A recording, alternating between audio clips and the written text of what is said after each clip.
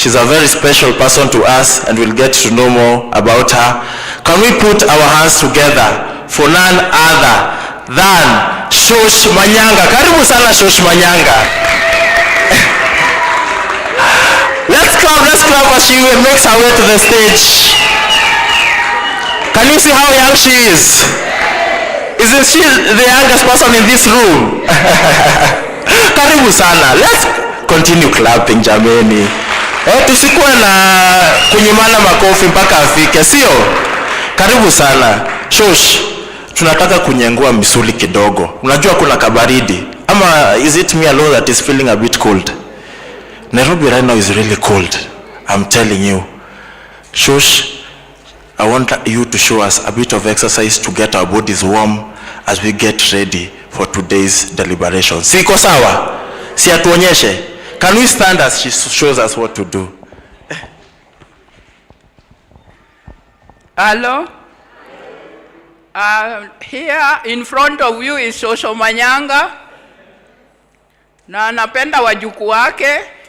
Na alikuwa dansa muhimu. Na hiyo ndio legend anawachia wajukuu. Sasa wajukuu wangu watakuwa wakidance vile nilikuwa na dance. Nitaimba wimbo la Mungu. Na hope kila mtu atajua Kijaluo leo. Haya, tuwe tayari. Wanwadhi ka Yesu, wanwadhi, haleluya, wanwadhi ka Yesu, wanwadhi cha Mungu. Wanwadhi yako sana, wanwadhi ka Yesu, wanwadhi cha Mungu. Wanwadhi yako Yesu, wanwadhi, haleluya, wanwadhi ka Yesu, wanwadhi cha Mungu. Kakongo dong kodi kanyo, donga donga, wanwadhi ka Yesu, wanwadhi cha Mungu.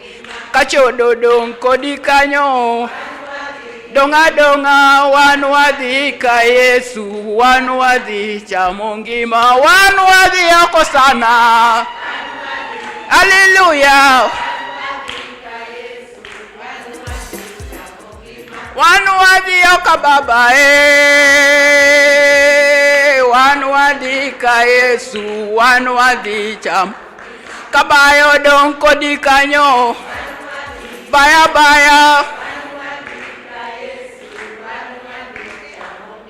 kamero dong kodi kanyo, yo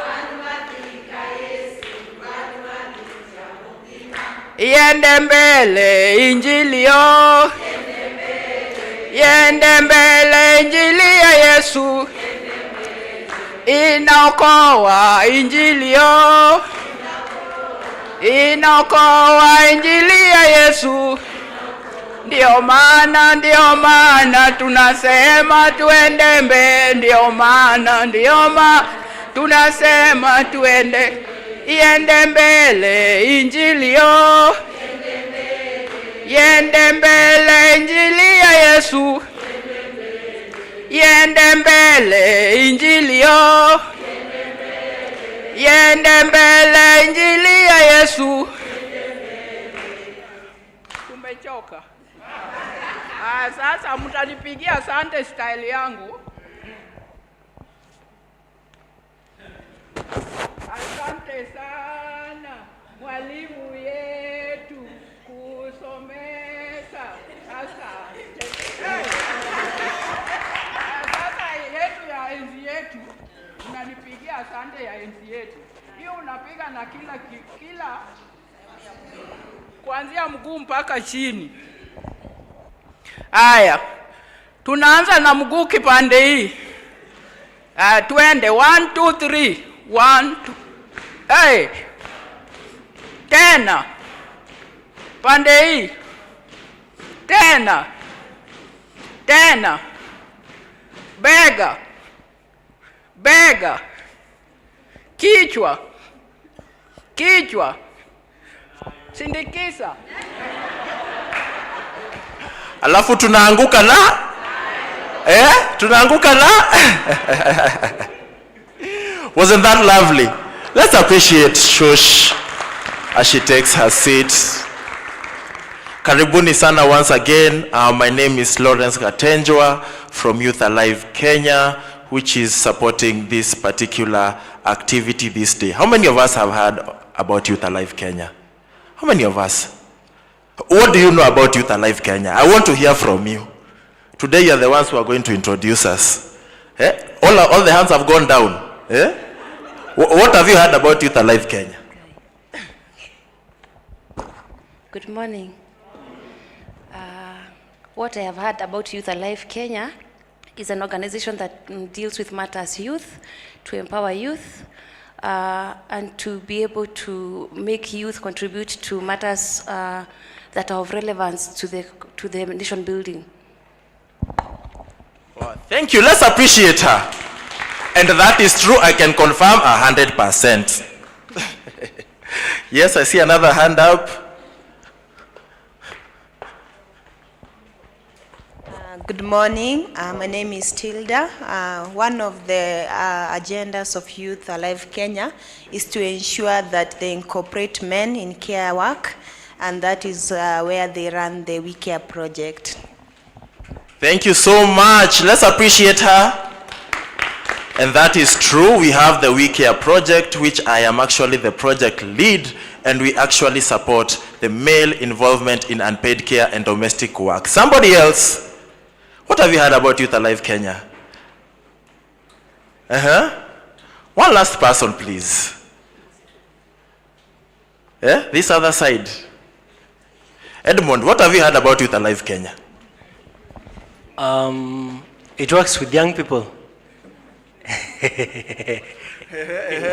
That is true. That is a bit of a nutshell about Youth Alive Kenya. So we are a youth-led and youth-serving organization, and we work in 14 counties under the auspices of the working groups. I know we have some of our working group members in the house. If you come from any of our working groups, can you show us by a show of, raise your hand so that we can be able to see you. Wale ambao tunakuwa nao kwa grassroots. Yeah? Thank you so much. Those are some of the young people that we work with in the different counties that we are in. So once again, welcome to this wonderful celebration of our youth. And I would like especially to thank our partners who have really supported today's activities. Let me first of all start by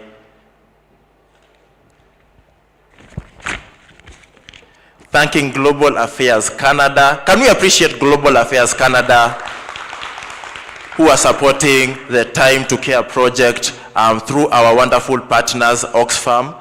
I would also like to recognize the Ministry of Foreign Affairs Denmark, which is supporting us through the Uraya project. I would also like to recognize Uraya, YSO, the Youth Serving Organization, Kudea, Emerging Leaders, VSO, Power 254, Siasa Place. Thank you so much. Can we appreciate those partners who are really supporting this activity? Asanteni sana and karibuni. Yes, karibuni, tuingie, we want to start together. Asante. And with that, I would like to introduce my co-MC, Michael, to take us through the next part of the program. Can we appreciate him with a hand clap as he comes? Hi everyone, good morning. Wasee ni aje? Nifanyieni hivi, wasee ni aje? Happy International Youth Day. Happy International Youth Day. There is only one crime that you can have in this place. In an event hosted by Youth Alive, you can't afford to be bored, you can't afford to be low. Moral lazima iende wapi? Leo tunaanguka na? Leo si tuko na form ya International Youth Day. Yeah, but now today I want us to first start with the prayer of the nation. I would ask us to be all uprising as we do the national anthem in honor of our beautiful country.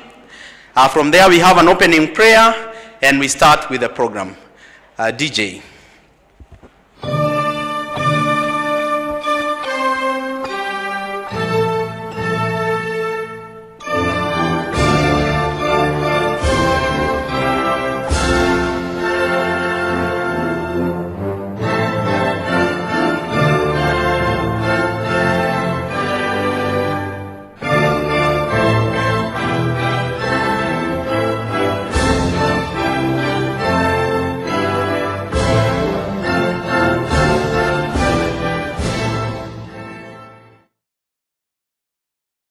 I will, as we still stand, I'll ask Wanjiko to come and open for us with a word of prayer.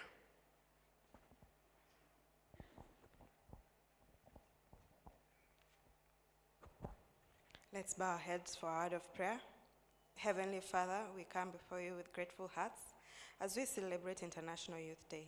We thank you for the energy, passion, and creativity of young people gathered here and across the world. Your word says in 1 Timothy 4:12, "Let no one despise your youth, but be an example to the believers in word, in conduct, in love, in spirit, in faith, in purity." Lord, we ask your guidance and wisdom to live out this verse, inspiring others by our actions and bring positive change to our communities.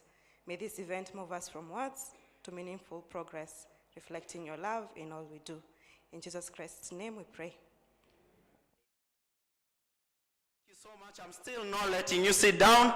I want you to fish out your phone, your beautiful smartphone.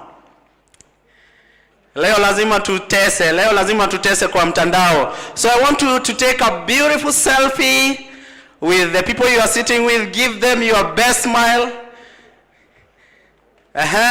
Is the phone out? Nataka tuzijipige hizo selfie kali. Leo lazima wajue tuko na form. Give it your best smile. You remember the smile you gave on your first date? Ile smile ya Sunday best. Sioni watu wakismile, and then we post it.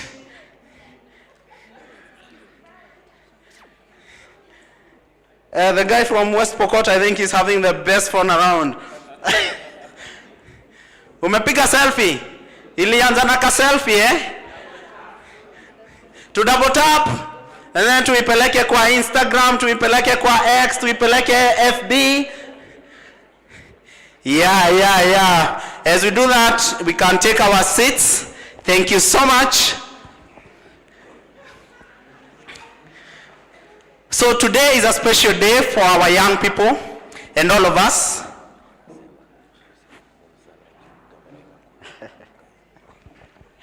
All right.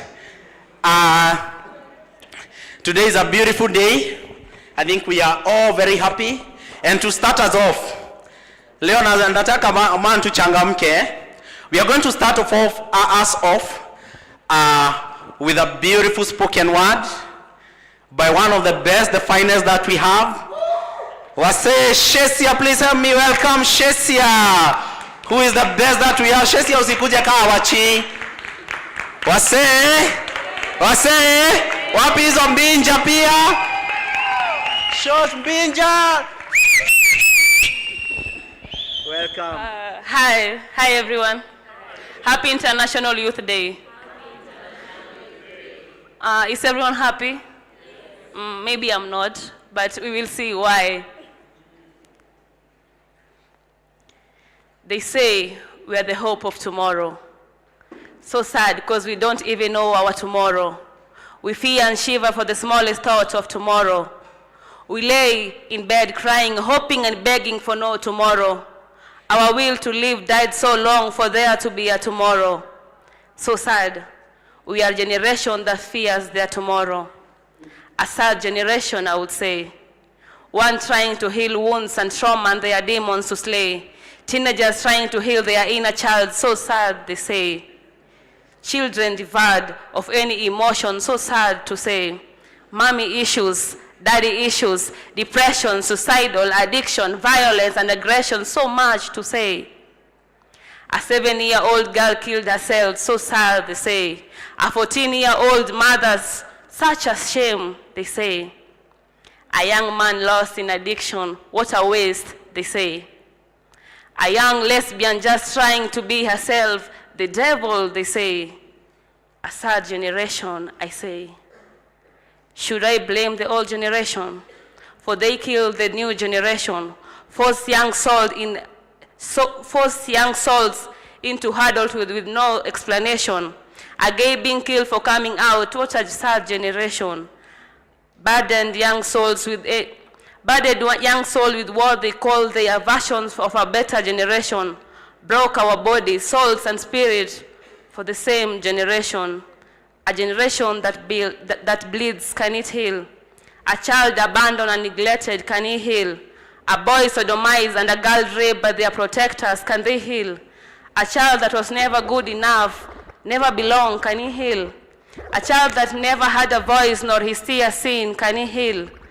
One that lost hope in humanity when so young, can they heal? The one that wandered the streets, begged for a penny but a punch you threw, can he heal? A queer person denied by their family, can they heal? With tears in my eyes, I scream out loud, can they heal? Can these depressed and traumatized generations heal? Can they afford a genuine smile? Can they believe in humanity? Can they love and not be afraid? For the last time I ask, can they heal? We were young, but you broke us.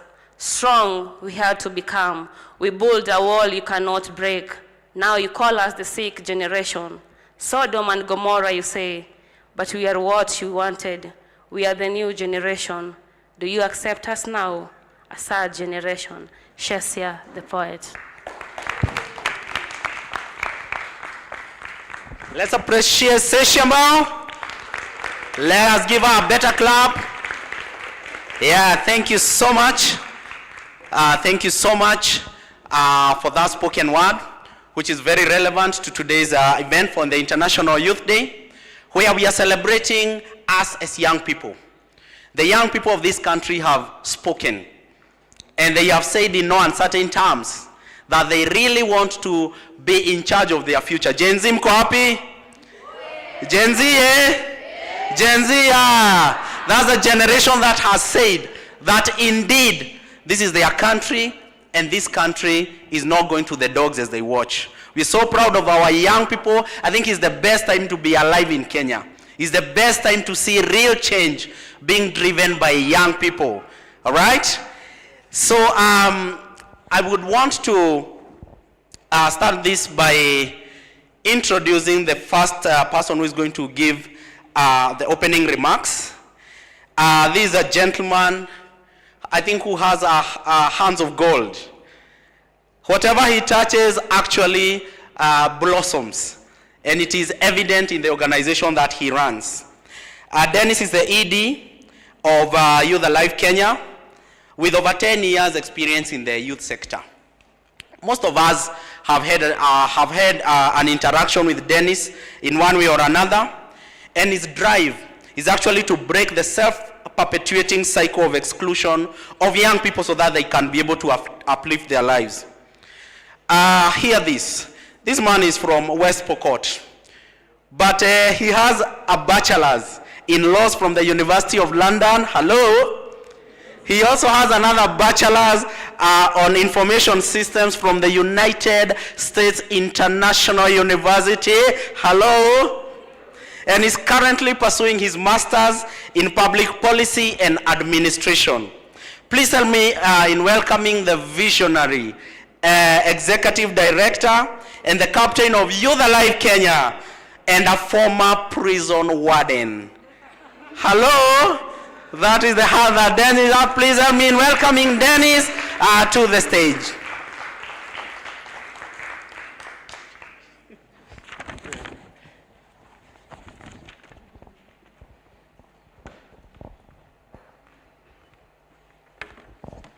Hey, Michael. No, Michael was coming to me and asking me, had you used to be a prison officer? Huh? So anyway, Hamzamboni. How is everyone? Happy International Youth Day. Happy International Youth Day. Very happy for you to be able to join us, to have all of you here. Karibuni sana. You know, we were hoping to start at 9. Also apologies for the late start. Late kickoff, but we'll be on time. So I have a few remarks I'd want to make as we celebrate this day together. Distinguished guests, partners, fellow youth advocates, and our esteemed participants, good morning. Good morning once again. Good morning. It's with great honor that I stand before you as we commemorate International Youth Day 2024, a day that celebrates the spirit, the creativity, and potential of young people across the globe. This year, the theme, what's the theme for this year's? Mercy. Yeah? From clicks to progress. Youth digital pathways for sustainable development. It couldn't be more relevant to the aspirations and challenges we face as a nation and as a generation. I think we truly are clicks to progress. In Kenya, where over 70% of the population is under the age of 35, the youth are not just the future, they are the present.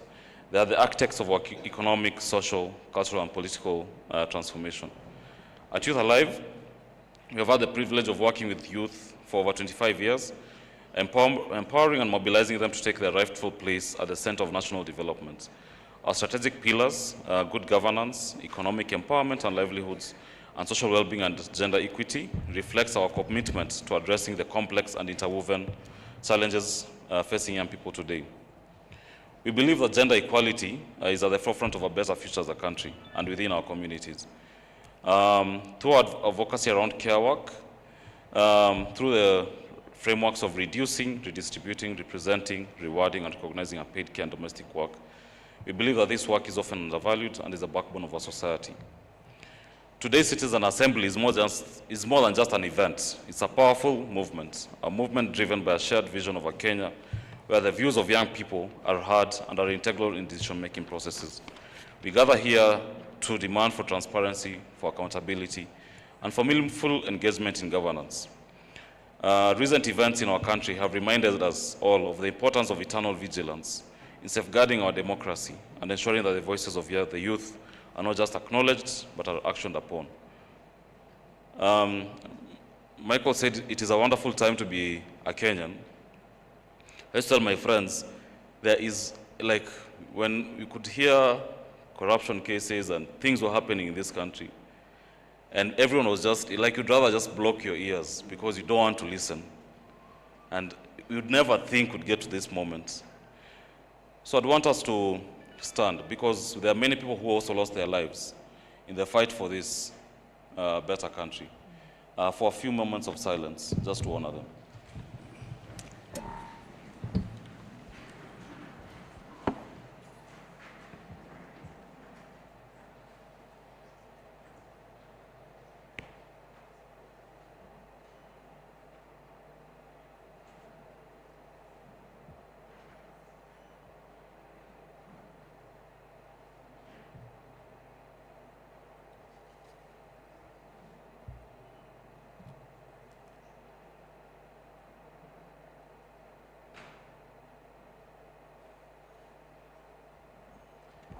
Thank you.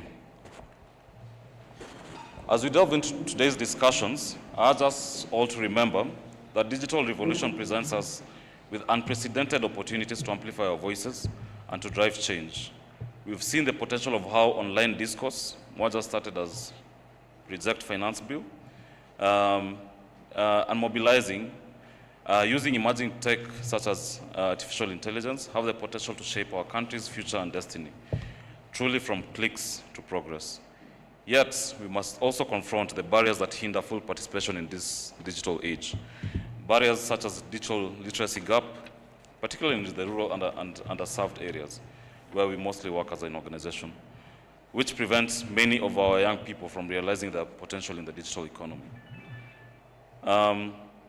So today presents us with an opportunity to develop a comprehensive declaration that reflects the aspirations and demands of the Kenyan youth, a declaration that will serve as an advocacy tool and roadmap for future reforms that will amplify our collective voice on both national and global stages.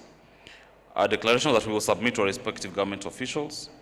We wanted to mention that we were hoping that the Prime Cabinet Secretary would have been here. We had an invitation because we want them to come and listen to the young people, but also to see how can we be able to work towards what are the demands that ask from young people.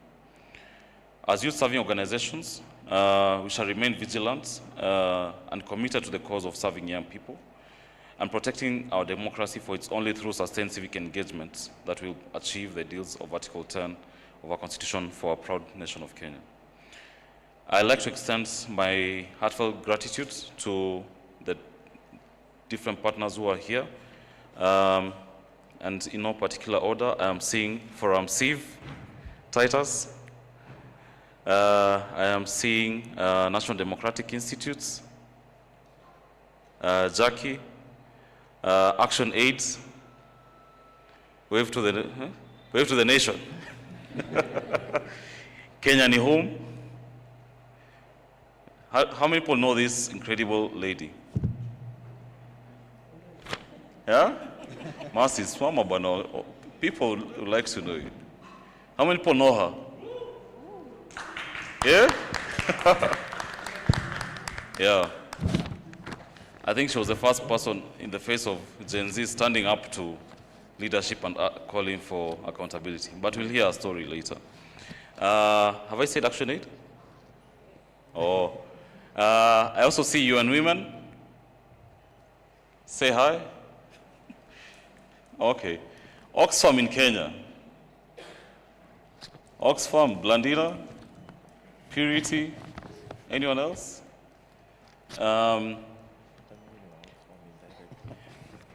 Mercy. Can I just have that? Sorry. I've seen IFES. Is IFES here?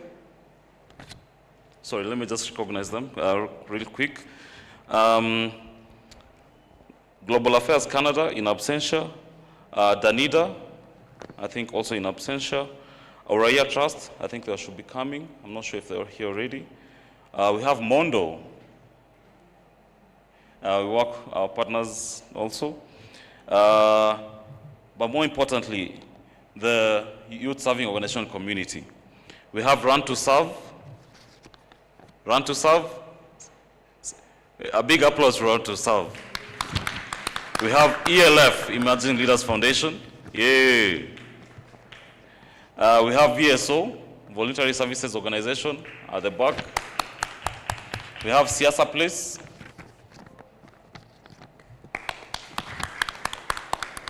We have BM, Bunge Machinery. We have Kudeya. Thank you so much for coming. Have Udhabiti Africa. We have AWAC, Association of Women in Agriculture.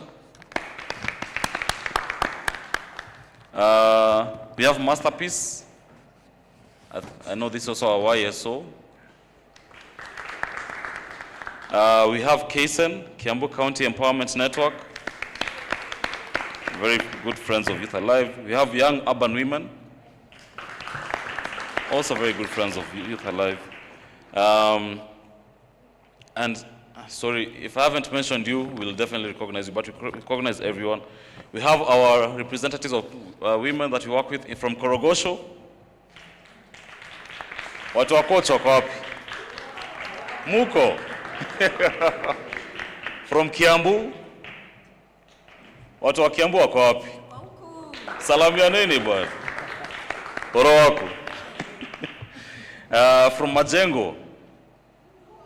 Majengo wako. Asante sana. From Kawangware, Paris. Mpo. Asante sana. We have also domestic workers. I think they're represented here. Yeah. And also the employers of domestic workers. So, karibuni sana, feel most welcome.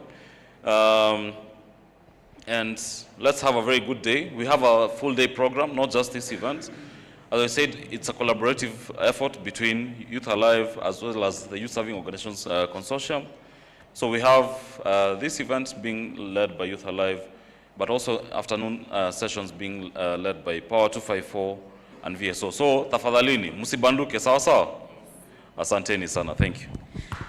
Thank you. Another round of applause for our ED.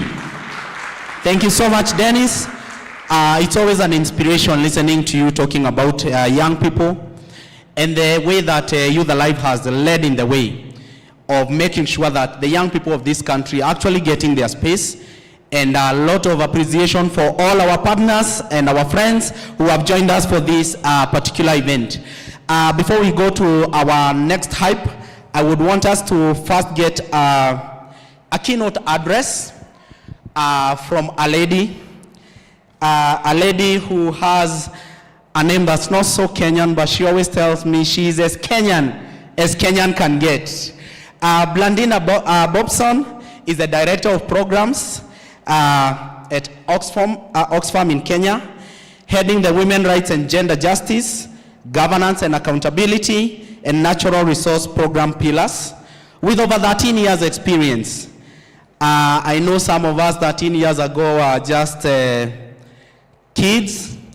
Others, I think, were just ideas. I saw some high schoolers. So she has 13 years experience. She's a holder of BA in sociology, and she's a certified M&E practitioner and a Global Public Voices Fellow at Cornell University. Ms. Bobson is passionate about amplifying the voices of the most marginalized in our society, especially the young women. As I said, please don't be fooled by that name.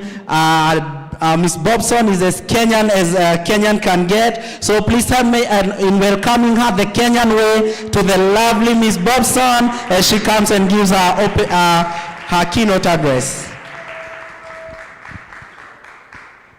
Welcome, welcome. Please have the stage and deliver your note. Hujaniambia hapo kwa 13 years. So now everyone is calculating my age, but I usually tell the colleagues from Youth Alive, mimi ndio chairperson wa youth. I'm young at heart, you know. It's such a pleasure to be here with all of you today. Happy International Youth Day. So those of us who are not youthful, we're still part of you, you know, we're still young at heart and we are really supporting the cause.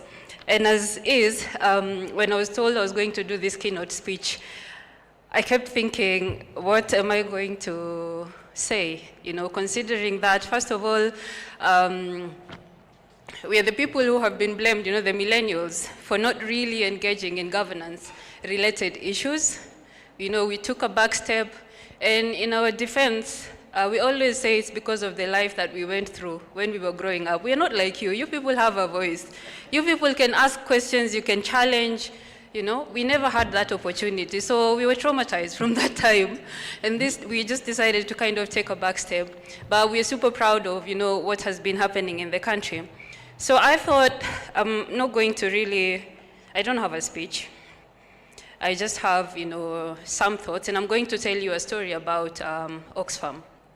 So Oxfam started its programs in Kenya in 1963. Do we know why 1963 is significant for this country? Independence, right?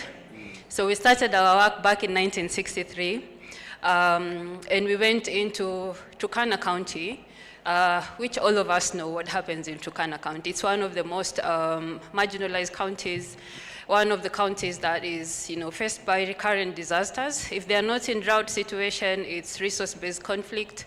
If it is not resource-based conflict, it is floods.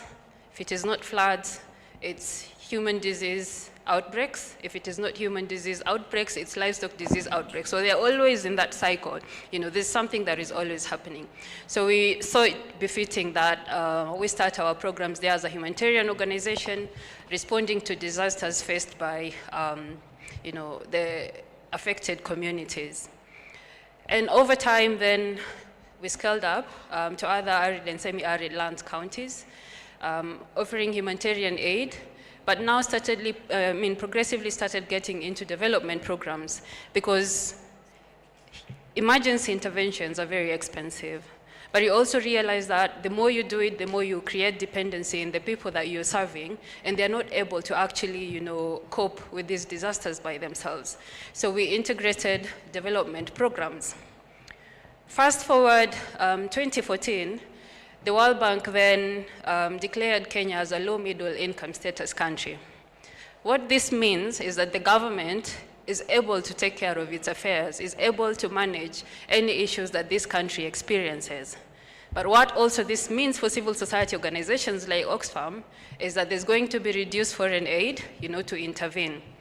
So we called ourselves into a meeting, tukajita mkutano, we sat and we asked, so for all these years, since 1963 that we have been in this country, what have we achieved? What impact have we had, in all these people that we have been serving?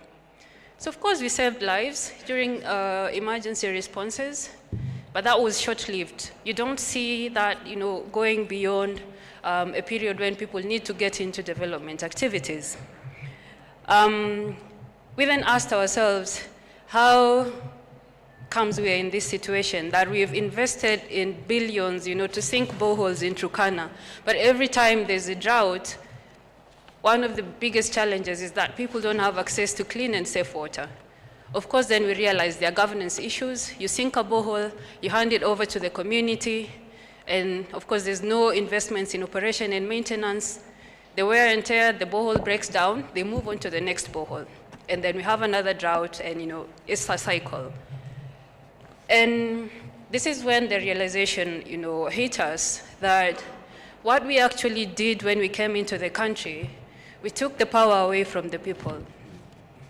We became the people. We represented Kenyans in different spaces. We represented their issues. We thought we knew what is needed for this country, and we spoke for them, but not really representing them in a manner that they would have represented them. And so a decision was made that as Oxfam, we are going to give back the power to the people. Let Kenyans take the lead in their own issues, and we will sit at the background and support and have them address their own issues. And so to do this, we closed all our field offices. We used to have field offices in Turkana and Wajir. They were all closed. We handed over all our assets, of course, typical NGOs, land cruisers, flags, everything. All these were handed over to our partners. We shrunk our staff from over 400 staff to now just about 35 people for the whole of the country program. And came up with this, vision for the organization, which is a transformed Kenyan society that challenges poverty and inequality to demand for its rights. And how we were going then to give the power to the people for us was to work through local organizations and national organizations, work through activists, musicians, influencers, people who are Kenyans, and not do direct service delivery. And that is how we started working then with Youth Alive Kenya as one of our key partners, addressing youth-related issues. And why am I telling you this story? Because that journey of Oxfam to date is aligned to why we are here today in this Citizens' Assembly. We realized then that the people have the power. And we're here today, or I'm here today again to re-emphasize on the same and say that the power is with the people. And the beautiful thing for Kenya is that these people are actually the youthful generation. We heard Dennis say over 70% of this population is made up of the youth. So the power in Kenya is actually with the youth. And if there's anyone that doubts this, I think we have seen it in the past couple of weeks, the significant changes that have been achieved in this country, just because the youth mobilized and came together and demanded for certain things. Things that civil society organizations have tried to push for years, I can tell you for a fact, like for Oxfam in Kenya, every other year we've made submissions on the finance bill and telling the government, you need to, reject this, adopt this, and sometimes we'll get small wins. They'll adopt a few recommendations, but most of the times there's nothing at all. But that is because they saw us as a foreign entity. But when the youth came together, they have nowhere to take you. They can't kick you out of the country. You're Kenyans at the end of the day. And they listened. So it's been, like he says, it's a beautiful time to be alive in Kenya and just witness this. The other thing that came of this movement, or a beautiful thing that came out of this, was crippling the politics of tribalism. And I say this because I come from one of the minority communities in Kenya, in one of the most marginalized counties. So when he says I'm Kenyan as Kenyan can get, I am Kenyan, I am a Pokomo. And I don't think you will ever meet many of us in different places. there's only about 150,000 of us, total population, all 11 sub-tribes combined. And what this means is that rarely will you see, high-level politicians fueling their choppers to go to Tana River to campaign, because we don't have the numbers to say anything. Why would they fuel their choppers, I went to school, I sat on, a floor that was not cemented, dusty floor, class 6 and class 7. And when I joined class 8, my dad had to buy me a desk. But this is not a function that my dad should be playing. Like, this is a public school, the government should be able to provide all these things. That is not the saddest part. The saddest part is that if I go back now home, there are schools that are still in the same situation. 4 governments later, we still have children learning under trees. And it's not just for Tana River County. Most of the arid and semi-arid lands counties like Turkana, you have children learning under trees. You have hospitals that are not equipped. So where did we go wrong as a country? But you guys, came together and you made people like us, the minorities, the marginalized groups, people with disabilities feel like they belong in this country, feel like we can speak with authority and demand for our rights, because then I forget at that point that I'm actually speaking for Pokomos, but I'm speaking for every other Kenyan that is out here, You've made us feel like we can be seen, we can be heard, and that is one of the most beautiful things that unfortunately our government doesn't know how to deal with. They had a script, when they do this, we do this, when they do this, we do this, and then boom, here's a situation where people are saying, we don't care about our tribes, we are one. How do you address that? Because they use that disintegration to actually now pursue their agendas. But now people are joined, they are one, and they're speaking one voice. And the other thing, the last thing that came off of this movement is also one other thing that civil society organizations have tried to address over the years: citizens' apathy. We go to that place where, we felt like as Kenyans, we can't influence anything, we are fine. Whatever they serve us, we will just accept, life continues. We don't care about the governance of this country. I've been participating in the X spaces, just listening, and I have never seen young people with so much hunger and passion for information like it is happening right now. People asking, what does the Constitution say about this? What is my right? What should I do? What does this law say about this? We've seen how you've utilized digital spaces to come up with ChatGPT for, is it the finance bill, for the status of, the leaders and their corruption, so that every time you want to elect someone, you actually go there and check what is their status as far as the integrity is concerned. And everyone wants to, be a part of it, which is, we struggle to get people there. Every time there's elections, CSOs will move around trying to do civic education. Please vote, please do this. Nobody wants to listen. But we have this organic movement that has brought this naturally, and everyone is hungry for information. So that's one of the key things that I felt that as a movement or as young people, you've been able to achieve for this country. So as I conclude, and on behalf of Oxfam, one of the key requests is that we need to see this continue. Don't stop. We are not there yet. We have a long way to go to achieve what we want for this country. And I know we're all eyeing the 2027 elections, but even before we get there, we have key moments in between. And one of those is the annual planning and budgeting cycles for the counties that have been taken over by, unfortunately, older men, where they go, where we're supposed to go and present our priorities as citizens. You have now men who go and, decide. It has always been infrastructure. And if you traverse these counties, the one thing that you will see that is common across all of them is hotels, very big hotels, schools, hospitals that are not equipped. And we know why. This is where the money is. You just say we need schools, and your relative gets a tender to construct a school. But we don't move forward to equip them. When you ask the women what they want, they say they want to see nurses in hospitals, clinical officers, they want maternity, wards in those hospitals, but those don't exist. It has always been buildings and buildings and roads, because this is where the money, can get lost. This is where people can make easy money. So we have an opportunity as young people to go into these spaces, to influence where the government should make its investments.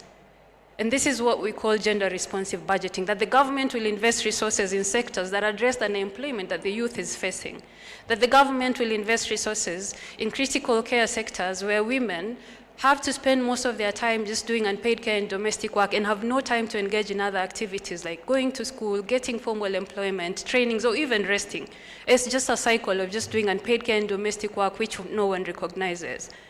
We have an opportunity to go and ensure that these resources, these taxes that we are paying are invested in sectors that actually serve us and address our needs.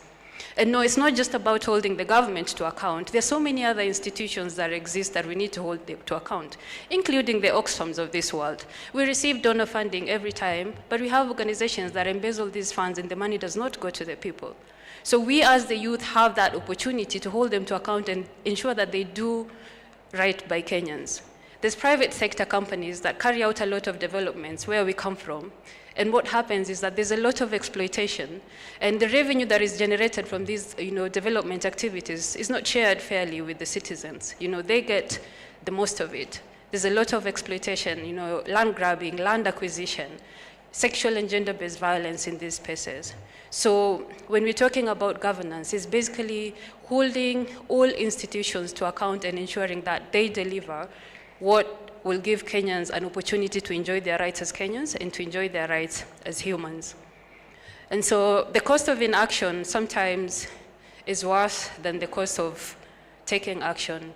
So I urge you as young people to take up your rightful space, to speak up boldly, speak up with courage, speak up even when your voice shakes, because I know we have those instances where we're scared to speak up and you're like, oh, these people are seated here, are probably the who is who of this country. Even when your voice shakes, please speak up and speak truth to power.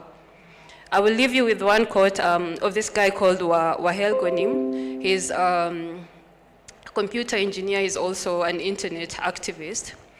And he says, the power of the people is stronger than the people in power. Thank you. I think she deserves a standing ovation. That was deep. Thank you so much. Thank you so much. Wow, that was deep. You've spoken to the young people. You've spoken to hearts. Thank you so much. You can have your seats. Thank you so much, Blandina. I think that was very powerful. It talks to the hearts of these young people, the hearts of Kenya. And there's always a paradox in this country, that in a country where 80% of the population is below 35 years, in a country where we are saying that the median age in terms of population is 19 years, that's a youthful country. And we are still talking about young people not participating in governance. We are still talking about a sense of hopelessness among young people. I think we can do better, and this is a call on this International Youth Day, that we can use our numbers to actually bring real change. We can actually occupy the public participation spaces, those spaces that have for so long been occupied by people who do not relate with the times that are changing now. Those spaces where those decisions are made about public participation on the budget. Those spaces where, and I always say, there is no donor, however well endowed they are, however lovely they feel to this country, that would have enough resources to be able to take to the counties the kind of resources that are already in these counties in terms of budgets. And these resources come every single year from the taxes that you pay, I pay. But when that goes to the county governments, for young people, we feel like it is not our business.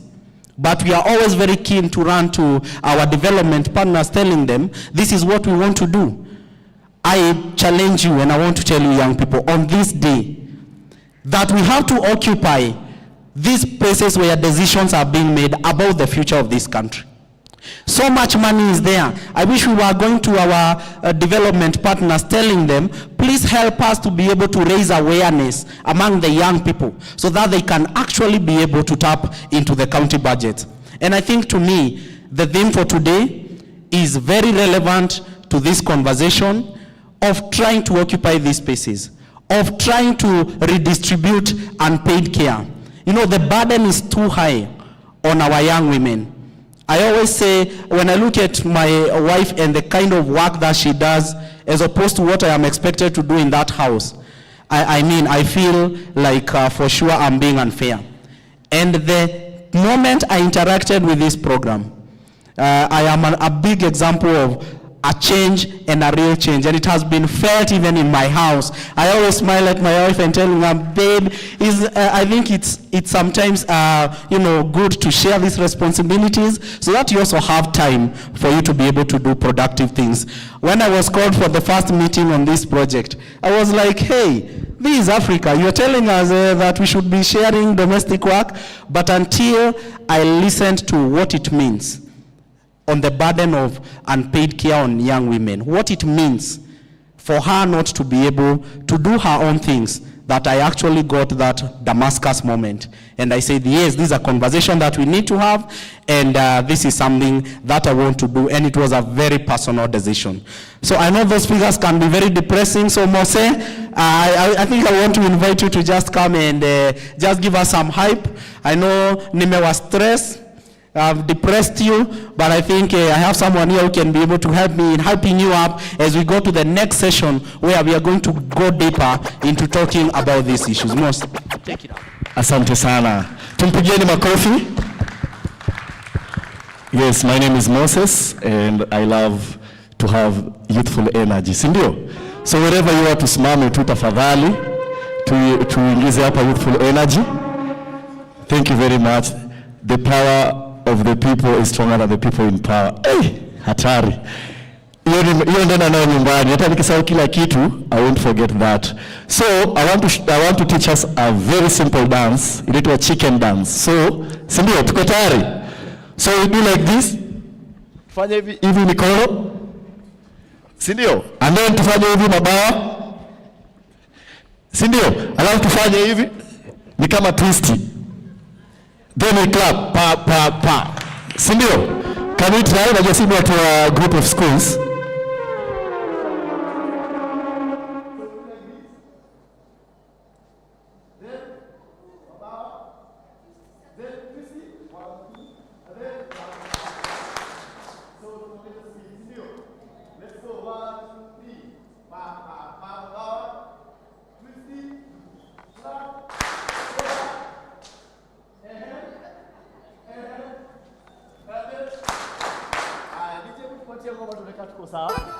So find some space. Find some space. Sorry, you can have some space. Shikilia kwanza DJ. Shikilia, hapo tafuta nafasi. Find some space. Najua hapa tutakula nyanya. Acha tuanze na kierere. Okay, the first step si hapa. Second, alafu third, fourth. Mko sawa. Wacha tuone kama tunaweza apply kwa exam. DJ, nipe kitu. Are you ready? Si.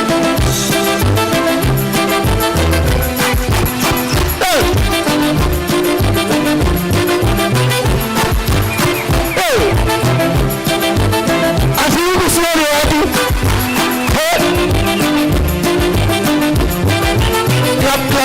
Clap. So we do like this, shikilia nige, asante sana, tuko sawa. So we do like this. The second step, we need to move a little bit, sawa? To that to show this, the youthful thing around the world. So tafanya hivi. 1, 2, and then we turn. 1, 2, and then we turn. Then we turn, sindio? Tena DJ. Are we ready?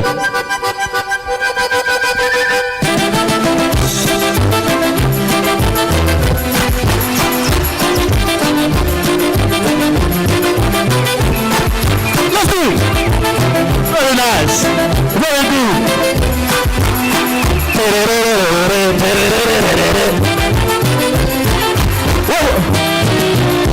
Wow.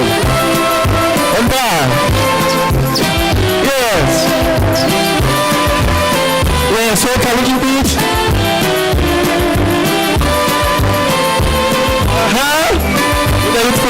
smile. Napenda the smile.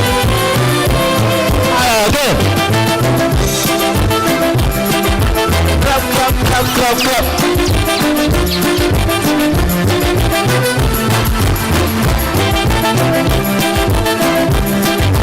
Clap, clap, clap, clap, clap.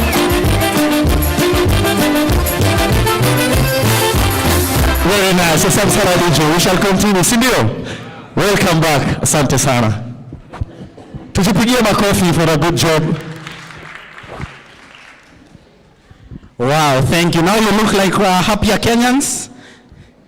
There is a time that the happiness survey put Kenyans as the happiest people in the globe.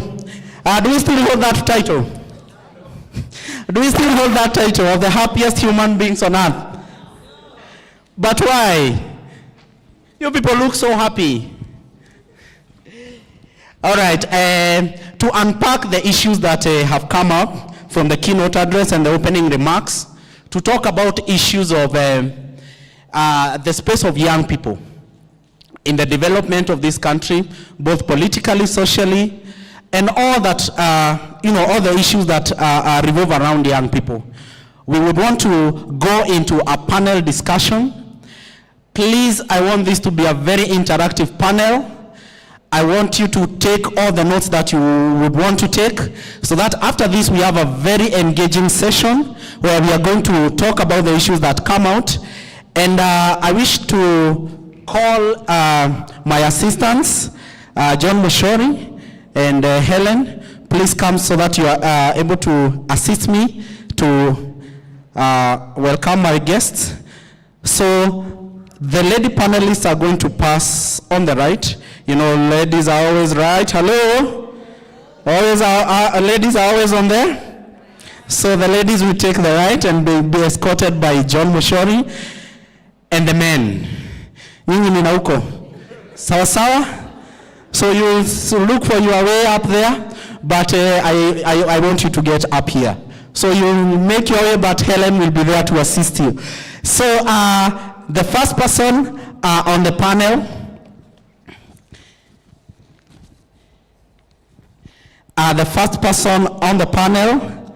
will be Ruth. Ruth, I'll first tell you about Ruth before I invite her. Ruth is a program officer at Uraia and the chair of the domestic workers in Kenya. Her passion and drive in the Kudeya Union is actually inspired by her own experiences. She's the program officer at Kudeya. I'm told that that's a correction. She's the program officer at Kudeya and the chair of the domestic workers in Kenya. And her passion and drive in the movement in Kudeya is actually inspired by her own experiences, working as a domestic worker immediately after high school. Ruth also supports work along migration advocacy at Kudeya, and she also serves as the youth president for the International Trade Union Confederation. Currently, Ruth is a serving officer as the youth leader at KOTU. So please help welcoming me, the lovely Ruth, to the panel. And this is a case of grass to grace. So John, please show Ruth to the panel. Please clap for her until she gets to the panel. Wow, we are so proud of you, Ruth, and your achievements, and we value you. Please come and share your insights. Next on the panel will be, let me look for a gentleman now, Philbert.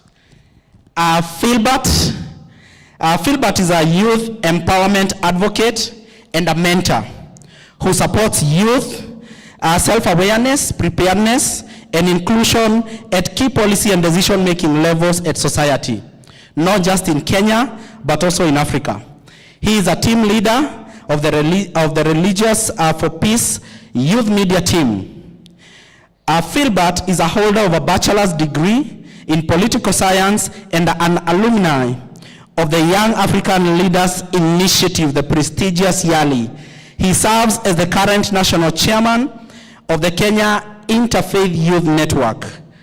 Who wouldn't love to have such a talented young man joining our panel today as we mark the International Day of Young People? Mark coffee kwa Philbert. Welcome, Philbert. Helen will show you on the panel. So please let us clap for him as he makes his way.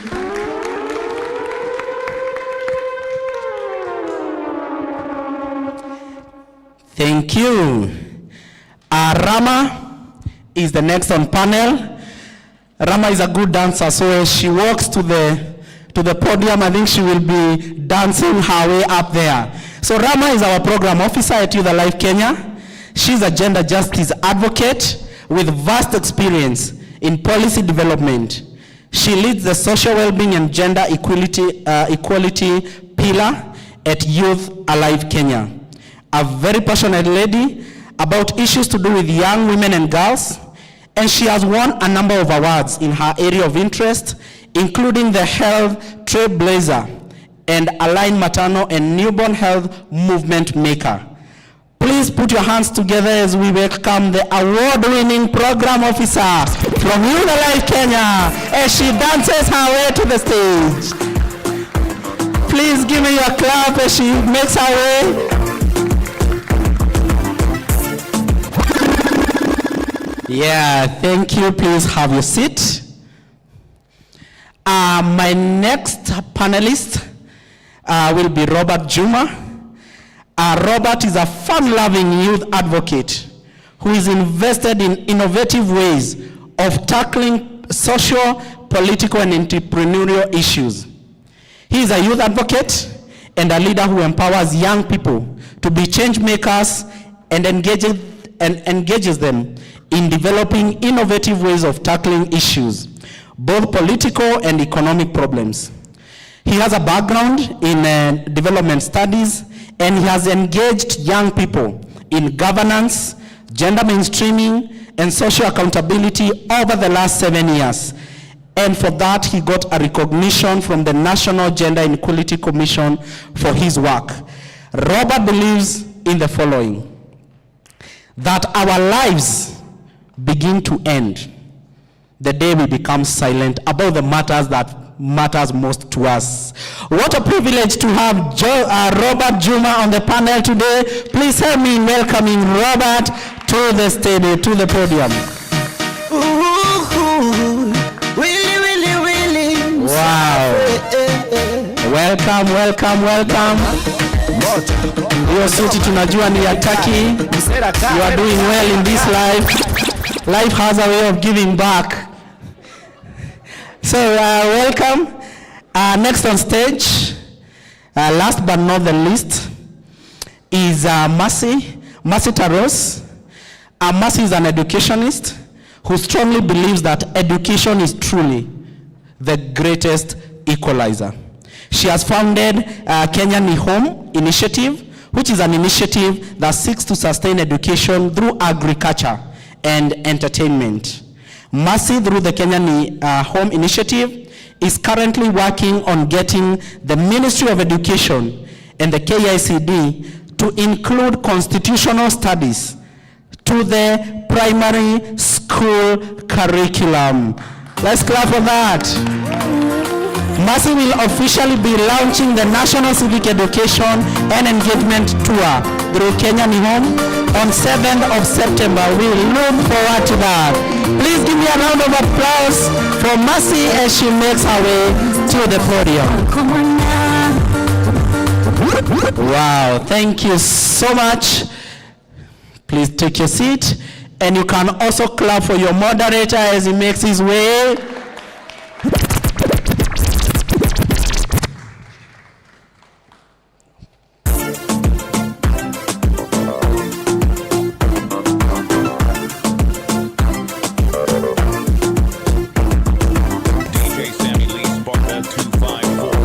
Wow, isn't this a beautiful panel?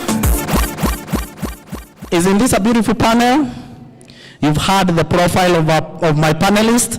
So we are going to start with the introduction. Please tell us about yourself. Please tell us about yourself, something also interesting about you that you didn't tell me to say as we start with the introductions. Happy International Youth Day. Come on, it's our day. Happy International Youth Day. Thank you so much. My name is Ruth Kakame, as he introduced me earlier on. I work for KUDEIHA, and maybe this might be a new name to some of you. So KUDEIHA is a trade union movement that advocates for workers' rights.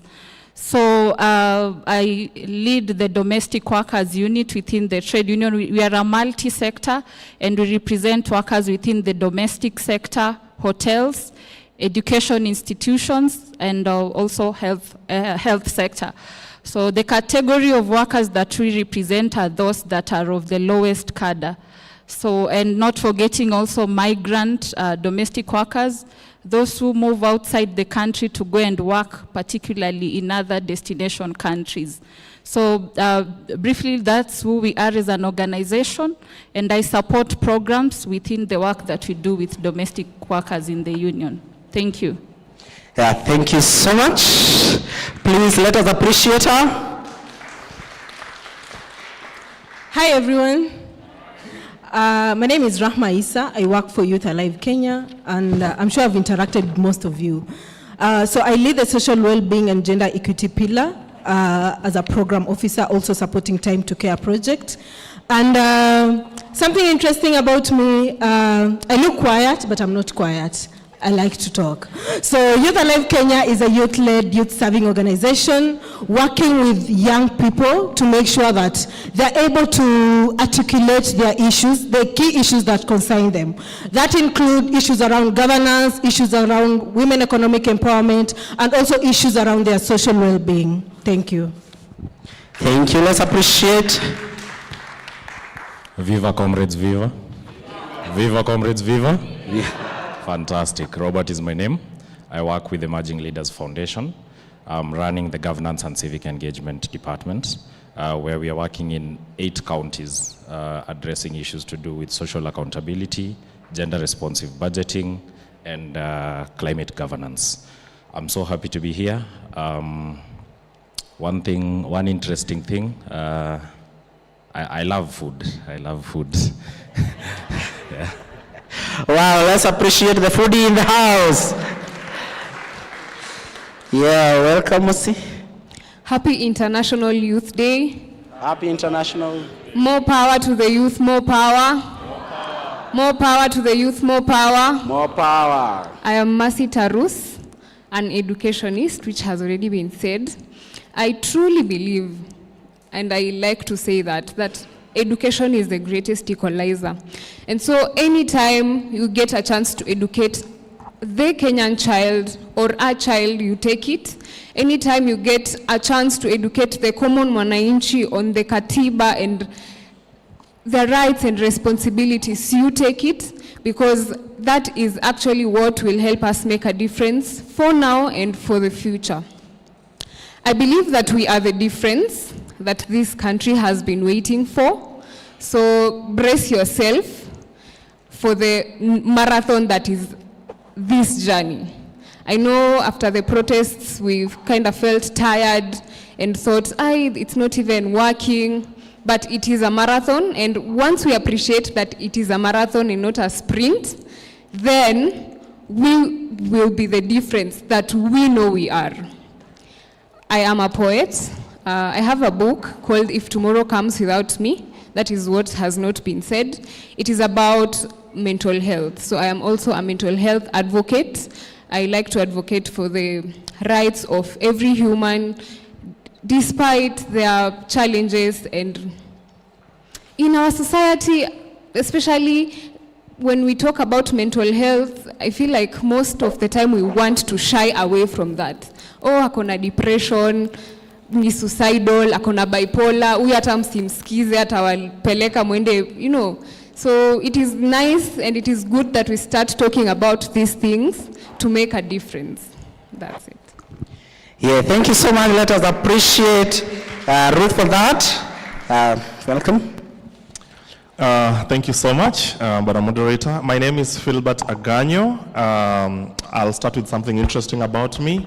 I'm a really good singer, and I'm also a good dancer. Yeah, so don't you dare me. Now, the reason why I started with that is because of certain perceptions. I'm also a Seventh-day Adventist Christian. Now, if you know the SDA, especially the church and the young people, we are usually perceived to be a laid-back, very conservative denomination. But I look at myself as the rebel within that church, of course, still holding dear some of the values of that. I chair the Kenya Interfaith Youth Network. I have been in this. This was not an elective position. I know some people may have asked. This was more of being called to support the coordination of youth activities. I've done that since 2017, and throughout that, I've been able to build a number of other young people within the executive committee. I'm actually on my way out, so that somebody else is able to take that. Now, the Kenya Interfaith Youth Network is a functional organ of the Interreligious Council of Kenya, which was founded close to in 1983, thereabout. Now, one interesting thing about the Kenya Interfaith Youth Network platform is it mainstreams the voices of youth, religious youth. All of us actually belong, or rather ascribe to a particular faith. And so, by extension, all of us are part of that body. I serve there as the chair, just to coordinate the activities and the functions, to mainstream the voices of young people in the various programmatic areas of the Interreligious Council of Kenya. And it's a pleasure being here to share some of those perspectives. Asanteni sana, and I look forward to this conversation. Wow, welcome. Let us appreciate Philbert for that. Thank you very much, my panelists, for creating time to be with us today on this very important day of the International Youth Day. It talks to how young people's issues are dear to your heart, that you found time to come and have this conversation. We appreciate your time, and we really look forward to having a conversation with you. And probably I would start with Ruth. Ruth, you have a very inspiring story. An inspiring story of what education, what exposure can do, and how as a young person you can be able to bring real change. If you look at the Time Use Survey of 2023, you realize that the biggest burden of unpaid care actually lies on young women, with women spend 5 times more time on unpaid care than men. If you go further and see on the burden on unmarried women, it is actually 16%, and 6 times for those women with young children. So in your own opinion, how does unpaid care work affect young people's ability to participate in the digital economic opportunities, and what policy changes are needed to address this as we celebrate this International Youth Day, where the theme is from clicks to progress? Okay. Maybe first I'd start with unpacking care work as it sounds, so that we are together in this conversation. And just going simply by what care work entails, when we talk about care work, we look at those activities that speak into the cause that we normally interact with on a daily basis. You look at managing households. And I believe maybe to most of us, before we left our houses in the morning, there's something at least we did on care work, maybe directly or indirectly. It could be we offered that to someone else, or we did it for ourselves. So just general household cause, and getting deeper into it, the support that we offer to elderly We might be having sick persons in our households that we are looking after. We might be having people living with disabilities that we are looking after. We might be even, just having pets in your household that you have also to look after them before you leave, maybe for school, for employment, or to run your own errands. So generally looking at, even for those who have gardens at home, looking after, tending, just taking care of your flowers, watering them, all these services that we can't, live a day without putting some effort to it. So basically that's the care work that we are discussing about. But then again, how does that affect our physical well-being? How does that affect our emotional well-being and developmental needs of us as the people and young people in this case? And just coming back now to the question that you had asked, you look at ourselves as the youth, just resonating with, the definition of what care work is, looking at the opportunities that are out there for us. I am a young person. Before I left my home, I was going to work for someone else. But you could imagine where I do not access opportunities because I know I have 2 children in the house that I have to take care of them in absence of a domestic worker. I have a husband that I need to, to make sure that before I leave there's breakfast in the house, everything is well taken care of as a young woman. I also have to ensure that there's someone who's on standby in the home to also attend to the children in the house. Looking at all this, the burden of addressing the care needs in a household. So, and sometimes, we cannot work in exclusion of even participating in digital,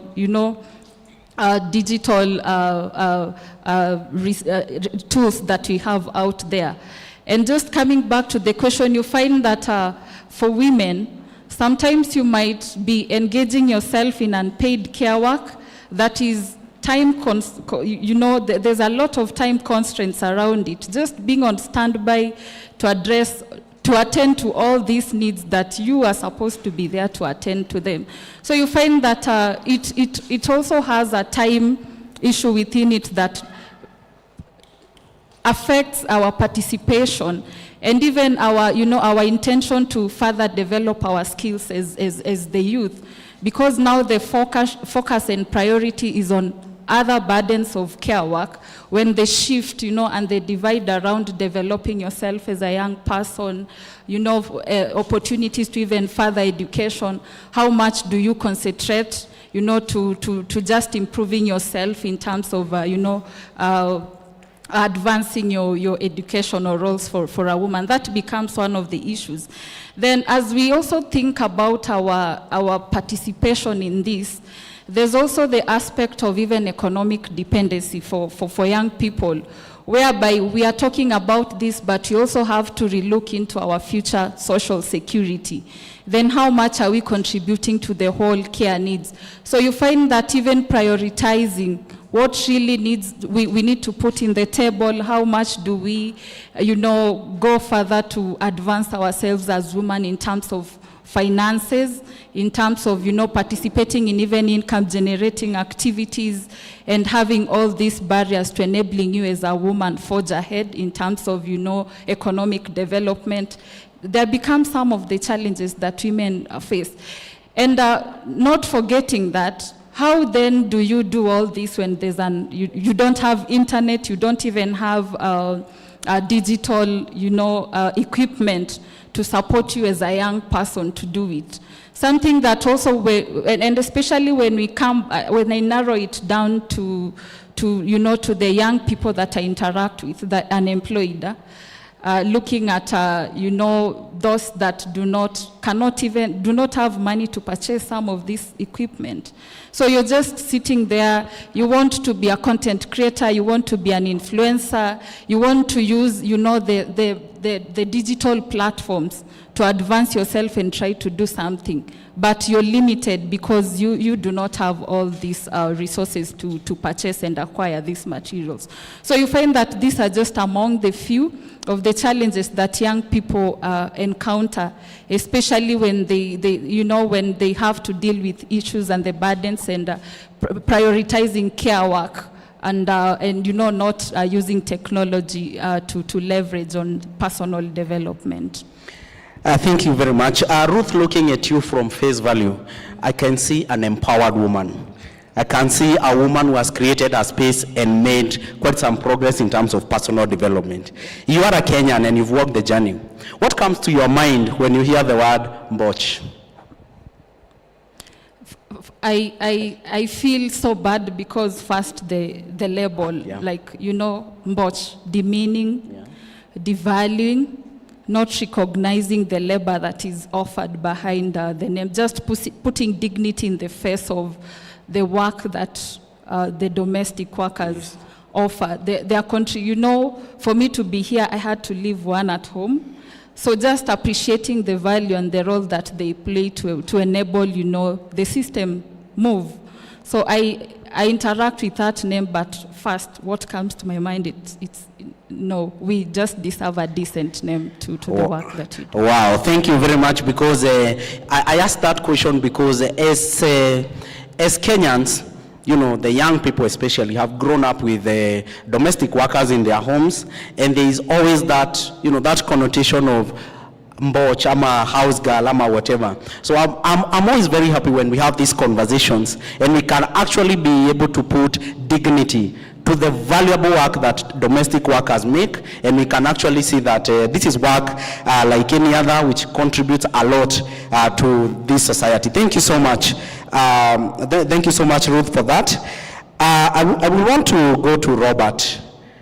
Robert, you've talked about your engagement with young people and how you are able to interact with young people in the governance space.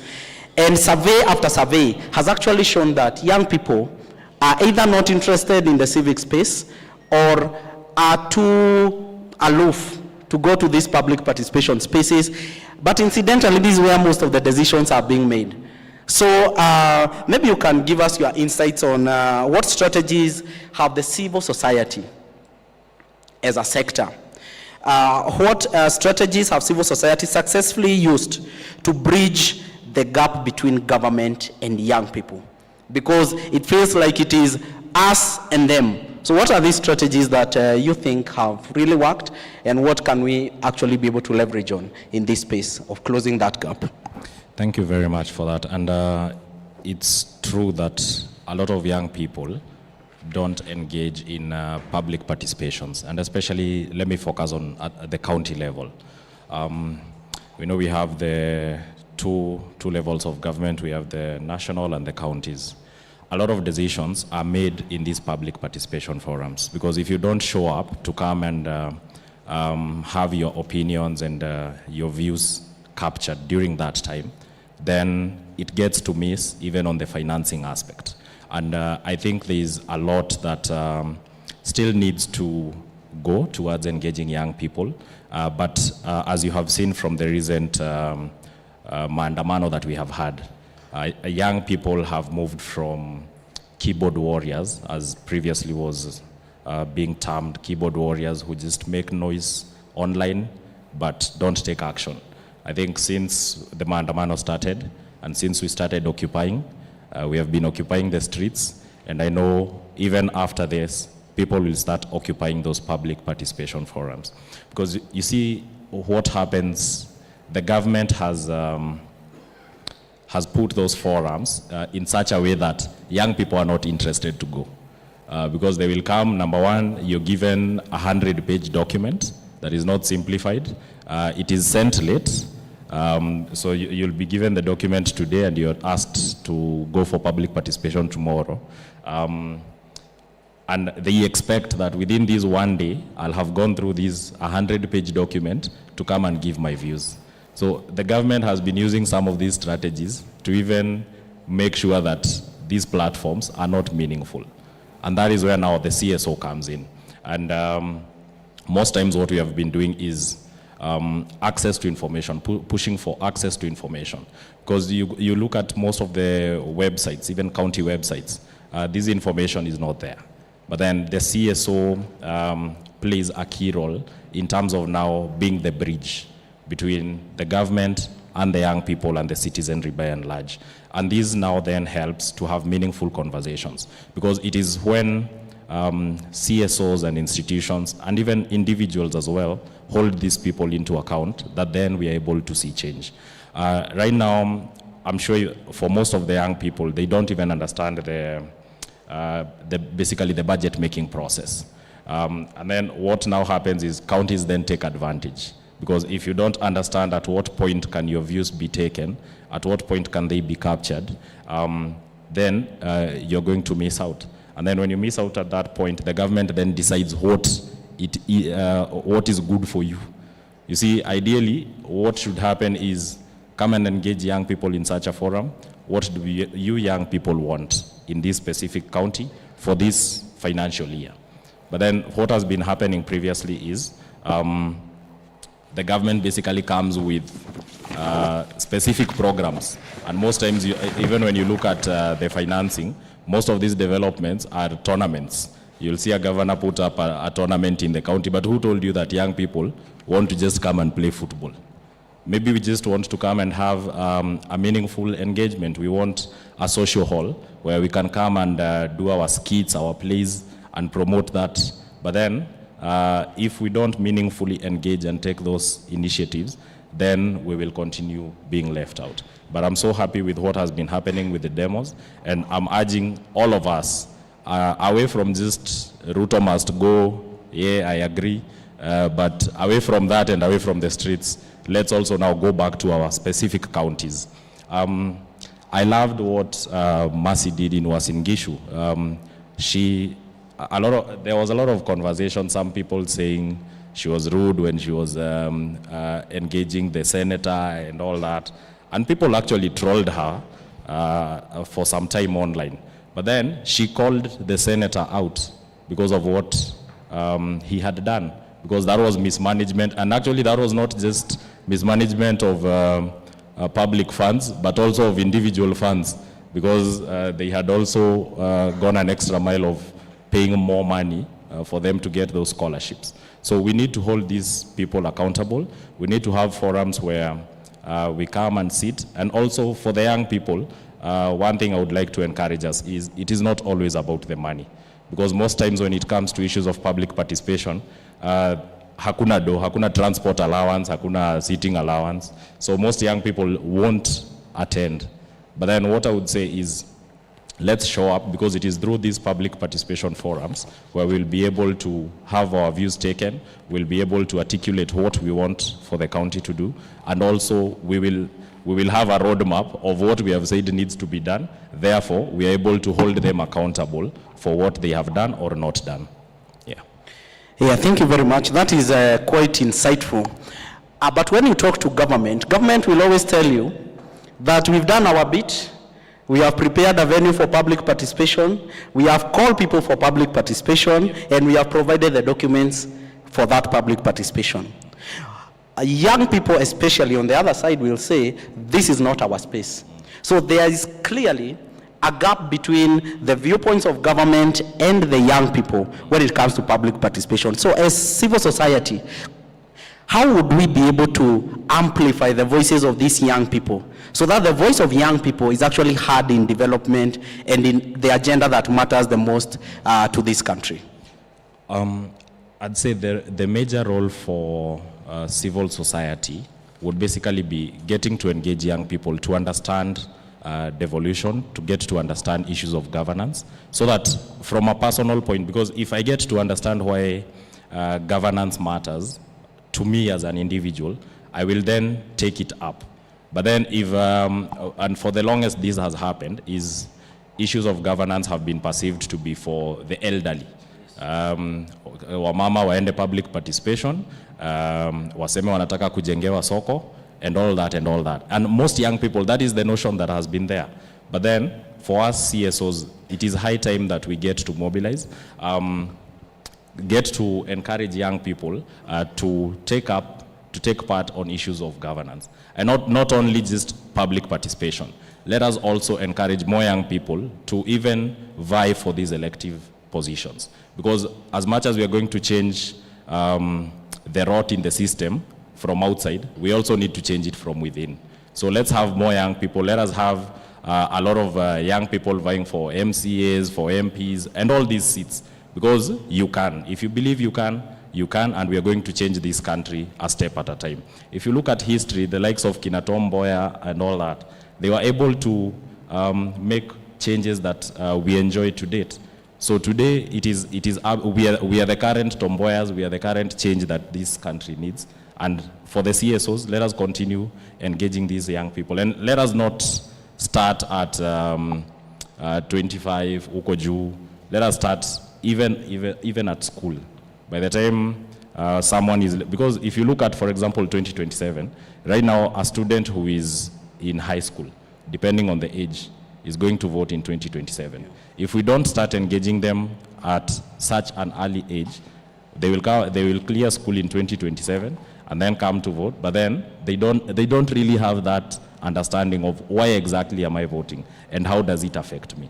So let us carry on these conversations and let us continue engaging young people. And also, let us call the government out as CSOs. I know one of the challenges has always been a lot of people want to work underwater, chini ya maji, because you're afraid the moment we start calling you out, calling the government out, then they are going to start coming after us and all that. Let us remain undeterred. Let us call them out.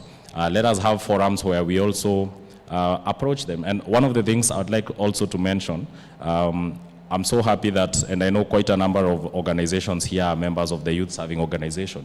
We always have meetings as youth serving organizations where we get to discuss on issues that are affecting young people. And we are not doing this from a point of this is what the youth want. It is ideally the young people's voice, not us. The agency belongs to the young people, and it is just for us to give them that platform. Yeah. Yeah, thank you very much for those insights. I want to go to Rama. If you look at Youth Alive Kenya as an organization, there is serious brand recognition. Anytime you talk about Youth Alive, this is what comes to mind. That is the organization that is always talking about young people and issues to do with young people. When we were starting, quite a number of us rose up their hands when they were told whether they know Youth Alive. I don't know whether you've ever called people to a hall like this to tell them about your work, or they just know your work from the kind of work that we do on social media, all that branding. So there is brand recognition for your organization. As a program officer in Youth Alive, what steps have you taken in terms of programming to be able to ensure that young people are engaged in sustainable development in line with this year's theme of the International Youth Day? Wow.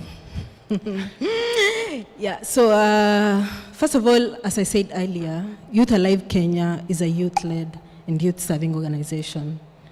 We are all aware of the value that young people bring on the table when it comes to different issues across different sectors. So when you look at Youth Alive Kenya's areas of programming, they cut across different sectors. That includes economic empowerment and livelihood, good governance, and social well-being and gender equity pillar. So as an organization which thrive in building partnership and networking as one of the major approaches, we value the partners that we work with. And Youth Alive also is a membership organization, and we have presence in 14 counties. And all the organizations that we work with are youth-led organizations. So looking at the different projects that we implement, we've had a chance to bring key partners within our areas to interact, just to get to know how then best can we better our programming.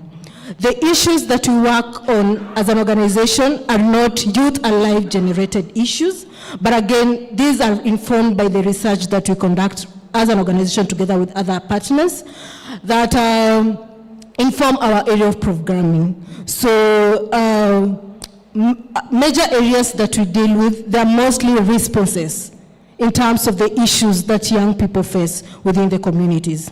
To speak to the project, Time to Care, Youth Alive Kenya is implementing this project in 4 counties, that's Nairobi, Mombasa, Kiambu, and Nakuru.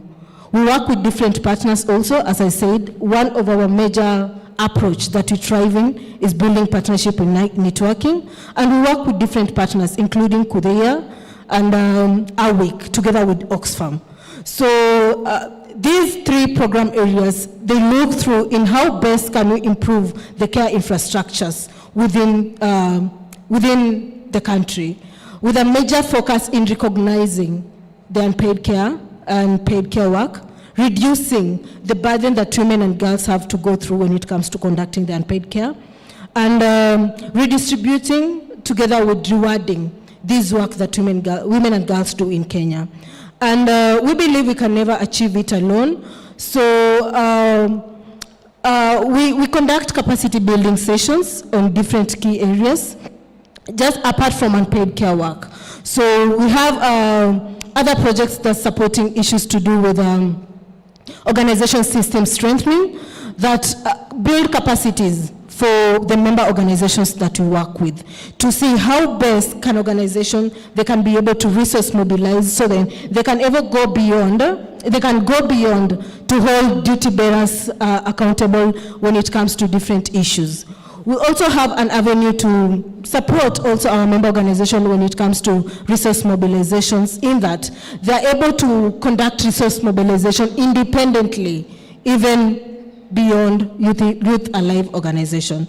So those are just some of the components that we do. And of course, in terms of our brand and visibility, we're key on social media, of course. We're key on social media, but again, also in traditional media. Because as an organization, during different budget making processes, our member organizations are always willing to participate in these decision-making processes. Just as my colleague has said, it is important for young people to have a voice in these processes. So then our capacity building session include a session of evidence-based advocacy, whereby we are training these people on how they can develop key advocacy and communication tools, including memoranda, and also highlight some of the key opportunities that the young people can engage to influence different decisions when it comes to issue priorities. So that is basically a brief of what we do as an organization. Yeah, thank you. Thank you very much, Rama. And just looking at the branding in this room, I can see quite a number of organizations that have come to work together with Youth Alive in this youth agenda. And this is evidence that the development partners have really come out strongly to actually support the work that we are doing on young people. But there's one specific segment, and this is the private sector. I think private sector has not been as vibrant, as present as it should be in terms of the youth work and the work that you are doing. Is there, as the program officer, what do you think of the engagement of the private sector in this space? Or is it that we are not giving them value proposition to come and join us in this work? In 1 minute, please. As Youth Alive, we believe we can never achieve sustainable development goal without strengthening the public-private partnership. And as an organization, through implementation of different projects, especially Time to Care project, we've done several research together with our partner Oxfam to see what are some of the roles that the private sector play when it comes to improving or rather strengthening the care work that women and girls do. And from that, we've noted that indeed private sector is a key player when it comes to both unpaid care jobs plus other jobs when it comes to both private sector and other jobs. And You see, for example, we have different organizations that are doing work around daycare infrastructure, and most of them are private sector. And for this, I want to mention the Kidogo. They've done a lot of work in making sure that they're setting up these daycare centers in place. So from the research that we did conduct as an organization, we've seen the work that private sector do when it comes to strengthening the care infrastructure. And actually, I want to apply the good work that the private sectors do, and it's a moment for everyone to look at what are some of different opportunities that the private sector brings to the table, so that we can then be able to engage in a meaningful conversation. Yeah, thank you very much. I will want to engage my audience on the issues that are coming out, but before I do that, I will want to have some insights from Ruth. Mercy. Mercy, you came out very strongly as a key figure and a young person who is able to talk truth to power without any fear. And I think just by your actions when you were having that conversation, it really elicited this fire in the young people to be able to correct the things that have gone wrongly. And I think this is one of the moments that we are always very proud of young people like you. But I would like you to tell us, what are some of the challenges that young people face in governance, especially when they are engaging with government and how government perceives young people? And as you answer that, you can also tell us what is the role of the grassroots organizations, especially youth-led organizations and youth-serving organizations that are at mashinani. What is their role in this movement and correcting these wrongs? I'm going to start with a story. And in this story, I want you to see Kenya. So it's about a sequel known as Hunger Games, for those who have watched it. It's about 12 districts. Think of the 12 districts as the 47 counties of Kenya. What happens during this sequel is there was a time that there was an uprising, a revolution against the government. And so what the government decided to do to keep the masses in check was introduce the Hunger Games, where they would take 2 young people from these 12 districts every year to fight. And not just fight to the death. So until one person remained. So what they would do is select, put your names in a bowl and then take one name out, read it for one young woman, one young man. Train them for 4 days and then take them into an arena and let them fight until one survivor comes out. And the president of that place is called President Snow. And so every time, the first sequel was at the 74th editions. So every time the president would tell you, we salute your courage and sacrifice, happy Hunger Games, may the odds be ever in your favor. And so you see, when they tell you may the odds be ever in your favor, this game is designed in a way that you will die if you come from the poorest districts. Why? Because you are uneducated. You do not know how to survive. And so the things that will kill you are not even your fellow youth. The things that will kill you, number 1, infection, dehydration, because you do not know how to survive. You cannot build shelter. You don't know which water to drink and which water not to drink. And so every time they tell you, happy Hunger Games, may the odds be ever in your favor, we salute your courage and sacrifice, when in fact, you did not sacrifice yourself, you did not offer yourself up as tribute. Now what they do after this is they take that person that survived and let them stay in the capital. Take Nairobi, for example.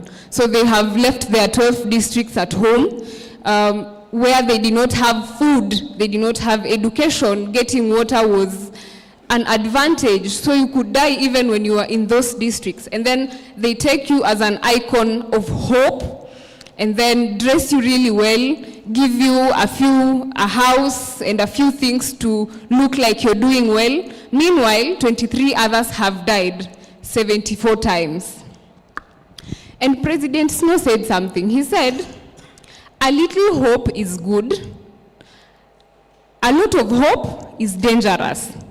And so someone asked him, why not just round them all up, the 23, and kill them, and then take one person and make him the token or the symbol of hope? It is because, again, hope, the only greatest thing, bigger than fear, is hope. And so he said about a certain lady called the Mockingjay, he said, a little, you see, a spark is good. A little spark is good as long as it is contained. So when we look at Kenya, what they do to the youth is look for the loudest, the strongest, take them, tokenize them, give them a good job, give them some 1 million shillings, which is not that much when you look at it, but give them that 1 million shillings. Someone who has never held 100,000 shillings in their hands will think, wow, that is so much money. And then leave the other youth, the 80%, because actually leave the 100% of the total population, which is 80%, in hunger, leave them uneducated, leave them without good health care. And so what they do is they actually bank on your selfishness, they bank on your greed, they bank on your survival instinct, which you say, sir, in fact, at Ajana, I did not have this 1 million. So why not take this money? Why not take this job? Because someone else is going to take it. And the good thing with this generation, as we have seen, is that no one wants it for themselves. Everyone wants it for everyone. No one came out and said, I want you to give me this job. No one came out and said, I want you to give me this amount of money and then I will now get into your course and forget what I was fighting for. When you look at what has happened, you will see that the finance bill was not it. It was not everything. It was just a spark to what has been ailing this country for so long. We had the keynote speaker, and she said in her home, she used to study on the floor. 4 governments later, kids still study on the floor. You go to hospitals, you don't get medicine, you do not get healthcare workers. And so when they bank on your greed, when they bank on your selfishness, they take away from you, they take away from the movement. Another challenge has been they want to infantilize the movement. And so anytime you see the leaders come out, they always say, you know, you guys are our sons, you're our daughters, you know, just come, let's talk, we're going to listen to you. You're my daughter. In fact, in my house, I have Gen Zs. And it just gets tiring, first of all. And it is a very tired story. In fact, as youth, I need you to get tired. You really need to get tired. Because during that time when I spoke, you said I spoke without fear. That's not it. I had fear. I was so afraid.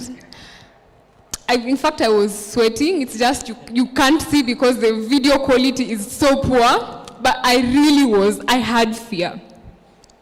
But apart from the fear, I was so tired. Because these are the people that you have put in power to represent your interests.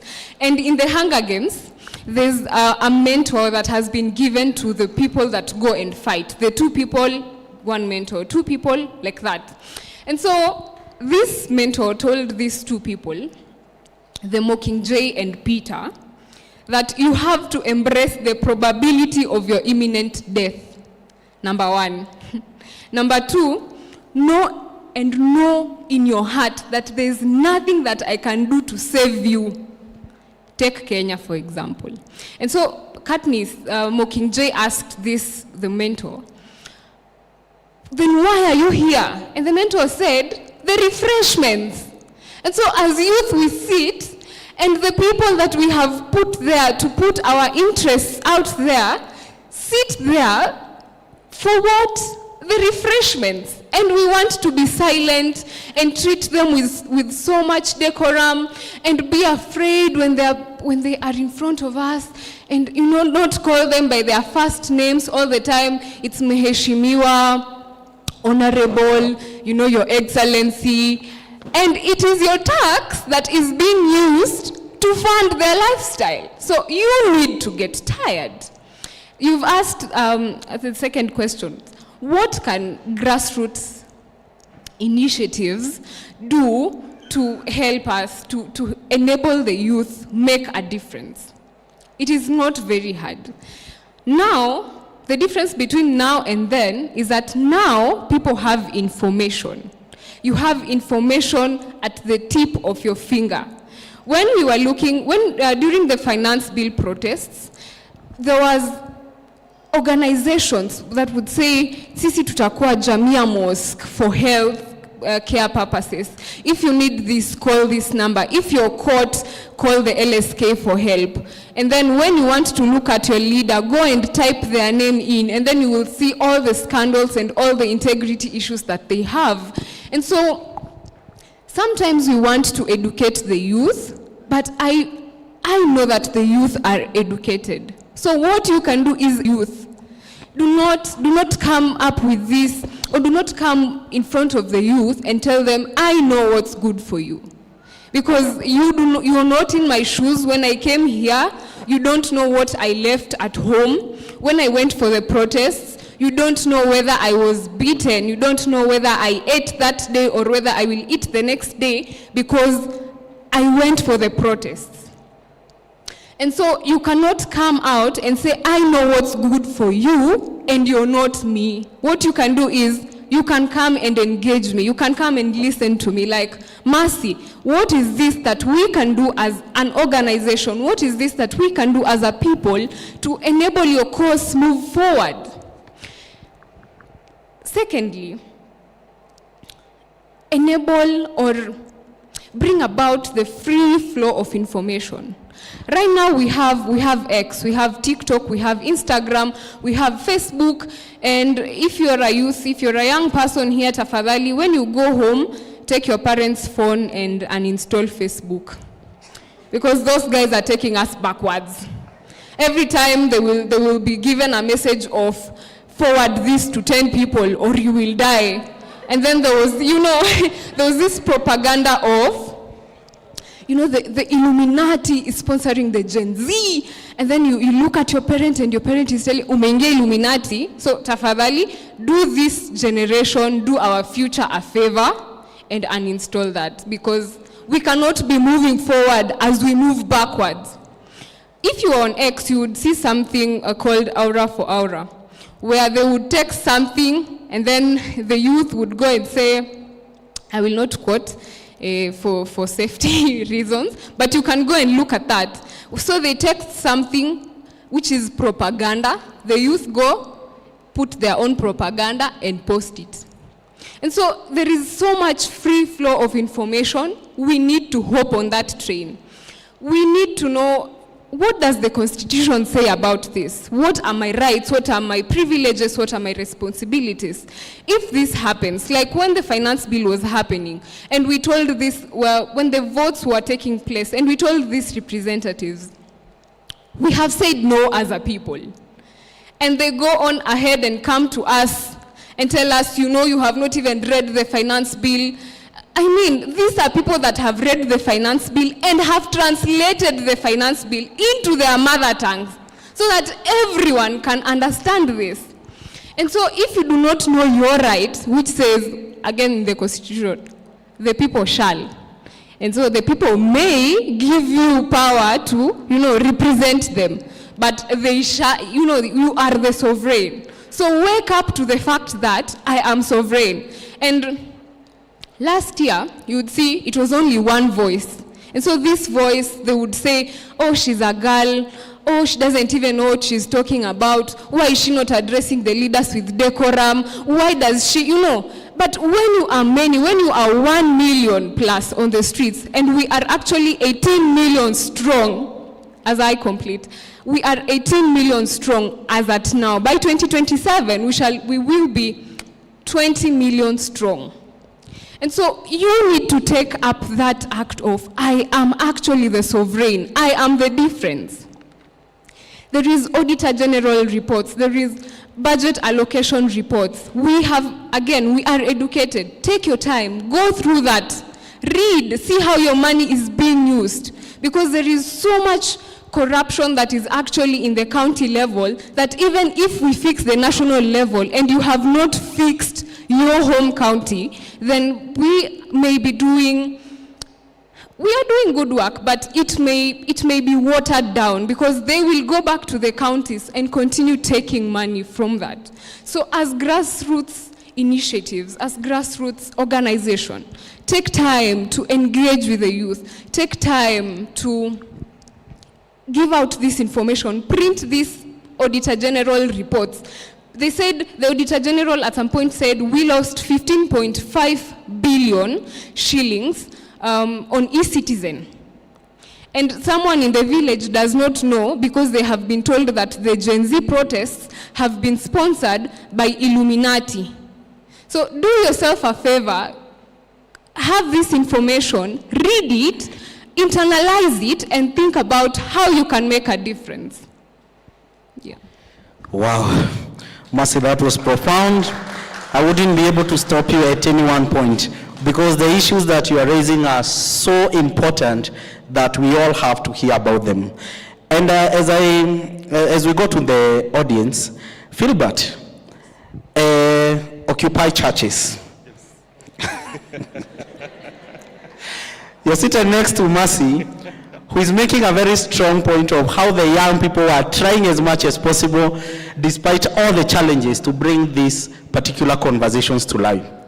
Now, you're in the Interreligious Youth Network, and Mercy has told us the power of hope. Hope is even a stronger emotion than even fear.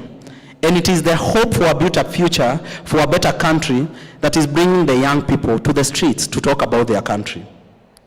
On the other hand, if you look at the liberation struggles from 1992 all the way, the church had played a very central role in terms of supporting citizens to be able to bring positive change. This time, the church was, or the religious organizations, were actually pointed a finger of, you let us down.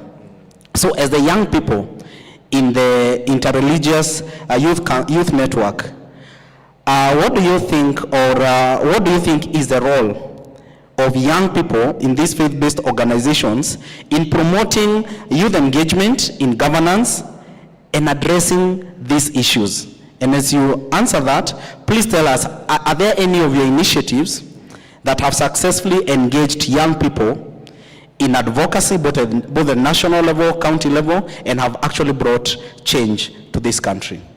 Thank you so much. Those are actually very weighty questions, but I'll try and summarize them in the interest of time. Let me first of all paint a picture of what is, even as we go into what has been or what should be. Kenya, this is just quickly Google, you will find that 70% of Kenya's population is Christian. I want to just hit you with those facts. This is a Christian, the majority is Christian, the majority percentage of the population. Then we have about 25 who also subscribe to indigenous or African traditional, denominations or faith groupings. Then we also have 6% Muslim. This has significantly grown. I think it has grown to about 10%. So we have a country that is religious, for lack of a better term. And then the same religion preaches certain values. We have common values like peace, justice, equality, accountability. Then you ask yourself the obvious. If we are such a religious nation, how then do we find ourselves where we are? The second question is, in our meetings, I know, but let me just ask, how many of us on a Friday, on a Saturday, on a Sunday, or on any other day of the week, at least find our ways to a church, to a mosque, to a temple, to pray to God, or maybe to just consult God? Almost 80% of us here. But even then, COVID also taught us one thing, that you don't necessarily have to go to what? To church. You can actually use your own space, safe space to do what? To pray to God. Now, why am I painting this picture? I want us to ask ourselves, if we are so religious and we embody some of these religious values, then why are we where we are? The campaigns, unfortunately, the campaigns that led us to this government, it has been said, and it's actually there in the public domain, was 90% done in the churches. Why?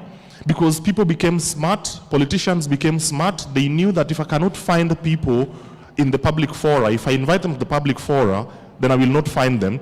The best way to find them, the best place to find them is where? In the churches, in the mosques, and in those places of worship. And that's exactly what they did. It has actually been said that this regime prayed itself into power, in quotes. But then again, immediately after that, what did we see? We saw a complete shift in terms of policies, in terms of even engagement. And the same religious leaders who were in bed with the government were actually up in arms. Now, I'm painting this because we all know what should be. Religion, faith should be a neutral voice of reason in every dispensation. Now, the minute you declare that you want to support this and this, you lose your credibility and you lose your moral authority to even question some of the things that happen in the society. Now, with that in mind, you've asked about what is the role, where should we be?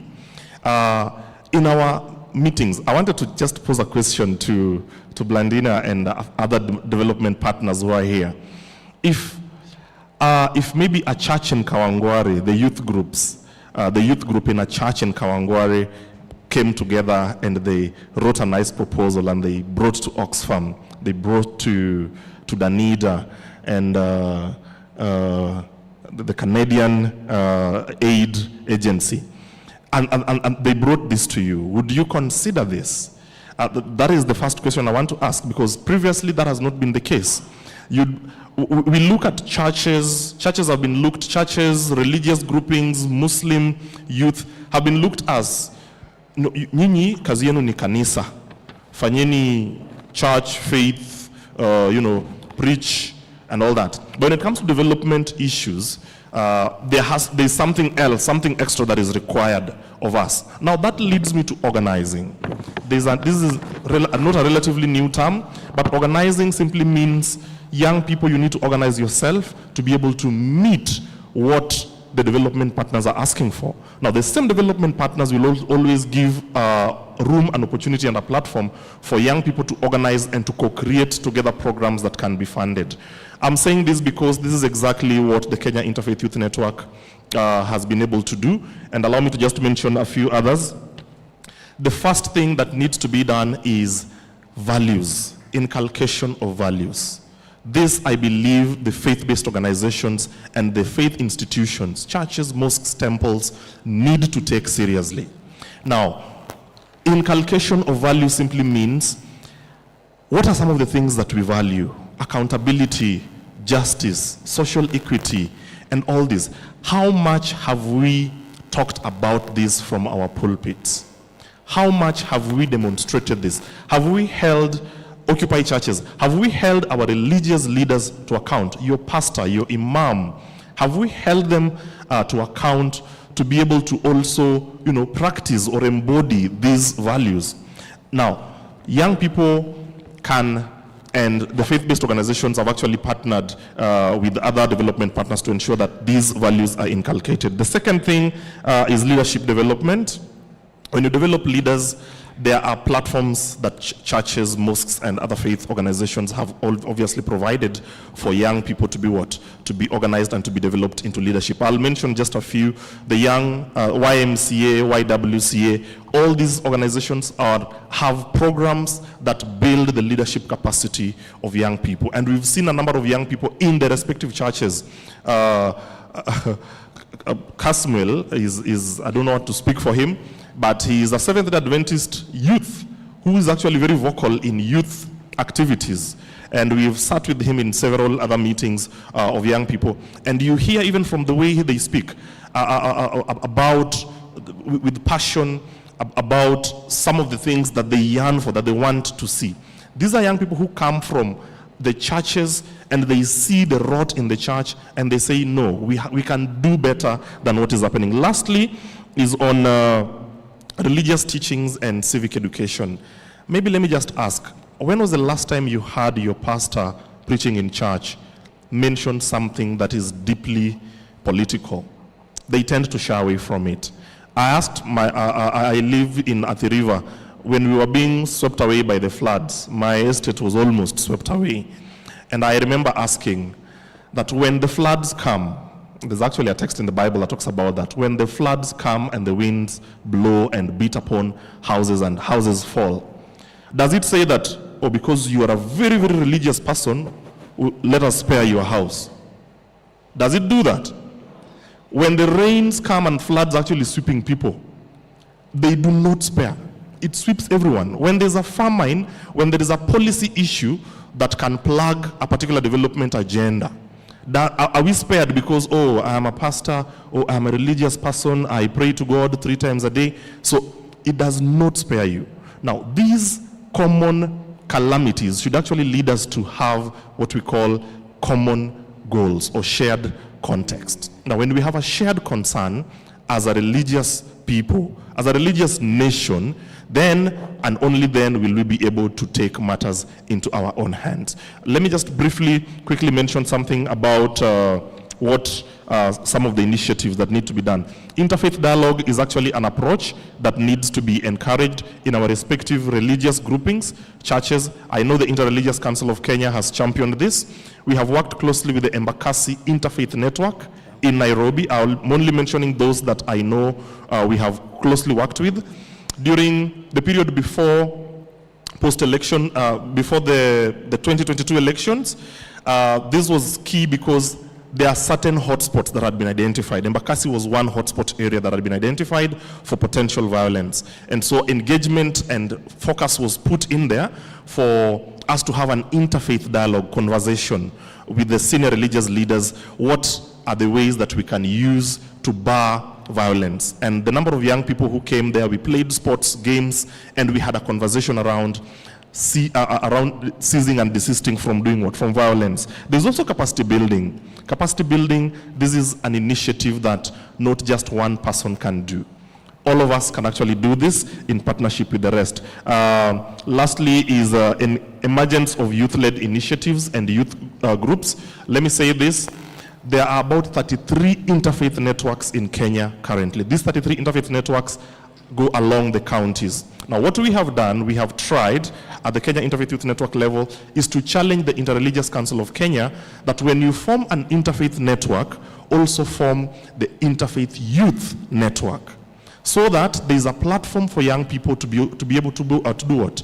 To voice their opinions and concerns. And I can say that Isiolo, Mombasa, Baringo, Migori have very vibrant interfaith youth networks that have not yet been formally structured, but the engagements there are creating platforms for young people from the faith sector to be able to voice their opinions and to be able to take matters into their own hands insofar as development and governance are concerned. Thank you so much. Wow, thank you very much, Philbert. The issues that you really brought out, I actually didn't know that in church you talk about these things. I am also one of those that think ni mambo ya tutendereze and all that, but I think these conversations must even be in churches. For the young people, for us to change this country, all hands have to be on deck. Those that are in church, those that are in this space, those that are at the grassroots. And so we value the work that you are doing. And now I want to turn my attention to the audience for any questions, any reactions to that. And Mose Akoapi, my hub DJ, please assist me with the mic so that we're able to take questions. And as we prepare, as I wait for Mose to assist me in that, I will just want to ask one thing before I let Ruth go. Because this issue of care work is so important a conversation that I want to ask one more question. How can young people, Ruth, be empowered to advocate for the recognition and redistribution of unpaid care work within our communities? In 2 minutes, please, as I wait for my audience to ask the questions. I'd request to add me more minutes because it's very interesting. This morning, when I was coming, there's a Kenyan lady who was asking in one of the WhatsApp groups, do you know anyone in Dubai who can help me with some inquiries? Then I just randomly posted, inbox me so that I can try and see how I can assist because of our also other migration work. And when we were engaging, she was like, I haven't slept the whole night because I've been busy applying for jobs. I have this sick brother that I've been taking care of. And from the time I graduated, I've been focusing my energy on him, and I think it's time I release him so that I go look for other employment because I've been unable to get employment in the country. So we were engaging. I managed to connect her with a very close person in the other side. I'm not a recruitment agency, but just to respond to her inquiries, yes, just for her to be safe. As I also follow up. And you see, I remembered also an incident some time back of a young lady who also wanted to commit suicide because of looking after a sick brother. And this was a total orphan, just like the case today, yeah? And as we talk about care work and how it impacts the life of young people, we are looking at, a responsibility that has been bestowed to you as a person. And there's also the mental breakdown that you're undergoing as you're addressing the needs of this person. Yes, they need, they need to eat, they need to dress, they need to get medication, they need, they need to be shown love, and you're the person at the mercy of this other person that is depending on you.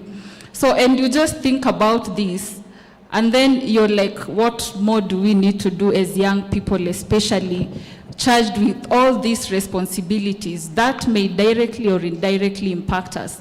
So at Kudeiha, we work with Oxfam that is supporting our programs, and I appreciate the role that Oxfam has really gone further to ensure that there's a lot of awareness around either quit employment the moment they give birth, or decide to go back to work even 3 weeks after giving birth, because yes, they need food to eat.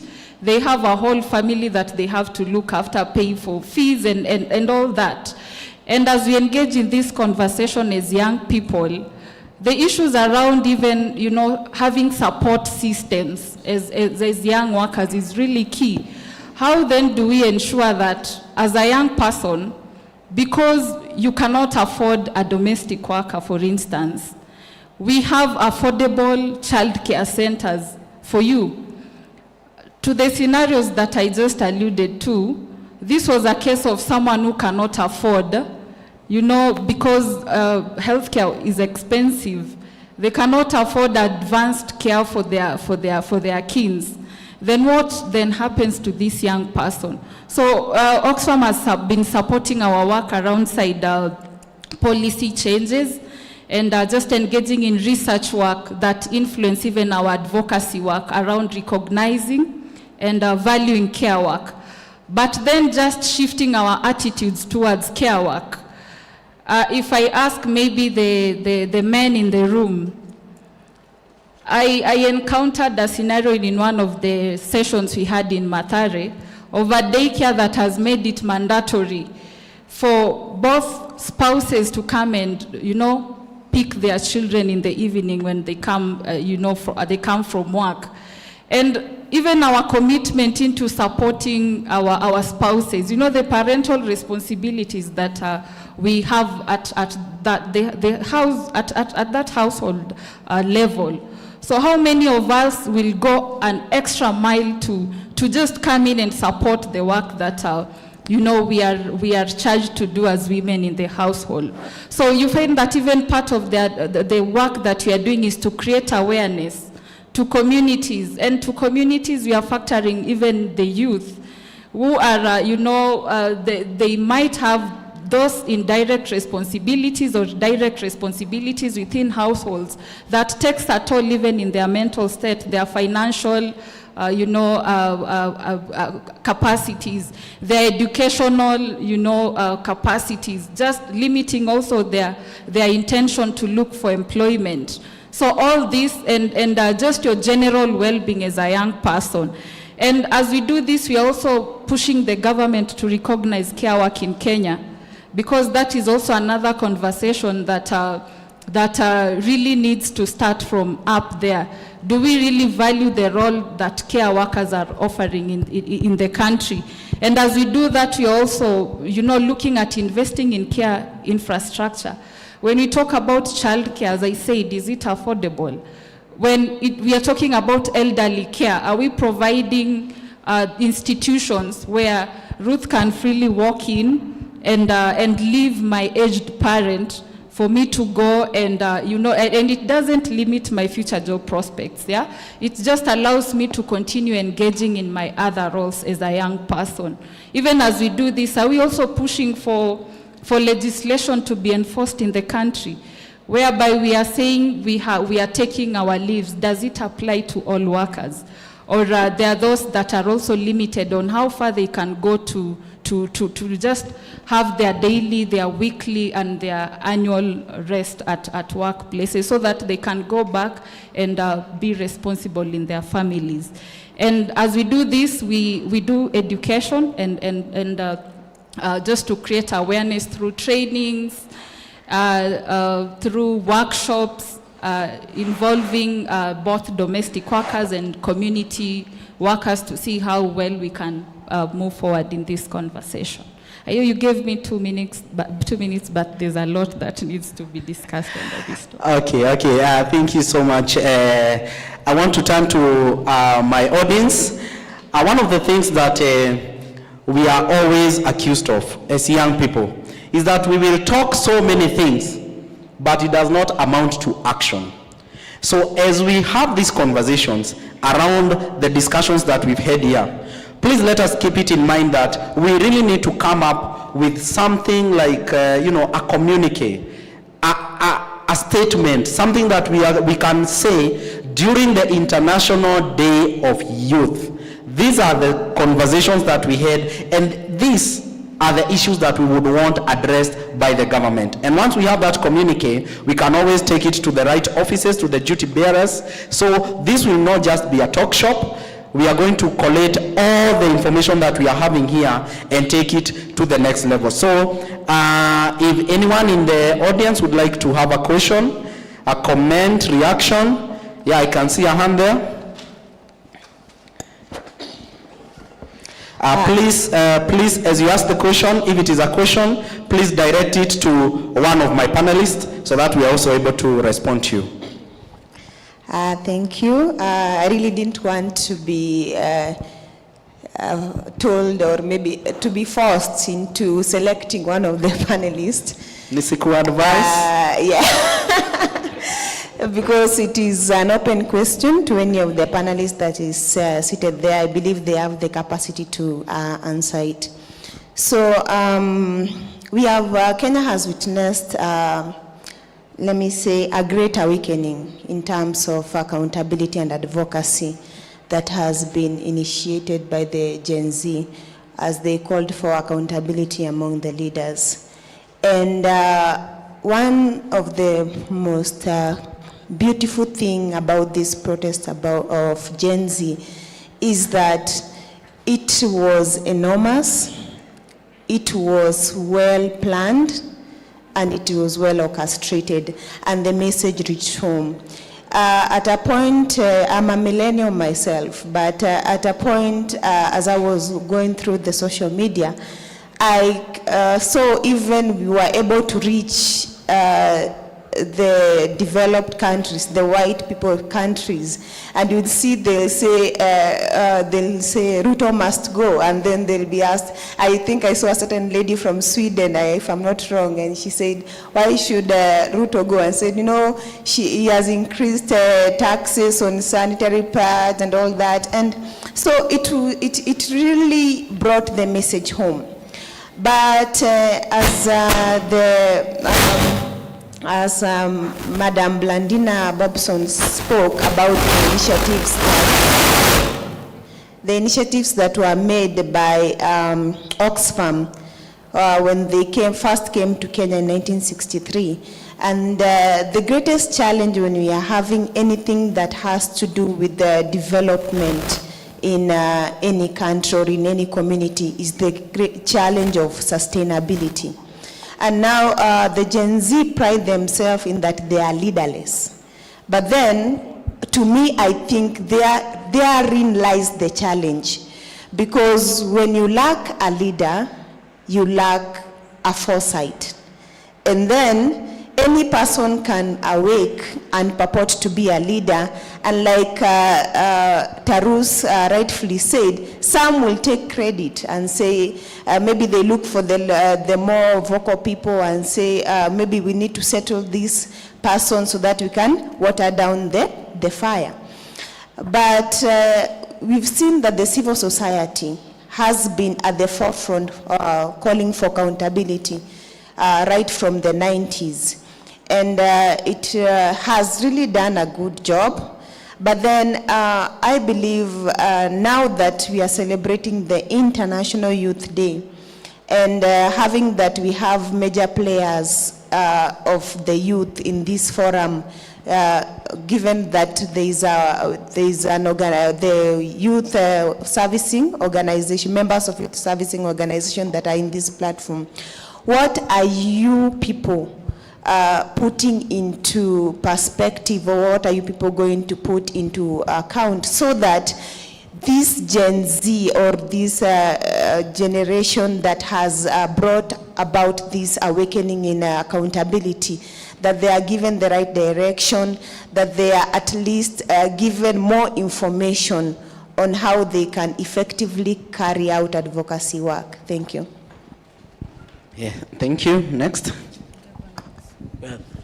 Thank you very much. I'm called Crispin Okia from Korogosho. I represent the PWD. Many a times you'll find that when this organization like Gen Z has come up, you find that people are very vibrant, and they say that we want a change. Now, it was from the other year, or about 2 months, that you are very strong. As the times goes, things are now coming to change. What has happened? Like last week, you had Nani Nani. It was not as vibrant as it was when it started. What has gone wrong? Or because you are not selected in the CS ministries.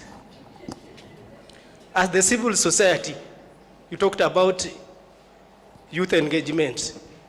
And you'll find out that when it is a time for employment, the government talked about 5 years experience, 3 years experience. Someone has just graduated the other day that needs employment.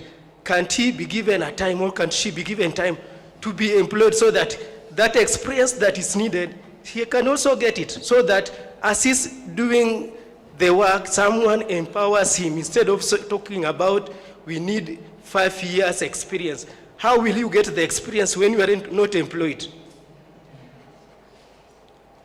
Number two, we talked about corruption. It is the youth, the goons. You talk goons. Someone, maybe the politician, he has several people behind him. When you want to come up to talk about what is happening in the society, you will be taken as someone who is an enemy of progress. For example, maybe I, as a person living with disability, I come up maybe with something to talk about. Maybe we are being undermined in one way or the other. But you'll find out that when you talk about this one, when something happens the next day, you'll not be called because they are going to tell you, wanakuanga na mdomo.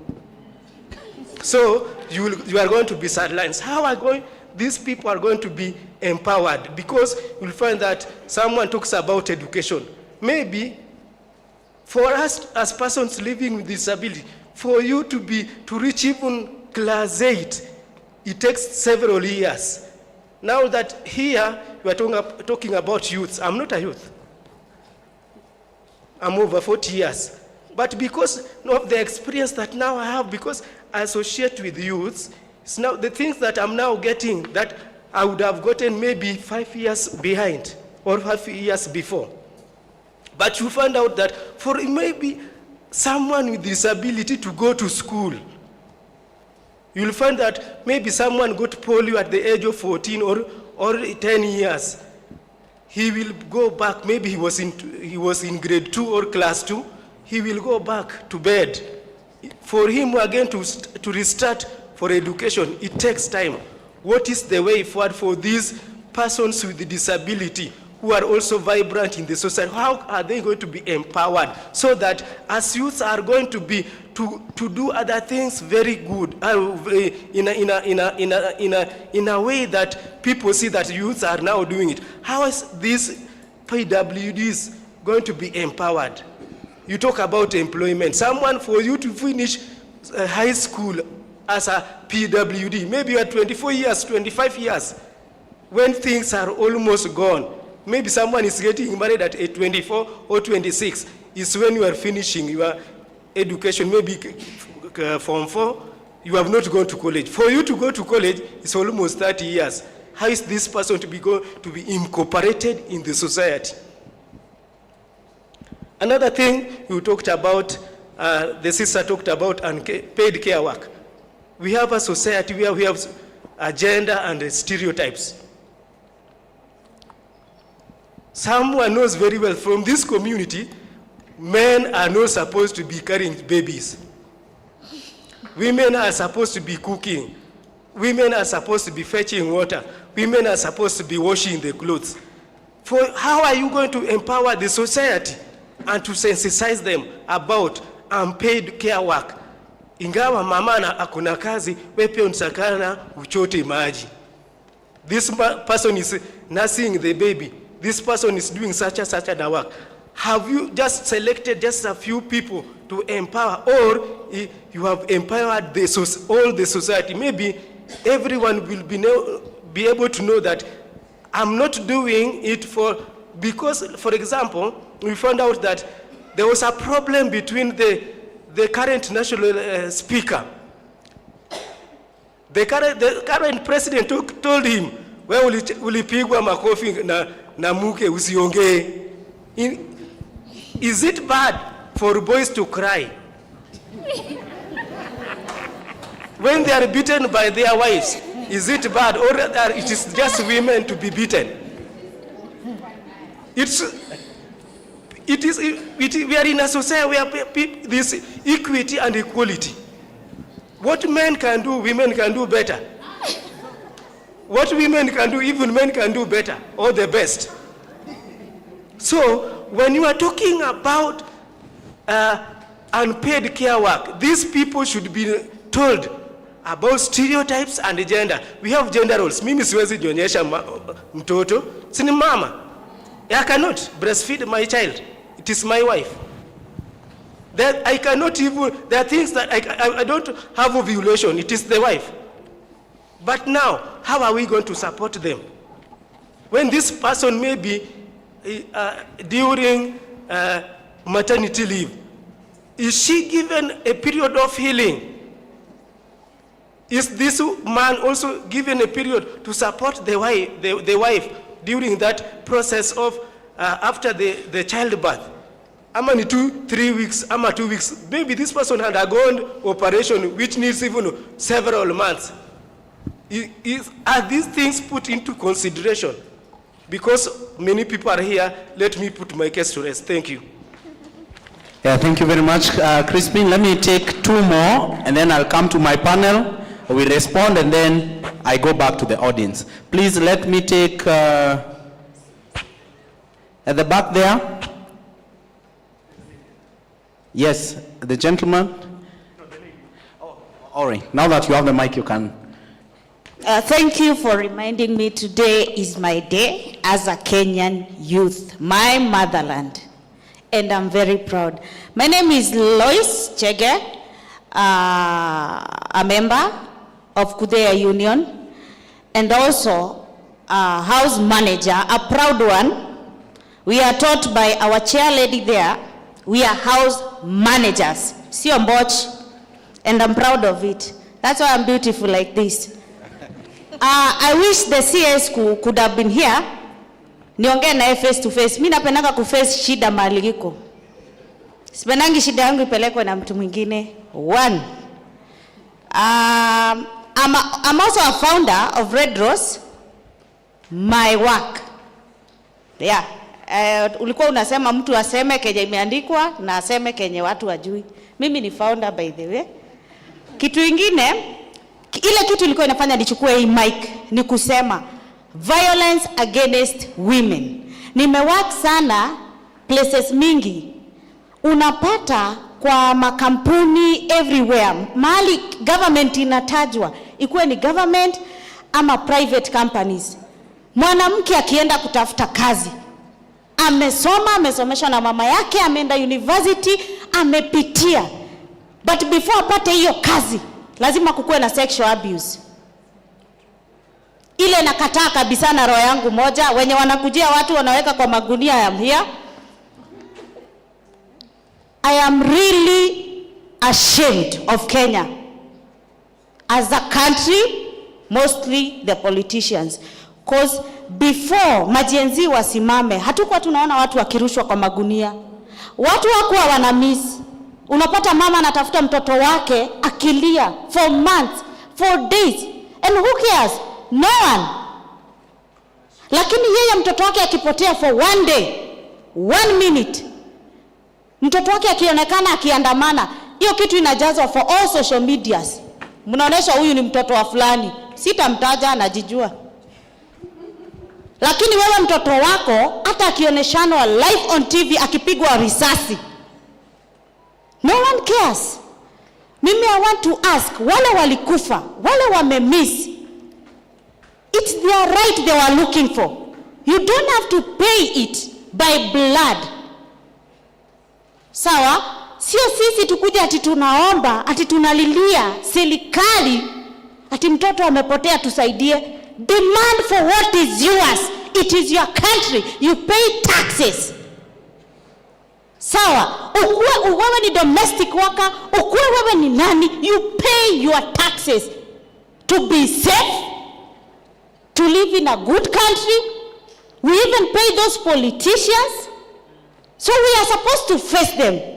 I wish they were there. I really wish that. Mimi situmiangi barua kwa sababu hiyo maneno ya barua kitambo iliisha. Siku hizi tumechange. I can even face the president of my country. I pay him my dues. I pay taxes. I'm supposed to be safe. I'm not supposed to be threatened. I am a Kenyan youth. Today is my day. Uli hajanijua amenijua. That's why I'm looking round.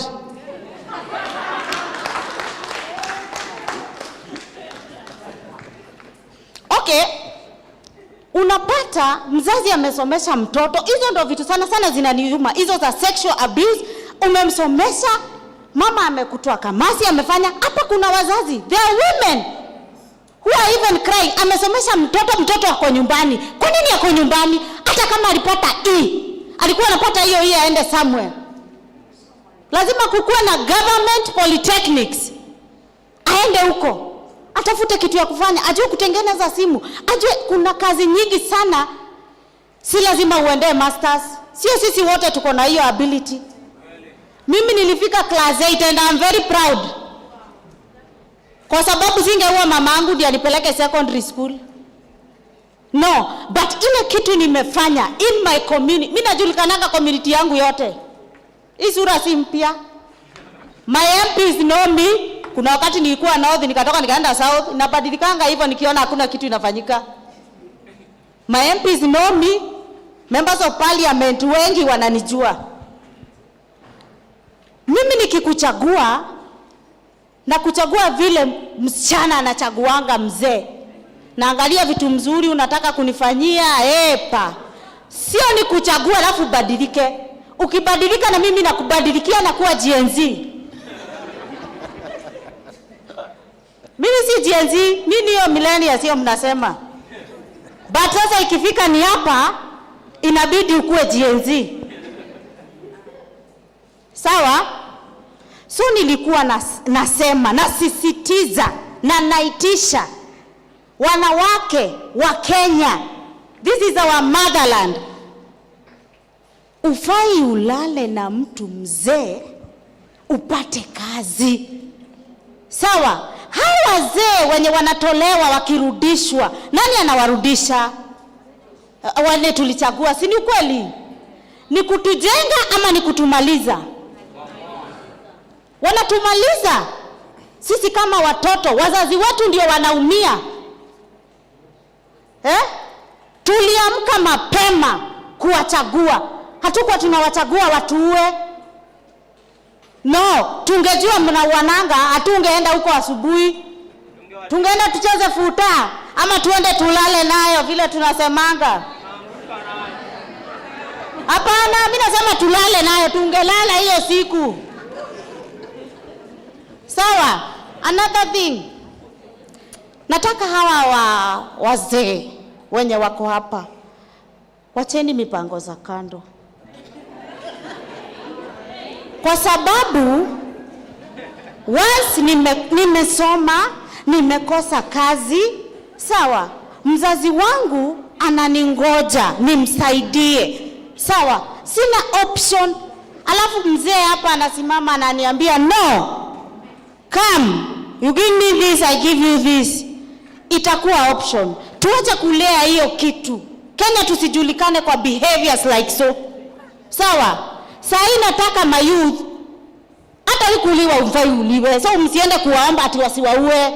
Wacha wakam kama na kam. Ikuje sana. Sawa? Mimi nasema mimi nalipanga taxes, naongeanga venye nataka. As long as my right nimeaccomplish, nalipanga tax, na sifai nitoe hongo kupata ile kitu nataka.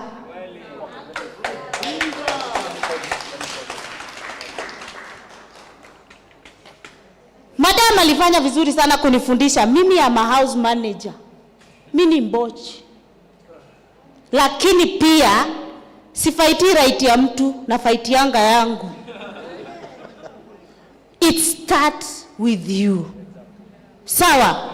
Kama huwezi jifaitia, you can never fight for anyone. Sio kiburi, wanasemanga tunaongea sana. That's why tunaenda tukimalizwa. Unapata mtu kama Masi anaongea kitiko kwa kichwa yake. The next time unasikia nani anajua Masi nimpatie chwani. Chwani inamaanisha 50.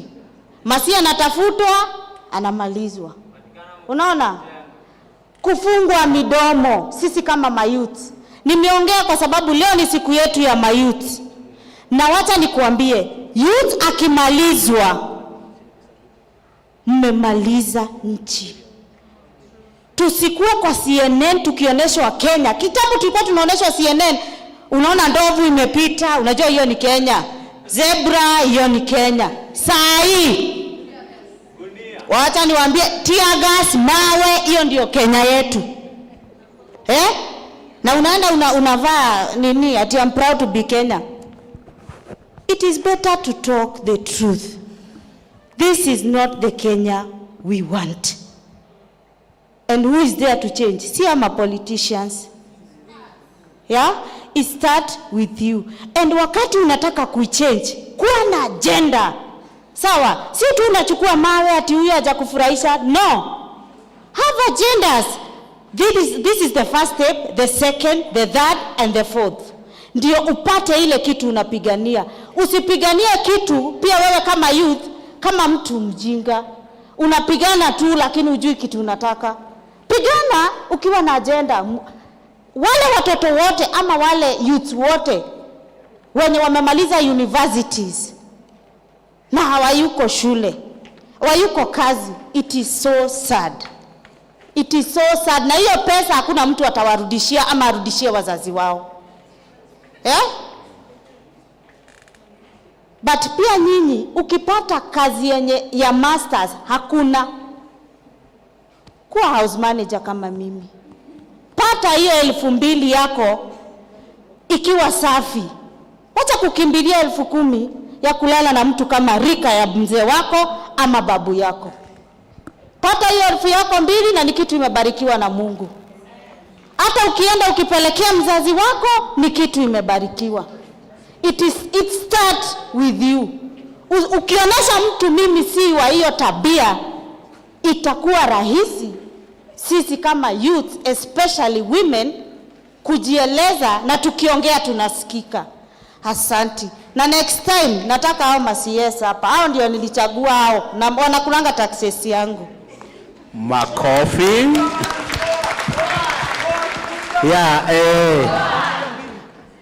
Sawa, okay. Yes, please, in 1 minute, straight to the point. Okay, my name is Stephen Kimani, and I come from Korokocho. I have a question. As one of the speakers just said, you have created this forum for you to listen to us, not you to tell us what you want for us, but we as the youth to tell you what we want. I'd like to ask a question on that issue of digital empowerment and literacy. As Madam Mercy there said, that education is the best equalizer. I can say, coming from the informal settlement, I know the challenges that we are facing as the youth. I can like to tell you as an organization, can you work more on empowering the youths in the rural and informal settlement with digital empowerment, because I believe it's the best tool that can be used to change the community.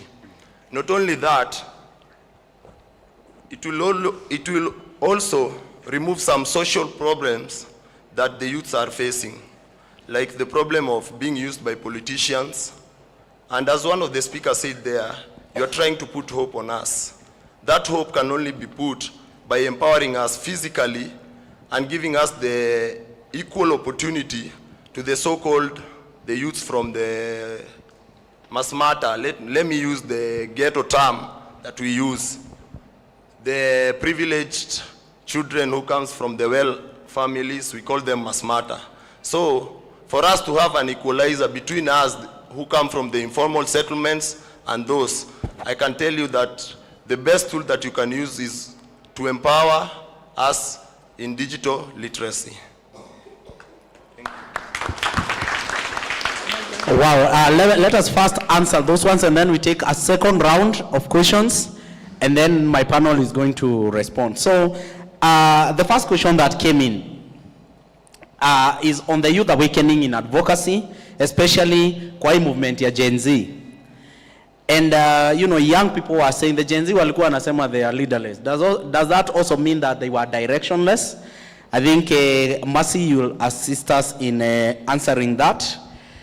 As Mercy responds to that, Crispin, who is the PWD rep, has also talked about how the Gen Z movement frizzled out and whether how can the youth be rejuvenated? Because the fact that it frizzled out, as we saw in Nane Nane, does it mean that the issues that the young people are still pushing, ziliisha tu hivyo, or they are still there? Maybe you can answer those two, and then we go to the next panel.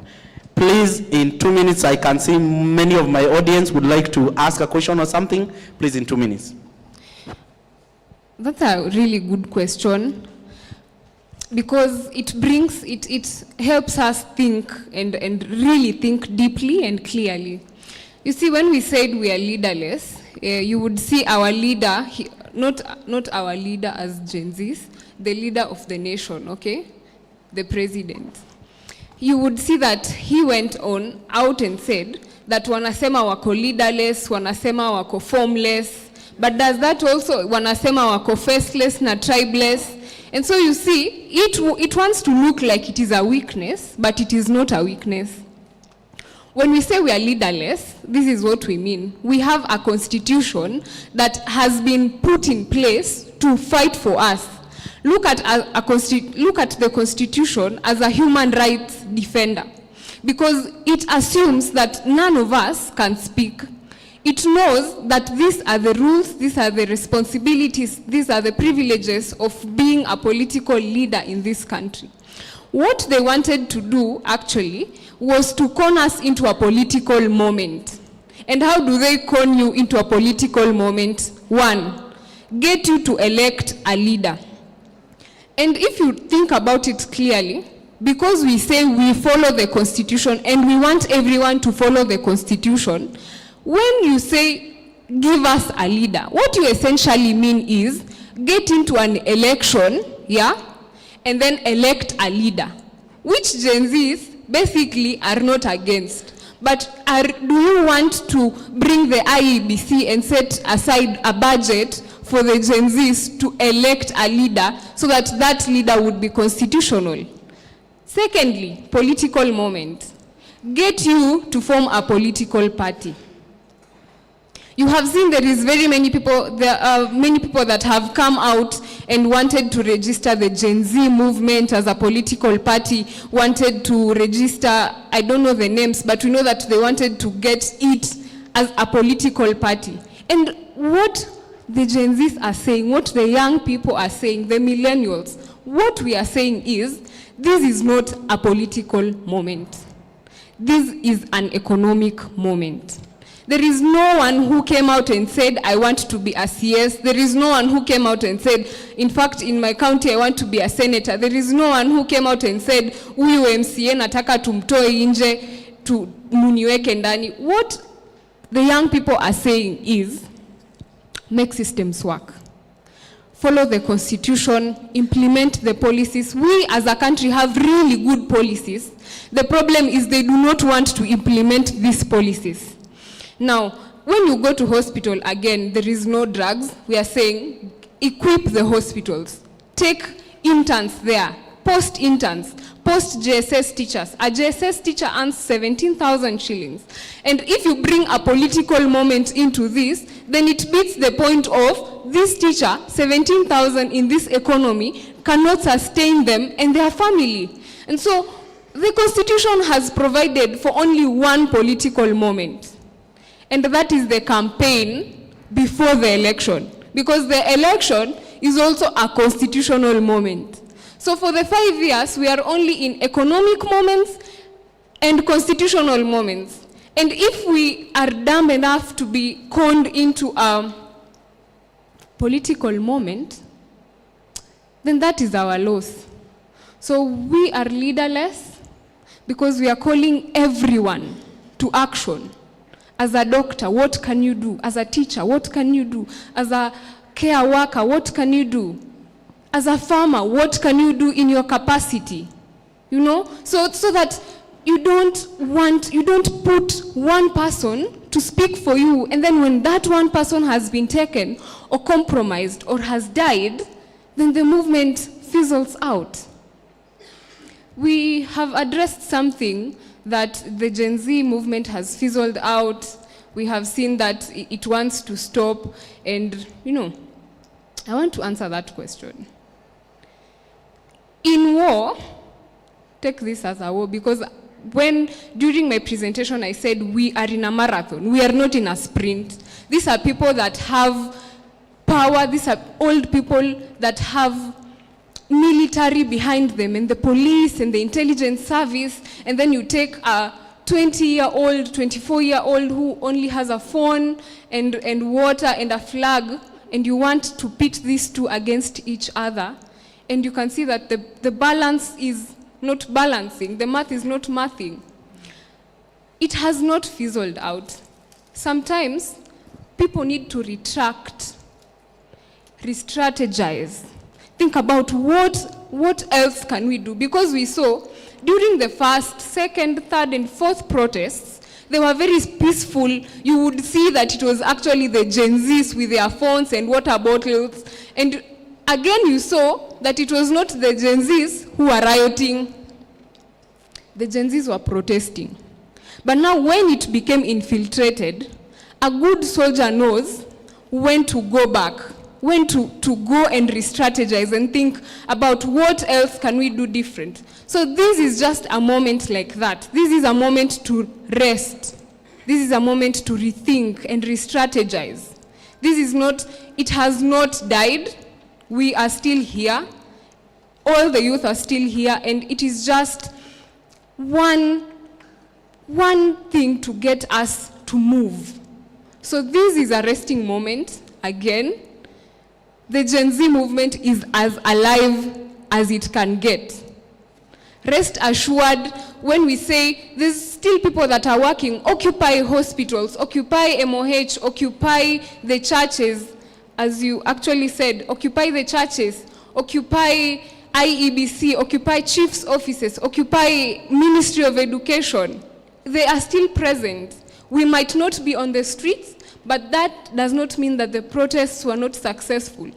Once you have been able to shut down a metropolis like Nairobi, and there's no business going on, and it's only police in the streets and tear gas, you know, there is progress, and that should be given the credit that it deserves.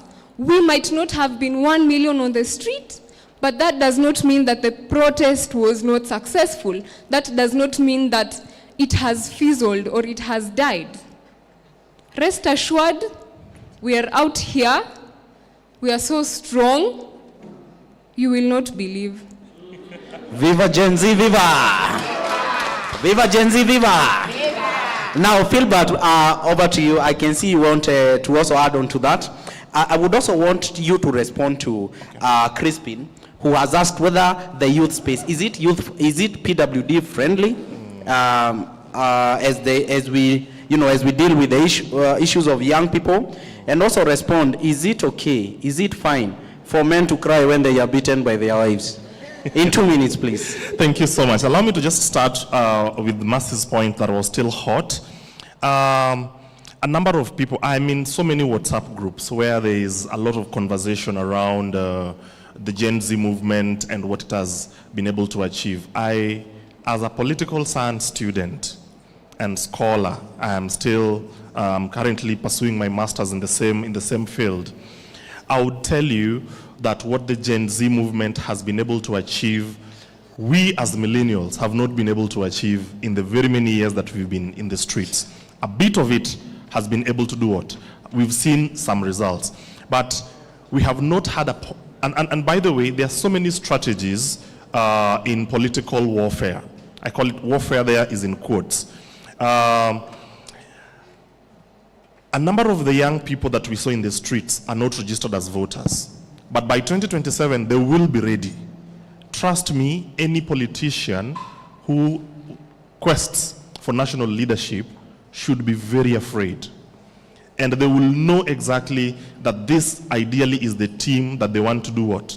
They want to engage. When I saw this young man on TV, on JKL, speaking directly to the president and saying, know that you are a one-term president, I even felt shivers going down my spine myself, and I'm not even the president. But I saw the kind of courage with which he spoke, and compounded by the many other acts that we saw on the streets. Trust you me, this is a movement that has not fizzled. And if there is any Gen Z, any young person who's listening to me, listening to us watching this, who may have felt, political moments can make you feel like, oh, tumeshindwa, ona sasa wameweka serikali, oh, Raila amejoin, and things like that. If you ever felt discouraged that hii imeisha, hii imeenda, haijaenda, take this as a call. You know how to re-strategize. Go back to the drawing board and know exactly where to do what, where to hit it. I belong to a WhatsApp group where I've seen people talking about the next phase. After you have achieved certain gains, you actually build on that to make your next move even stronger. And I think the next move should be in the civic duty of voting in the new leaders. You asked a question about whether men should be able to cry, but first things first. Right now, there is a conversation around meaningful and inclusive youth participation, and not just youth participation. When you talk about gender in totality, we also have persons with disability. I have seen many programs coming up. I personally took part, maybe I didn't mention this, but I also led a project that was funded by the British Council. It was called Skills for Inclusive Digital Participation. This was specific to women, vulnerable youth, and persons with disability. A gentleman asked at the back about digital empowerment and literacy. This project produced 4 manuals that are on the British Council website. They have since been taken up by the ICT Authority, and I think we currently have a digital skills curriculum. I take a lot of pride in it because I led the team of national expert level trainers. Back then I was working as head of programs at Nairobi Trust, and I was tasked with the responsibility of ensuring that curriculum that is contextualized to the Kenyan context was made. So I can assure you, we had Association of Persons with Disability of Kenya also as part of it, and also AQUICT, Association of Women in ICT in Africa. These parties were here specifically to ensure that the needs of the various communities that they represent were represented. And with the persons with disability, there is a bit more that need to be done to ensure that not only skills, but also jobs that come with those skills are inculcated. Let me leave it at that. Thank you so much. Thank you so much for those insights. I want to go back to my panel, but before that, there were 2 more questions that were asked. One by Lois Chege on the issue of violence against women at the workplace, please, and also sexual violence. I would like Ruth to respond to that. And David Kimani has also talked about the challenges of access for young people in the informal and rural sector. As a programs officer in Youth Alive, I would also want you to touch on that. Please let us be very brief because I want to take as many questions as possible. Okay, just responding to the question of gender-based violence, and I loved how she was able to represent herself, especially in this space. We are really pushing for ratification of an international convention, 190, that speaks into eradication of violence and harassment in the world of work. And it looks at the youth in different categories, beginning from, it touches on all workers. And a special interest for this session will be a young person who is on attachment, an intern, and the vulnerabilities around even being confirmed into employment, while you're placed in employment also, the positions and rather the postings that are allocated to you are those that will subject you to even, worse experiences at the workplaces.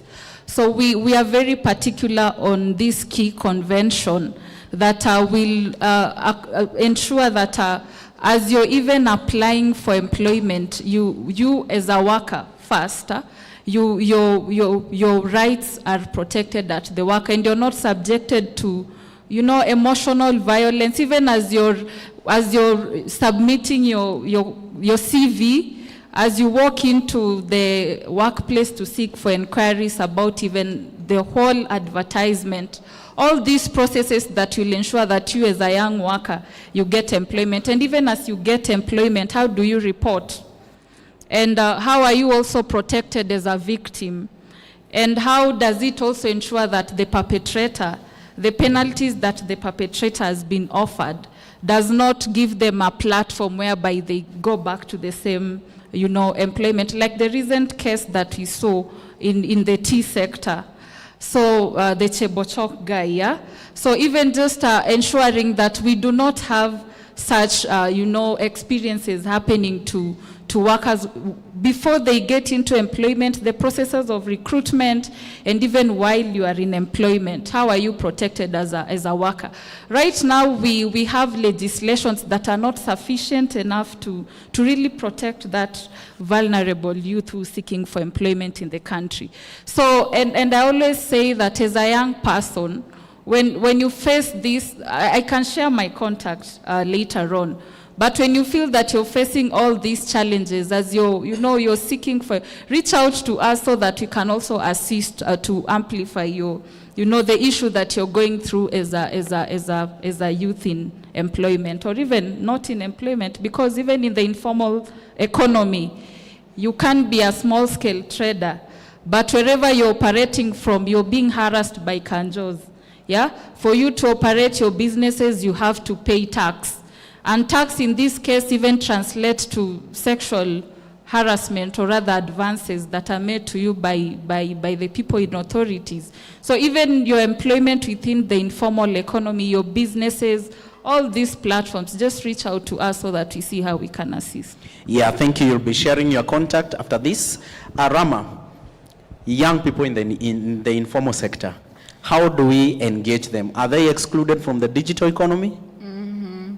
I want to agree with my fellow panelists, and also with the person who asked that question, in terms of how then do we feel, how then are we able to come with programming areas that are in favor of both the young people. And on that point, I wish to say that indeed young people needs are different. As a Rahma Isa who is coming from an informal settlement, my needs are quite different from youth who is not coming from an informal settlement. And we've heard instances that politicians are coming up with different programs. Let me say we're coming up with sports, pale, on a certain area. We're also coming up probably with programs around food security around specific area. But again, my question will just be as the person who asked that question went ahead and said it, are we involving these young people to come up with those issues? Are they the ones who are speaking to what they want to be addressed in that specific issues? And that is not to cut away issues around digital economy. The way we are coming up with these programs around digital areas, are we involving those young people to formulate those programs? So I'll say yes, of course, we've had instances whereby young people have been left out when it comes to digital programming, and also when it comes up to setting out priorities in terms of what they need within different sectors.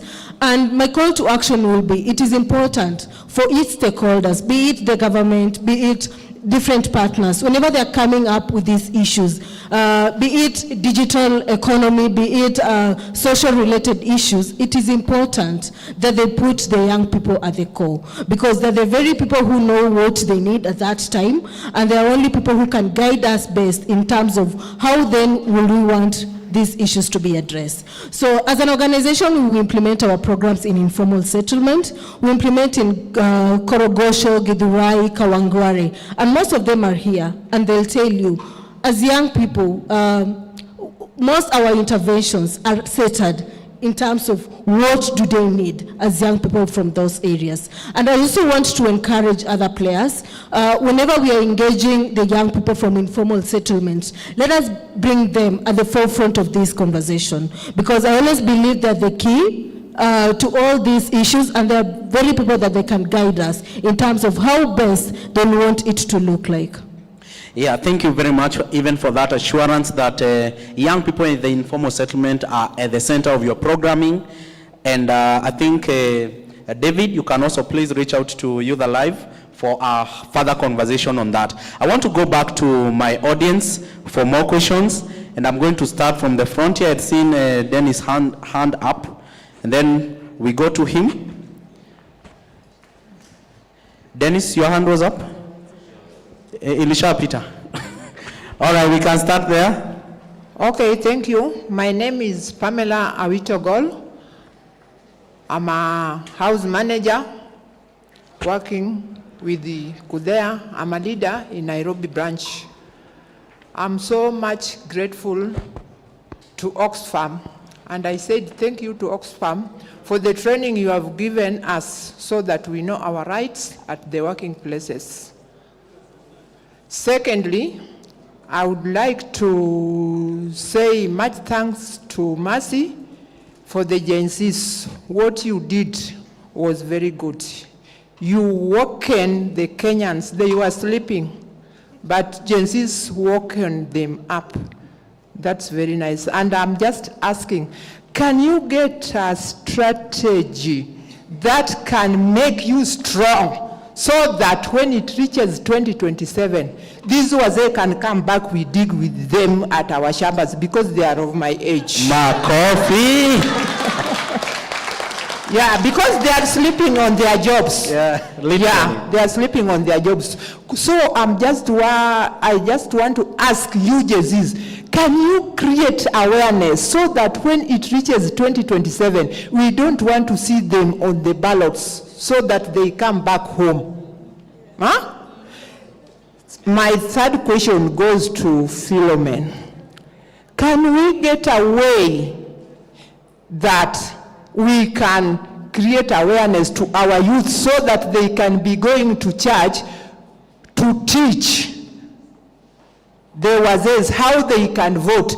Because these Wazees, when they have a fundraising, they call the MPs, MCAs. When the MCAs come there, they issue something like 100,000. We clap like fools. Oh, because of that money. But when it reaches the time of voting, they vote wrongly.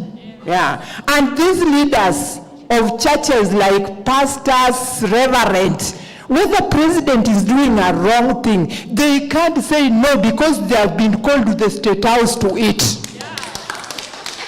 And why I'm saying I'm proud of Gen Zs, by the time Mama Rachel was going to do a fundraising, you said, tomorrow let us see who's there. Did she go? No. And you are occupying the churches, telling the reverends, let them come. If you continue with that strategy, by 2027, our Kenya is going to be a new Kenya. And you know that I'm a demonstrator blood. Every time you are on street, you will see me. Yeah, it is my blood. I started from Raila till now. And let Raila not talk to you, Gen Zs, because he is not suffering. He has money. Yeah? As we are suffering down here, we don't want to hear even NCS talking about what. You continue with these people bumper to bumper. And us like parents, we should be on behind of you. If someone is killing your child, surely, huh? Are you proud? Yeah?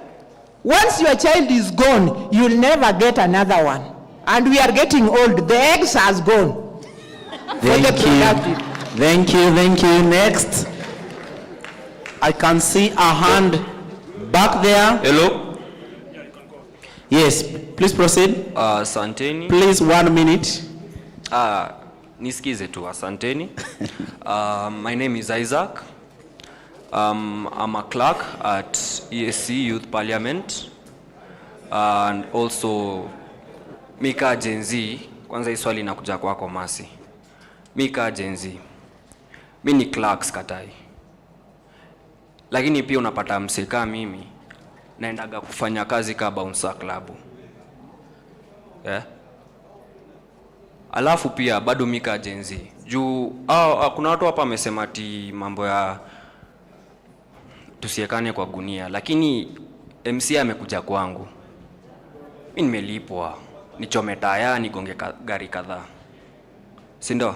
Nahitaji hiyo pesa, nahitaji kula. Toto wapi hiyo pesa? Hapa nimekuja na transport yangu. Hakuna mtu amenifanda. Ndio niwasikize.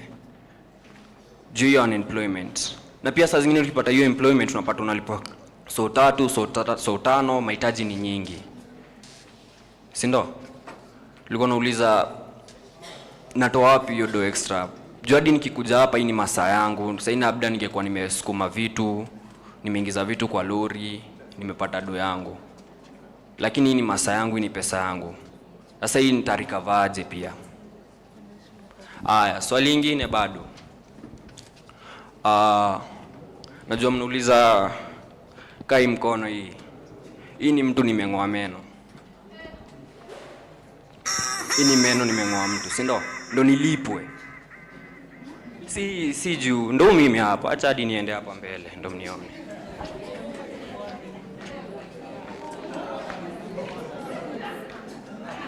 Nataka nione kila mtu, nataka nione habari zenyu. Hai. Nataka nione kila mtu, ndio mimi hapa. Unaona? Mimi nimejileta hapa juu sitaki kuconfess pia naweza kutwa. Lakini nimejileta hapa tu juu ya vijana kama mimi. Mimi hufanya kazi hiyo mambo ya klabu nini. Si vijana hatufikiwi. Juu asubuhi mkifanya activities zenyu, si ndio tunaenda kulala. Si hatufikiwi, sitafikiwa aje. Aya, nimejileta juu kuna kijana fulani pale alikuwa anaita au mabombe maspata hao.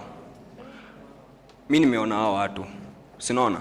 Nimekuwa mali watu wa Raila wako. Sasa walikuwa wameenda Tanzania kufanyia mambo ya EAC. Nimeona hao watu. Na ndio tuwafikie tutafanyaje? Mimi nataka tuseme mimi nataka kuwa president. Haraka nafanya hii kazi. Pia mnivotie 2027 naweza amka. Mimi nataka kuwa president. Natakaga sana. Nataka ni change hii maneno yangu. Unaona? Mimi sitaki vijana wengine wako wanapigana kama mimi. Mimi libidi nianze kufanya boxing, nianze kufanya taekwondo ndo niende kupigana kwa klabu. Sitaki kwa hivyo. Sitaki.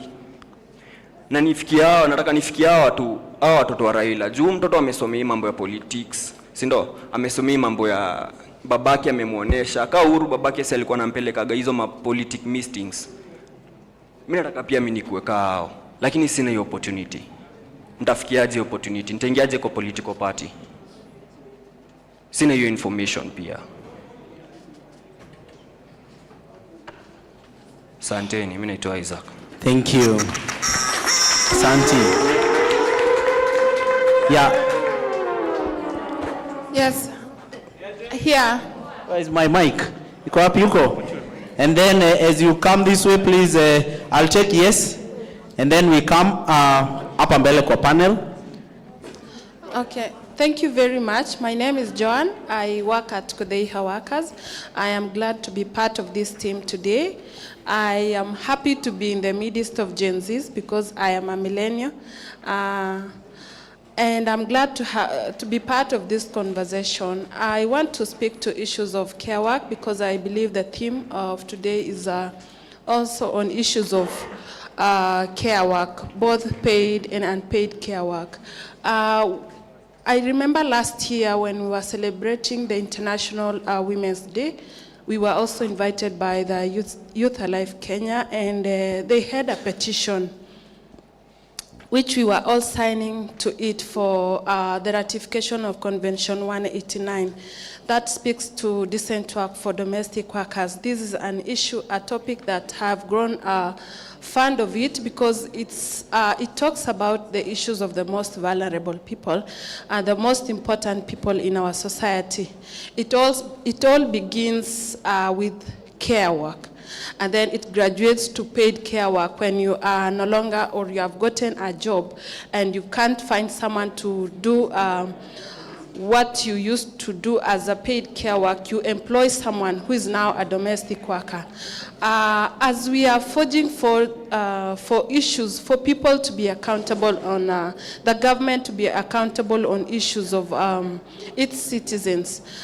Domestic workers are part of the citizens of this country, which they are vulnerable, and yet they also pay taxes like any other citizens, like those the politicians. So I remember last year also, the president promised us to ratify this convention, and up to date, it has not been ratified. As advocate of domestic workers' rights, I'll still call up the government, and I will ask you, Gen Zs, the next time you occupy, please remember to speak about this convention, because it's going to help those very vulnerable paid and unpaid care workers on issues of representing them, distributing the paid care work. Remember, this is a job that can be entered easily. And when we finish our high school or the levels that we are able to get into school, before we get a better job, this is a job that is easy to be entered in because it does not require much qualifications. And we are asking, if we are going to be the ones doing this job, we want to do a job that is dignified, a job that is valued, a job that is bringing food to our tables. So I would want to forge and ask the government out there, be responsible, fulfill your promises. You gave us a promise to ratify this. We want to see this ratified so that our domestic workers, our paid care workers, can have a decent job to do. Thank you very much. Yeah, thank you so much. I'll take this hand, and then you bring the mic at the front here, and then my panel is going to respond to those questions. Hey, my name is Oli, and my questions really go to the people who are saying about capacity building and awareness and that type of thing. We've been saying this for the past how many years? Yeah? Maybe since Kenya got an independence. But now, the couple of questions that I actually want to ask is about public participation. For example, Robert, you said that public participation is actually where decisions are actually being made. But is it actually where decisions are being made? You know, we're actually talking about the challenges that we have. For example, I've been training youth in Kilifi, Makueni, Turkana as well, and we have issues of discrimination whereby you go to these public participations and you still just you try to raise your hand to speak as a youth, but then you're just told, hey, wait to Leah, and that sort of thing. People have mobilized each other. It's all about the numbers. Mkiwa mko wengi pale hivi, you will get your issues heard. So yeah, then the moderator has talked about coming up, with actionable points, and now this is to it. How do we define quality and like the quality and the quantity of public participation? What is it exactly? What are the indicators for this? For example, when you say about the X spaces, right? I've seen a very interesting thing. For about only 187, about 1,000 affidavits that were presented by the people, for example, the CSSs, during the public participation in CSS. Only 187 or so supported the CSs, rather the president's nominations for this, out of 1,000. But you see, people have participated in these public participations, given out their issues, but they're not being heard. So you see, that is a problem, and how do we address it? And that's why I'm saying quality and quantity of public participation. We talk about the X spaces. For example, in Kilifi County today, there's actually an X space on the ADP, public participation. But how do we capture this? How realistic is this? What are the indicators for this? Another thing is to, still people saying about capacity building and awareness, but do we actually need that? Mercy, for example, you said that you're going to have, what's it called? Utenda around the country telling people about, the budgeting process and whatnot. That is good, but I'm sorry, but there's actually one problem that you're going to face. For example, taking a church, the pastor will preach and preach and preach, but we will only say that the pastor has done a good job if souls have been converted. We have to win souls. So you teach as many people as you can, but the problem still remains. It is the behavior change, right? And we cannot, when it comes to public participation and youth being involved in decision-making spaces, we cannot tie our success, or rather we cannot tie our indicators to the output. We actually tie, or rather we should tie our indicators to the outcomes. And the outcome is actually the behavior change, that after we get this information, what do we do? I work for an NGO, and this, like I said, this is what I'm doing each and every day. But still, each and every day I also have to ask my question, am I actually doing something that is going to be something, or just because we got the money, we're going to tick some boxes and that sort of thing. So to the organizations, we also need to be asking ourselves, we need to be realistic about what we say. When you say that we're supporting youth to write memos and petitions and whatnot, but then what is the sustainability of this? What happens the time that we do not help them? In most of the trainings that I do not tell youths to write memos or whatnot. This is literally what I tell them. Ukijisikia kuandika, usipojisikia achana nayo.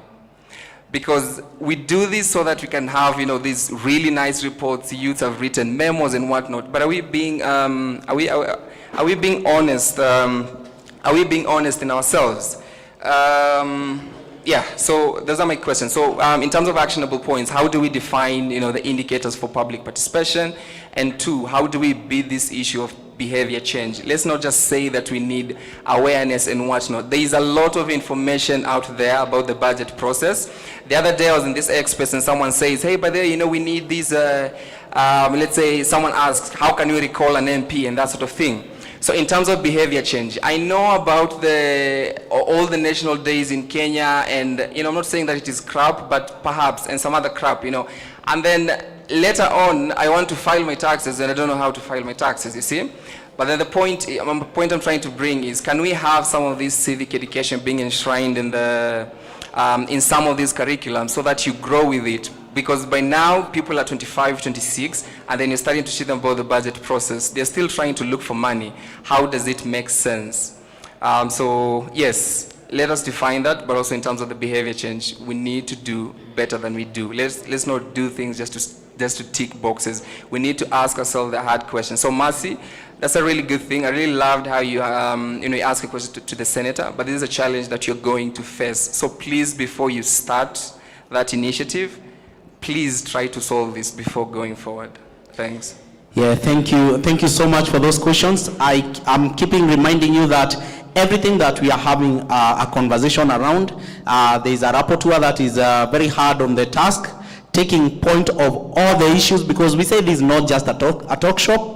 Every commitment that is coming out of this, every call to action is being recorded, and we are going to come up with a document, a communique that is going to articulate our position and our conversation from this International Youth Day. So I'll take a hand there, and then John, please, you can bring the mic here so that we also answer that round of questions. Thank you for this opportunity. My name is Faith Diligent. I'm a software developer and an entrepreneur. I'm also a very proud member of Youth Alive Kenya, Uasin Gishu Working Group, as well as Tunaweza Youth Network, which is a program under Emerging Leaders Foundation. My questions will be directed to Mr. Robert Juma, who is the expert on matters leadership and governance. I have two. How do we measure the impact of our advocacy efforts in promoting youth leadership? I think that's in relation to what our moderator had mentioned. How do we measure the success of the efforts that we put in our advocacy efforts? And the next question is, how do we address the skepticism or resistance that we face from older generations regarding youth involvement in matters leadership? Like, for example, when we had the anti-finance bill protests, we faced a lot of backlash from some of our leaders who belong to a different generation, and some of their comments were really, really frustrating. So how do we deal with that moving forward in our advocacy efforts? Thank you. Yeah, thank you. I'll take a question here in front, and then we come back to our panel. Thank you. I actually don't have a question. I have a comment. It will be short, I assure you, hopefully. I think at the heart of this conversation, we need to stop, and I'm referring to millennials, who seem to be quite a number in this room. We need to stop delegating our liberation to the Gen Zs, right? There's something, we keep saying that Gen Z is the next time you go, the next time you're protesting, the next time. why aren't you taking charge of the same movement or being part of it in as active a manner as you would be in a space like this? And the constitution that we have does not protect only Gen Zs. It protects all Kenyans, right?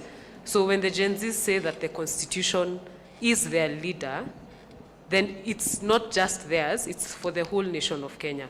So I think, like millennials, and I agree with Blandina, I am marking that age group as well, that yes, we were raised different, but we have an opportunity to, I think we have people who are willing to be on the front line, but at a minimum, we need to be right behind them, yeah?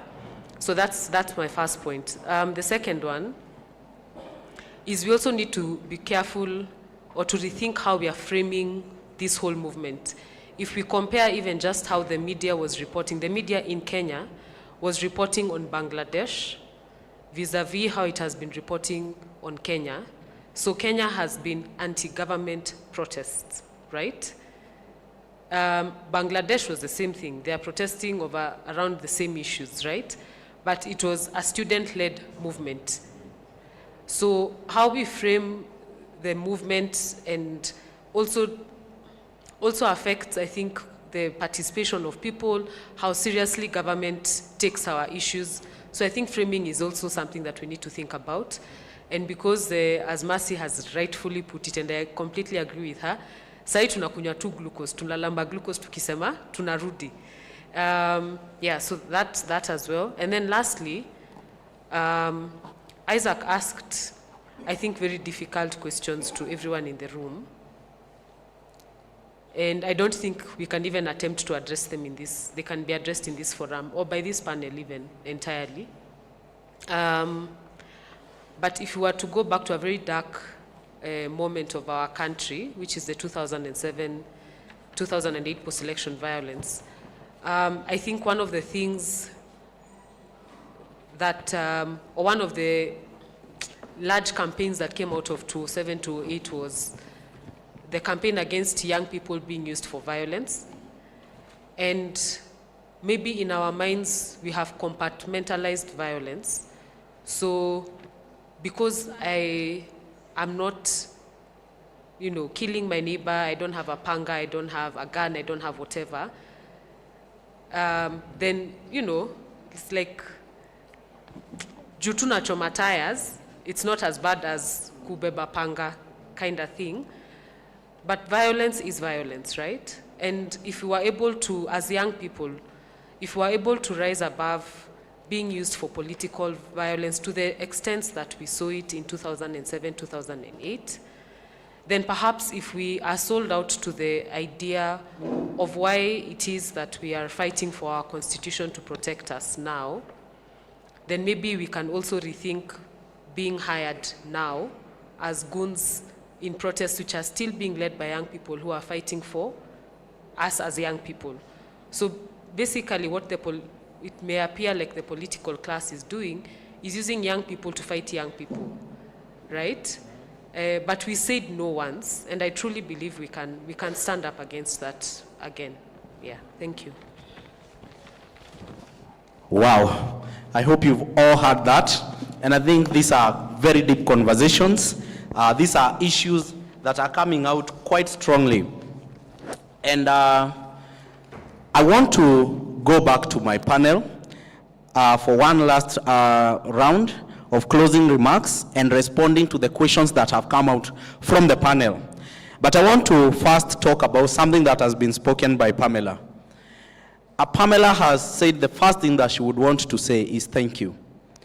As Africans, as a people, sometimes we forget to say thank you to those that are walking the journey with us. I always say that the donor community, the development partners are actually coming to address a failure by the system. If all our systems were working, if the government was doing what it is supposed to do, if all systems were working, donors would not have anything to be doing in Kenya. But they have chosen to work with us to address the gaps that are there, to awaken up, to make sure that we are alive to the issues. And this is something that we should always be very thankful to our development partners. We do not take these things for granted. We are always very happy when you work with us. So in the closing question, and this will go to all my panelists, as you give your closing remarks, please answer this question along with any other question that you would want to respond to. In regard to the challenges that young people face within your sector, within the sector that you are representing, what will be your call to action and a declaration on this International Day of Youth? My rapporteur is recording this so that we have the commitments, we have the call to action, and we are also going to sign a declaration at the end of this session once we have the closing session remarks for this session by the ED. So please answer that question and feel free to also answer any question that has come that we would want to respond to. Please let us make it brief as we end this session because we are really behind time. We can start from Ruth. I think there's a slogan that I always love that speaks into nothing for us without us. And youth issues in this country is just headache. Right from opportunities, lack of opportunities, as we speak into unemployment, and also supporting skills. We see a lot of creativity around the work, and you know that the youth are every day, coming up with. And what we lack is even how do we make the best out of all these creative ideas that the youth are doing. So I always say that it is high time we support youth-led initiatives. And by this, I know we as young people, we can't do it alone. And we call for partnerships that will tailor the issues of the youth to address our problems. You know, as Mercy put it in the morning, and also Blandina echoed it in her speech in the morning, we don't want, to just have things, people just coming up with policies, coming up with initiatives that do not address the problem of the youth. So even as we just think around how best will the youth benefit from all this, as we speak into mentorship, we want the mentors who are coming in are young role models who've done amazing stuff that will even motivate the young guy who just came here and spoke into, I'm a bouncer, I work in a club, but things are not working out for me. Do we have success stories, and do we have people who can walk him through that journey until he just becomes the best version of himself in our society? So my call of action will be support youth initiatives. Let us bring out the best from what the youths really want. If we really say we want changes within the systems that we have, then it is a call for all of us to support the youth to make this successful. Thank you. Yeah, please let us appreciate Ruth for those closing remarks. Thank you so much, and thank you for your call to action, which is well noted. Rama? Advocacy is a process. We all know that. And I see public participation as just one of the avenues that we can use.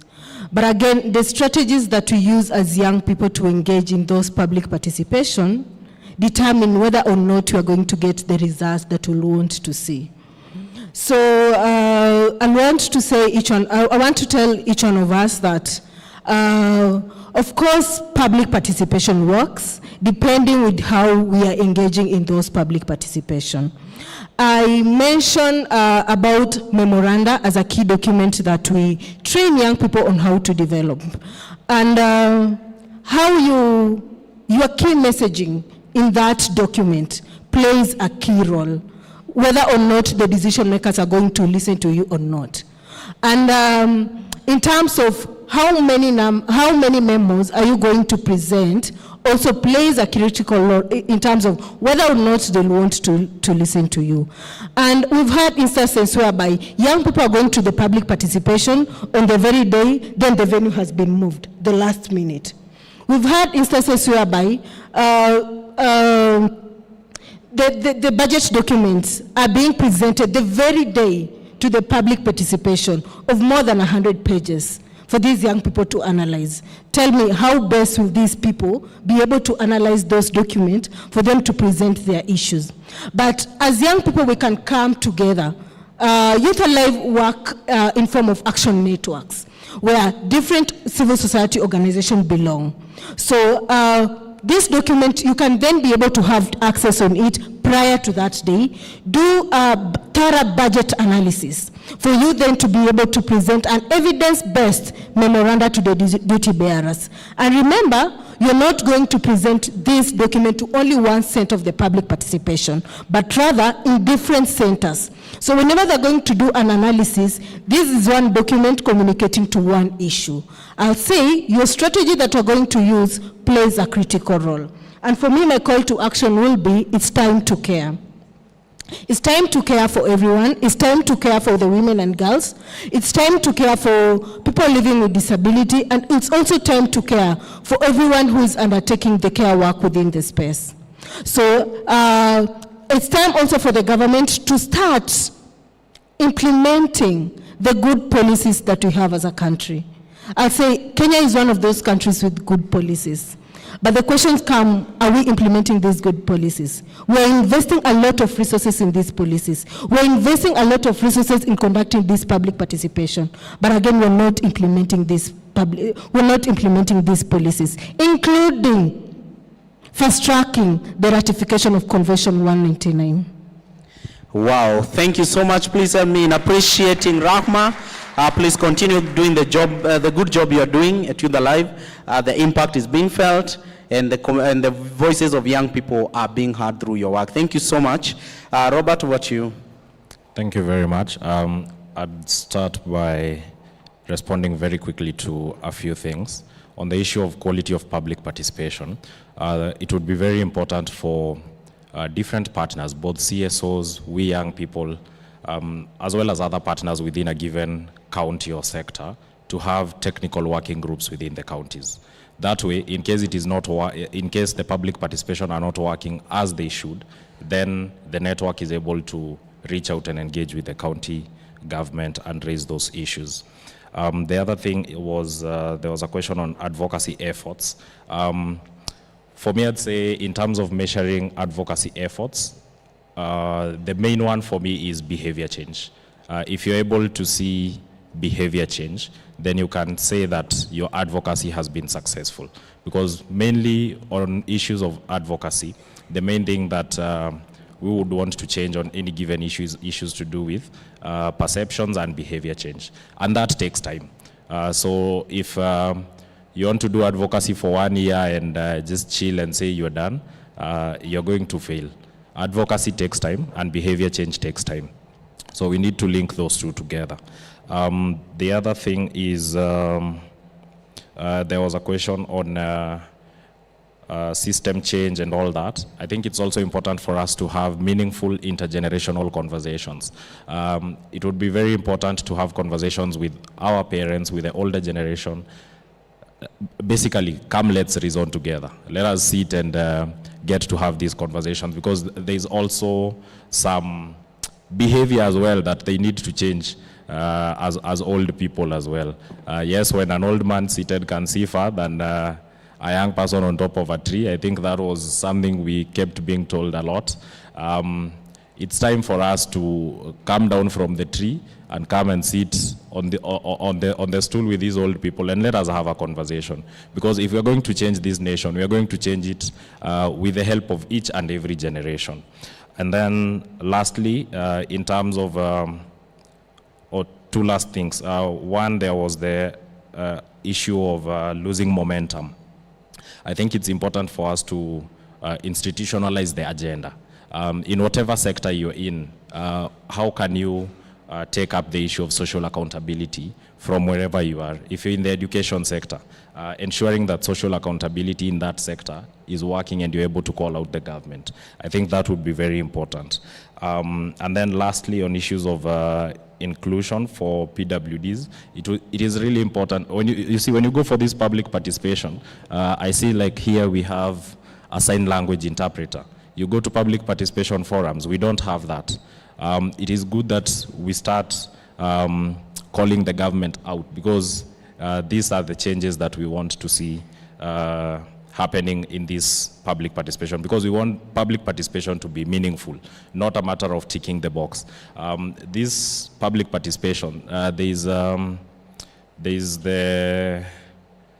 act that basically provides what needs to be done for a meaningful public participation, and one of it is advertising 2 weeks before. But this has not been happening. Some of them are going to advertise in the newspapers and then change venues last minute, like it has been said.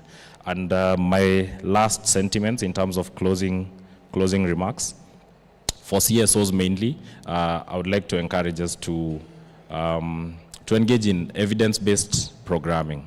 Let's just not do something because it has been done in any given institution over and over.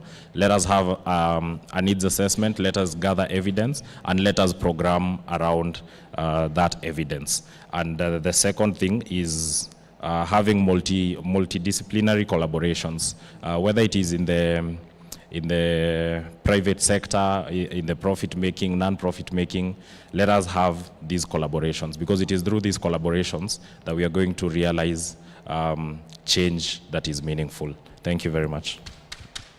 Yeah, thank you very much, Robert, for your insights. We appreciate your time. Thank you so much. Please let us give a better hand for Robert. And to our very own Mercy, please give us your closing remarks. Before that, I'd like to answer the 3 questions that have been directed to me. Pamela, you said that we need a strategy to strengthen us as the young people, as the Gen Z movement, as the millennials. And when we started, the introduction was, I am founder of Kenya Ni Home. So we said everyone should do what they can to bring the difference. What is Kenya Ni Home doing to make change and bring the difference for now and for the future? On 7th of September, we will be launching the National Civic Education and Engagement Tour that seeks to educate the Kenyan child and the Kenyan voter, the Kenyan common mwananchi, on their rights and responsibilities. We also said that we need action points and results. So what are the results that we expect to see as Kenya Ni Home, or how are we going to know that this civic education and engagement actually worked? Number 1, get people who don't have IDs to have IDs. That is a result that we expect to see. So when we say we are moving from county to county, we are calling on the young people to wake up, come to the chief's office, occupy the chief's office, occupy the IEBC, so that you can also get a voter's card. So how are we going to know that this worked? Get an ID, get a voter's card. That is the result that we expect to see even before 2027. A gentleman has brought out a certain point of we are going to face challenges. I want to bring out very clearly that what the government does to you, it tells to you the defeatist mentality. And what is the defeatist mentality? It tells you, you see, what you're doing is not bringing a change, or if it will bring a change, it will take so much time. And so what do you need to do? Just stop and go on with your life and, go to these low-income jobs that we are getting you as housemaids and drivers abroad because we are trying to help you. And as youth, we need to not buy into that defeatist mentality. The wheels of justice may move slowly, but they surely move. And eventually, we are going to see the results. When I started, I told you about the Hunger Games. And President Snow said, a small spark is good as long as it is contained. So as youth, refuse to be contained, because therein lies your power. when you cannot be contained, when you speak your mind, when we say occupy IEBC and you go and occupy IEBC, when we say occupy chief's office and you go and occupy the chief's office. Isaac brought out a question. He asked about how to get involved. I am going to answer that in my call to action. I have 4 calls to action on this International Youth Day. Number 1, search out and spread the light. Shine the light on the story behind the story. There is always a story behind the story that you know. We have politicians that bring bad governance. We have corrupt politicians. We have billionaires that are evading tax. So as Chege is busy paying her bills to pay the politician to stay in office, there is a big rolling mill farm that has evaded tax and they signed an agreement with the government to evade tax for 10 years, which was signed in 2013. Now it is 2024, they signed again with the government, and they have evaded a tax total of 27 trillion shillings. So as you pay your tax from that 100 bob, when you're struggling, when you are in the care work, when you're a teacher or a doctor, there is a big firm that is colluding with the government, that is selling you the defeatist mentality and telling you, please don't do it. You know, we care about you. We have looked for you. We have looked for work for you to go and be a driver, to go and be a house help. Why are you fighting? So search for the story behind the story. Look for it because it is always there. Democracy depends upon transparency. The second call to action. Use local, individual, community and community power to change the laws, to change the governmental systems. Because again, when President Snow tells you, may the odds be always in your favor, the system is designed in such a way that there is no time the odds will ever be in your favor. And so you cannot sit down and you know, look helpless and feel powerless when you are the sovereign in this country. Use local power, use your individual power as a voice, as one person. What can I do to bring a difference? Third, call to action. Join an organization or start an organization that will bring changes to local, national, international, and global laws. It is actually possible. We are talking about the ratification of a very good initiative. And if you have not joined an organization, or if you have not started an organization, how are you going to know about it? How are you going to contribute your voice? You cannot afford to not be involved. Bottom line of 3 call to action is get involved. Get involved in whatever capacity you can. Get involved. The last call to action. Help a corporation understand that it must serve the public interest. Flood their emails, flood their tweets, flood their Facebook, their Instagram. We saw during the Reject the Finance Bill protests that the youth came out in large numbers and sent emails to IMF and World Bank telling them, you know what, stop, because this money, first of all, is not getting to us. And then what you do is you now lord over the politicians and tell them, now put these tax laws into work. And you cannot afford to just sit when you have a phone and you can write an email, or you can tweet, or you can, you know, send a Facebook message. Get involved. The lady said that these protests have been labeled anti-government.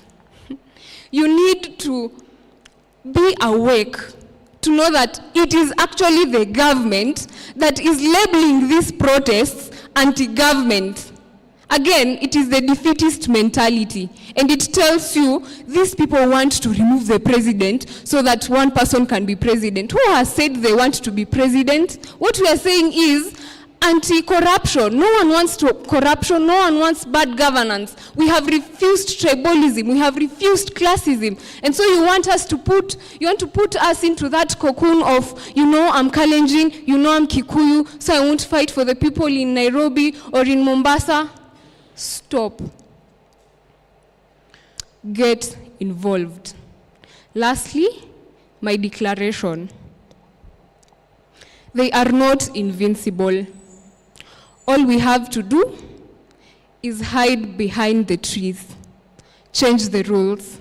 That is something George Washington said during the Second World War. So wake up, change the rules. We are coming for them. Yes, they are not invisible. All we have to do, I will repeat, they are not invincible. All we have to do is hide behind the trees. Change the rules. Wow, thank you so much, Mercy.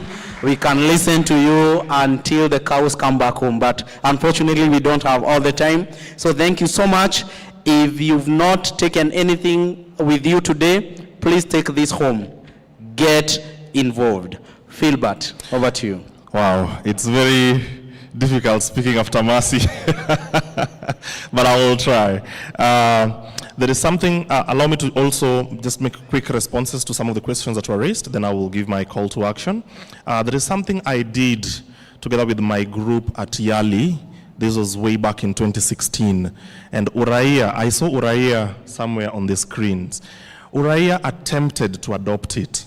This was a platform, it was a mobile-based, web-based platform integrated that was supposed to help young people. The problem statement that we were given was, how can we improve young people's participation in the civic processes? I was in the civic leadership track. We came up with a mobile app whose main goal was to help, instead of taking young people to the civic public participation processes, this was supposed to bring public participation to the smartphones and to the mobile phones that young people use. I think it's time, look at what technology has been able to do. We cannot fail to do some of these things. There are countries where, this question has been asked severally. We trust Safaricom with our M-Pesa.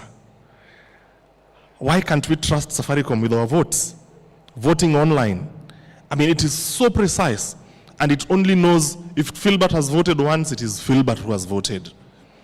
I trust M-Pesa with hundreds of thousands, and they know that it is only Philbert who has this particular number. Why can't I use that number to vote? Na ijulikane ni mimi peke yangu ndio nimefanya nini? Ndio nimepiga hiyo kura.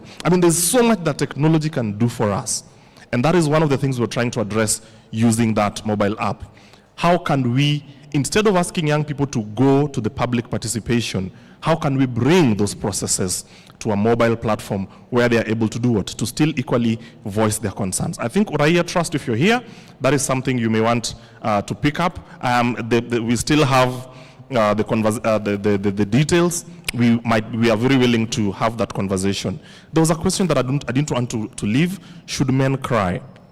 Now, this is more on men, my fellow men who are here. I will tell you, please cry. For your mental health, it is good. It is very healthy for you. But then again, I know you will say this, that within the social context that we are in, if you're seen crying, you will be labeled weak. If you must go into a closet to cry, please go there and cry. I don't know whether there's a national television here. I, Philbert Aganyo, I cry. If that is going to encourage you to cry, please do. It is good for your mental health. A number of men we have lost because they do not want to be labeled. I don't know how that means. And when we talk about gender roles and gender norms, there are some harmful cultural norms and gender roles that we may need to reverse. This is a broader conversation that time may not allow us to explore, but I'm willing to sit on another panel, Rahma, if you invite me, so that we have a broader conversation around that. Awareness for youth in religious advocacy. You asked this, how can we ensure that young people take advantage of their churches, their mosques, their temples to have their voices heard and to speak to their senior religious leaders. There is something I have been doing, and I'm here to make this declaration that I'm going to be doing this free of charge. I have been trained as a youth advocate by the UNICEF. There's a very elaborate tool they have called the Youth Advocacy Guide, which I feel every young person may need to be trained on. I'm one of the TOTs in Kenya. I think we are about only 3 of us who were trained by UNICEF. I've so far trained the Kenya Interfaith Youth Network, I've trained the Red Cross, I've trained the Horn of Africa Youth, the Youth Senate, a few representatives. I am available and I'm willing to give this training free of charge. If you're going to take care of your transport and the food that you will eat, it's a whole week's training. As a facilitator, I will not charge you. I will bring my team, we will come and have a training. Why is this training important? Because it will open your mind towards how can you shape your advocacy journey and your advocacy story that will also enable you to hold to account the leaders, not just at the national, but those that you have at your local level, including your churches, your pastors, your reverends, and so on and so forth. Opportunity pathways for commoners. I am also a commoner. And I want to say this, I like attaching my story to other people's stories because you have to begin from where you are. I don't drink, and there's nothing religious about it. Religion only came to compound that. But the reason why I don't drink is because there's a joke in my family that our dad drank our share. I saw literally what alcohol did to my family when I was growing up. Gender-based violence. It almost broke my family apart. So my big brother, we're only 2 brothers. My big brother and I said, our dad already drank our share. We don't drink. But I buy. Initially I was so radical that I could not even buy my colleagues. When we meet and we're having a good time with friends, nowadays my pocket may open and I might, so don't be scared to come to talk to me. It's a personal choice that I took because of that. Why am I giving this? It's because if I had even a quarter of the mentors that we have currently, I don't think I would be here. I'd be probably somewhere, sitting in some global office somewhere. But that does not lessen the journey that I have taken. There are so many opportunities that we have. If not for my friends, I wouldn't have known about YALI. There is another one that I learned about in the YALI cohort itself, called the IVLP, International Visitor Leadership Program at the US Embassy. There is art, there's poetry. There are so many opportunities for young people to be engaged, and all you need to do is to improve on our digital literacy and digital capacity. There's so much information online that young people need to take advantage of, but a good number of them do not have the capacity and the means to be able to do it, to access this. So if there is something that we can do, and I've already compounded this in my call to action, let us try as much as possible to increase and to support young people's digital capacity. For me, digital capacity reigns supreme. 80% of our academic institutions are supported by a religion. Okay? The Catholics, the PCEA, we have so many universities, St. Paul's. At least most of these universities and academic institutions are supported by a church. Or we even have UMA, the Muslim university.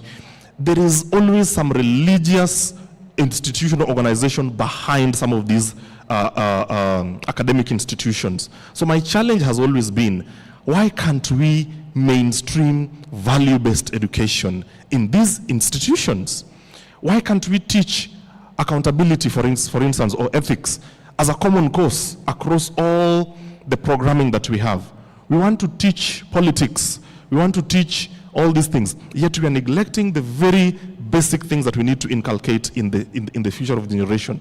So that challenge goes to that particular organization. My call to action is one, but I will channel it to 3 different groups. That's because the Get Involved has already been spoken about extensively by Mercy. My call to action is simple. Live our faith. Be the sermon. Live your faith. Be the sermon. In my church, we have an activity we call Global Youth Day. Happens in March every year. And we've been able to rope even the other interfaith groups to join it. This is an opportunity for young people to go out and do acts of community service. Not just acts of community service, but to also, the sermon that you preach in church, you actually given an opportunity to live it for an entire week, to see how effective it can be. Many of us just want to listen to good sermons, but when it comes to being that sermon that you want to be preached, we shy away. So my call to action, the first category is to all of us as young people. Live your faith, be the sermon. Champion for justice, inspire the other generations that will come after you, be the sermon. The second category is to the religious leaders. Religious leaders, I feel I need to speak about this. Live your faith and be the sermon. The sermon that you preach on the pulpit, the sermon that you preach out there, live it. Be that sermon. Last is to the political class and even to our president. Be the sermon that you'd want to preach to other people. When you talk about justice, when you talk about inspiring future leaders, calling people to the table to talk, bringing values, accountability, fighting corruption, be the sermon that you want others to listen to. Thank you so much. Wow, thank you so much, Philbert, for those insightful remarks. As we close, thank you so much to my panel. Thank you so much for creating time. Thank you for sharing the knowledge that you have and also giving key commitments on this International Youth Day. So before we go for lunch, I will want to invite the Executive Director of Youth Alive to please come close this session for us as my panel is still seated. And then immediately we do that, we'll get a picture with the panel and we can proceed for lunch. I'm advised that your meal cards will be outside the door. Please, as we walk out after this session, please take your meal card as you walk out to lunch. So Dennis, please welcome. Please let's appreciate Dennis as he comes.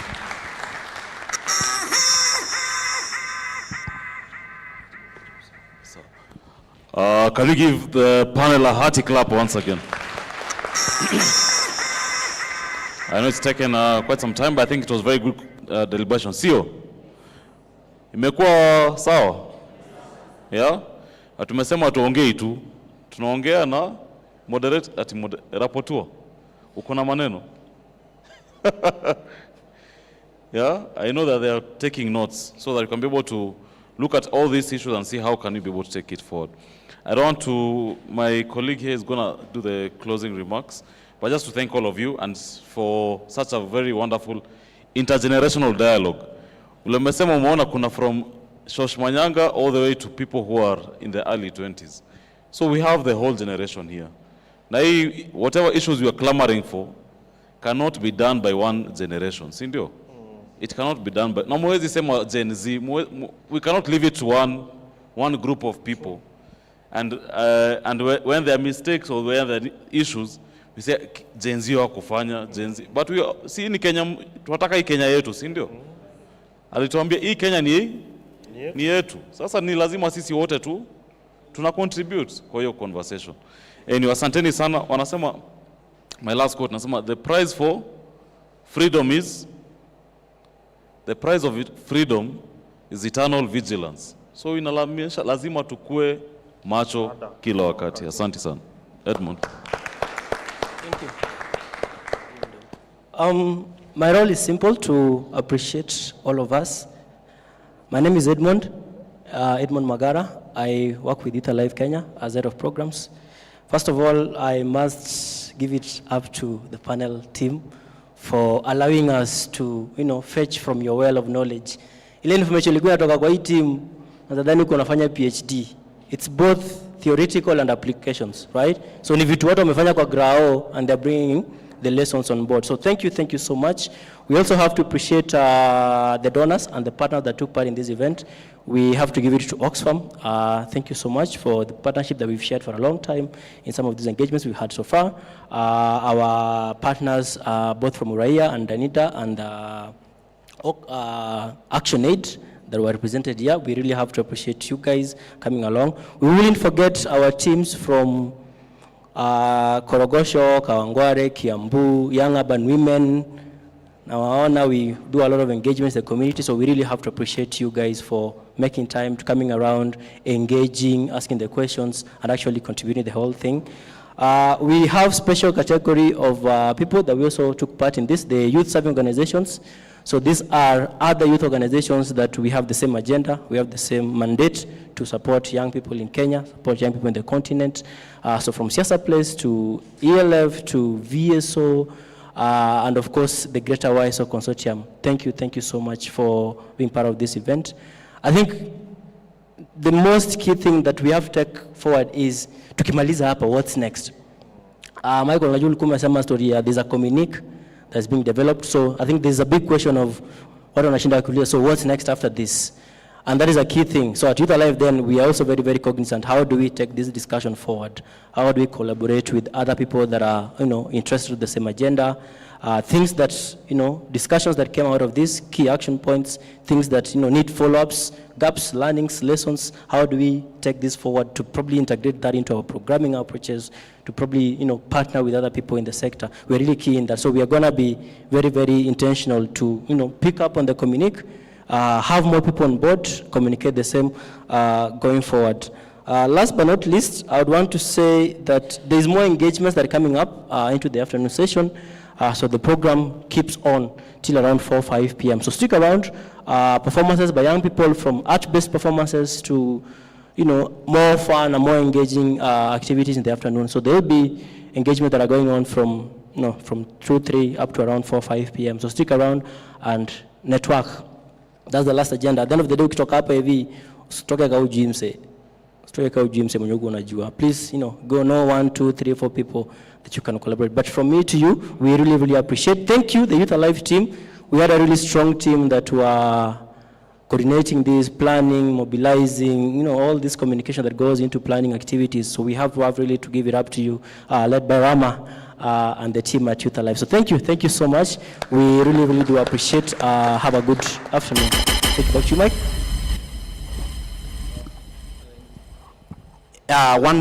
One announcement. I'm told there is someone who has lost her purse. Betty Akoth.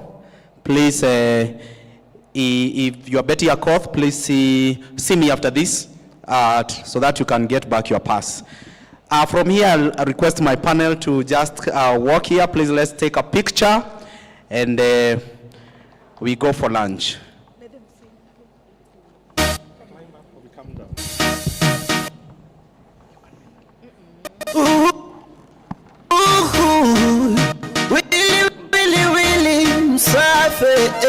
DJ Sammy Lee Sparta 254.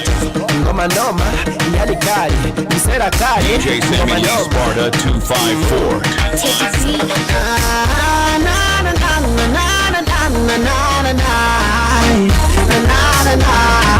Wacha nisifu.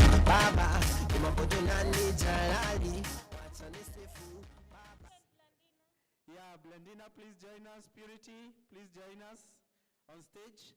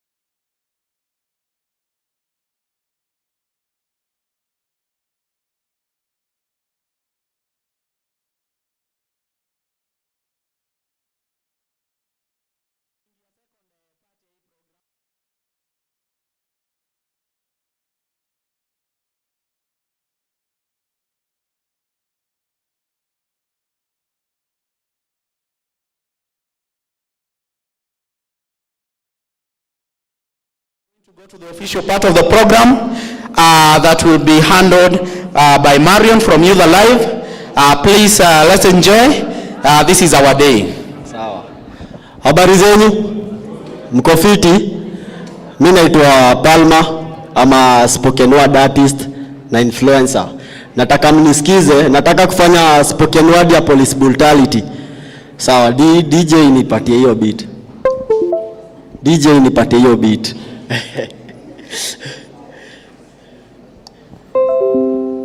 DJ nipatie hiyo beat.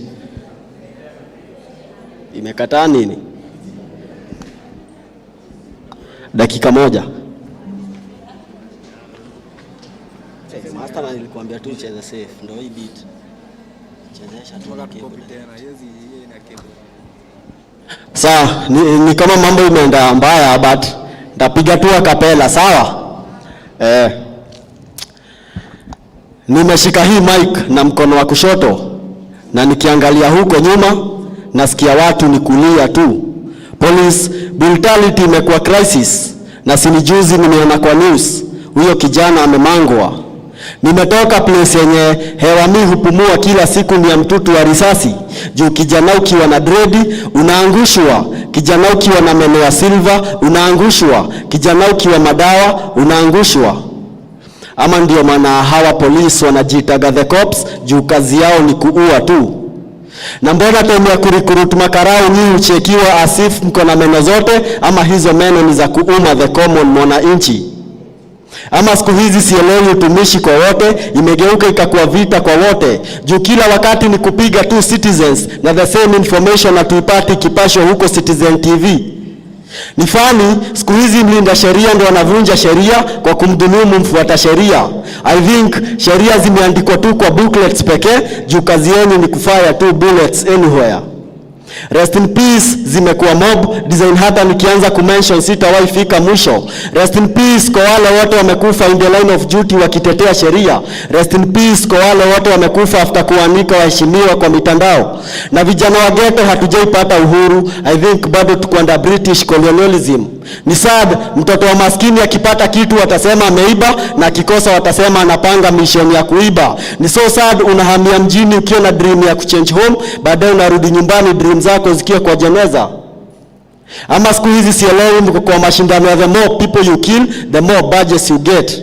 Sielewi mbona wanasema justice is around the corner, ama sijui ni ile kona mbaya. Na justice mimi najua huku wa served free and fair ni mob justice pekee. Palma. Wase Palma, Palma, Palma, Palma. Wow, thank you so much. I want to give this session to the lovely Marion from Power 254 to run with the program. Karibu sana. Thank you so much. Makofi kwake. And thank you so much, Palma. What a way to introduce us to the next session.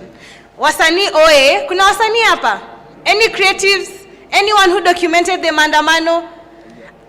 Yay! Let's give them a round of applause. So before I start, my name is Marion Guy. I am the program manager of Power 254. And at Power 254, we work with young people. We are a youth-led organization, and we empower them through civic education.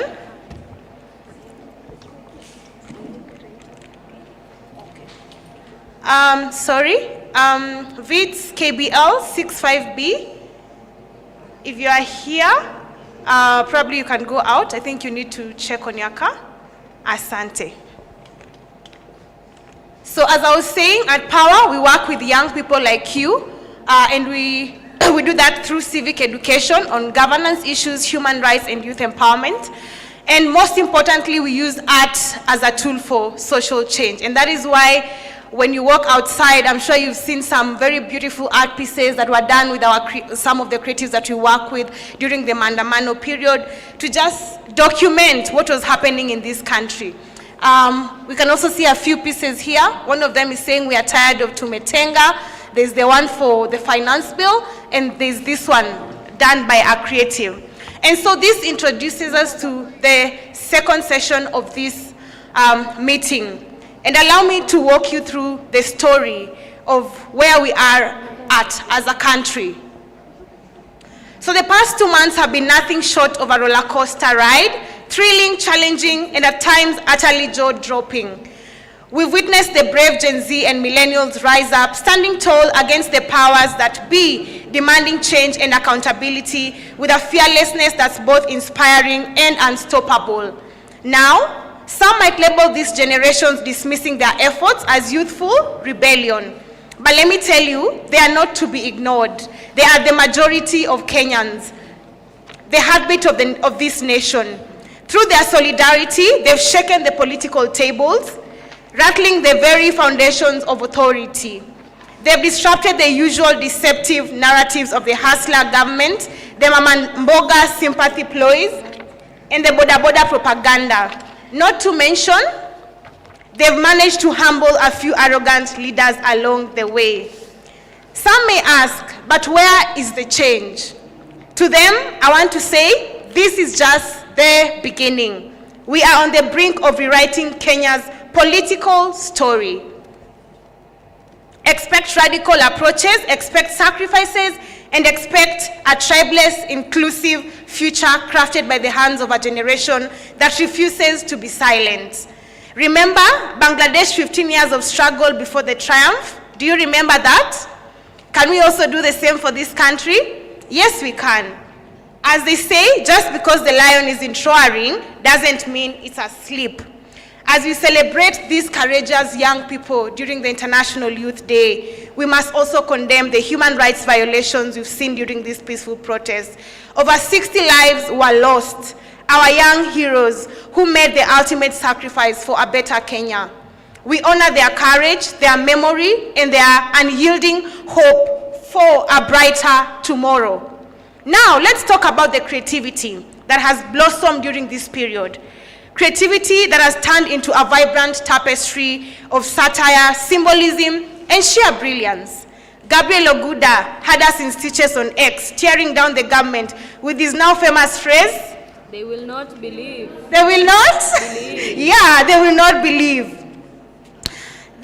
Njugush, with his hilarious skits, showed us the absurdity of our political system, leaving us laughing and thinking all at once. Symbolism was everywhere, from the streets to social media, whether it was the pigs representing the rot in government or the ingenious protest art that captured our collective frustration. Talented filmmakers in the house, talented filmmakers brought out their $1 million gadgets to document this pivotal moment in our history. While influencers took to the streets and used their platforms to educate and mobilize. And who could forget the media? Our African brothers and sisters standing in solidarity, and yes, even the baddies. Any baddies in the house? Yeah. Even the baddies who added that extra flair to the protests. The famous Nganyas. If you're on the streets, did you see the Nganyas? What were they doing? They were roaming, right? Celebrating the Kenyan matatu culture, and the musicians, DJs, and MCs who kept the energy alive, making maandamano not just powerful, but unforgettable. I could go on and on about the bittersweet, fun, and heartbreaking moments we've shared during this journey, but that's exactly why we are here today, ladies and gentlemen, to have an in-depth conversation on the recent happenings and the best way forward in engaging the youth in all spheres in decision-making processes, including the creatives in this country. Most importantly, establish how young people can leverage on their creativity to empower each other. Finally, I must acknowledge that there is a shift in our civic space, in our civic and political space. And it is important that we figure out the best way to move forward, inclusive of the young people who are at the forefront during the Maandamano. My name is Marion Guy, and now join me in saying, we the people. We the people. We the people. We the people. As enshrined in Article 1 of the Kenyan Constitution. I will stop from there, and I'd like to welcome our keynote speaker, Mr. Oliver Wandai, the Executive Director of Uraia Trust. Karibu, Oliver. Thank you.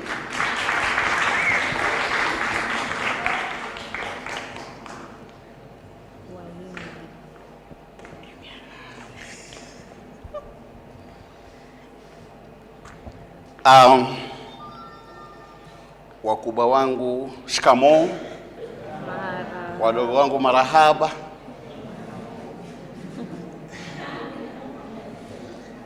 Asanteni sana kwa mwaliko wenu. Walionialika, walio katika busara zao waliona ni vyema mimi nije ninkuja. Tuelewana sote? Kuna yeyote ambaye haelewi lugha taifa? Si nyote mwelewa? Tunkuja leo kusema enough is enough. Kwa alivyonitambulisha mwenzangu Marion, mimi naitwa Oliver Waindi, ambao sasa hivi kwa neema ya Mwenyezi Mungu nina nafasi ya kuongoza uraia. Wangapi wamewahi kusikia uraia? Asante. Ambao kitambulisho chetu kikubwa ni Constitution ya Kenya. Kijitabu kidogo, rangi ya kijani kibichi. Haidhuru. Nimepigiwa simu jana nikaambiwa bwana, kuja usisimue vijana, na mimi nikuja hapa kusisimua vijana. Nimekuja katika hali ya kuudhika na yaliyotendeka, lakini vivile katika hali ya furaha, naangalia upeo ambao uko mbele na nafurahia sana kwa sababu mbele kuko sawa. Mwenyezi Mungu kwa neema zake amenipatia miaka 51. Hivi ikifika tarehe 14 mwezi wa 10 nafika 51. Si kama nyinyi ambao mmefika hiyo miaka yote lakini mwajifanya kila mmoja anzaliwa 27. Mimi 27. Kwa hivyo tumekaa nchi hii miaka 51. Na kwa neema ya Mungu nimeona nchi hii ikiwa katika hali nzuri ambayo yalikuwa na matunda ya kutosheleza kila mtu. Na vile vile nimeona ikianza kupungua katika hadhi yake na katika hali yake hadi ikafika ilivyofika leo hii, ambao vijana wetu 66 wamemezwa katika al-inkishafi. Al-inkishafi ni katika makaburi yetu. Ni jambo la kuhuzunisha sana, kwa sababu mimi nina upeo na uwezo na nina nafasi ya kuzungumza na viongozi, kutoka kwa rais wetu mpaka katika viongozi wengine wote katika kila sehemu ya Kenya hii. Na ninapozungumza nao nazungumza nikiwa na hamaki sana, kwa sababu ningependa nchi yangu iwe nchi ambayo mimi katika kukua kwangu nimebalehe nikiwa naishi Mombasa, nimeona nchi ambayo ilikuwa nzuri sana, ambao watalii kila kunakokucha walikuja katika malori, katika mabasi na katika matreni wakishuka kule down. Ndio nchi ambayo nilikulia. Hakukuwa na ukabila, kulikuwa na nafasi ya kila moja. Hiyo nafasi ilienda wapi? Anapozungumza huyu kijana ambaye amekuja akapiga shairi yake, si vivi hivi tu. Ni huzuni kubwa sana, kwa sababu vijana wetu, mimi ni baba wa kijana ambaye amepotelea katika drugs tu, kwa sababu hakuna matumaini kwa vijana wetu. Tuliowachagua katika hali ya kututengezea nchi yetu ndio hao wametudhulumu. Tena takriban alivyofanya yule Judas Iscariot, wameharibu nchi yetu na ufisadi mwingi na ukabila na tabia mbovu tu. Simuelewa lakini halo najizungumzia ama tuelewana? Nisema ni kuja katika jukwaa hili leo kuonesha kwamba nimekasirika na yanayoendelea katika nchi yetu. Tuko 54 milioni. Tuna kila kitu katika rasilimali ambayo tunao katika nchi yetu Mwenyezi Mungu ametupatia. Si madini, si maziwa, si mito, si bahari, si ufuo, si wanyama, si miti, si matunda, si mboga. Tuna kila kitu, lakini zaidi ya hivyo ni katika akili zetu. Kila mmoja wetu hapa amesoma,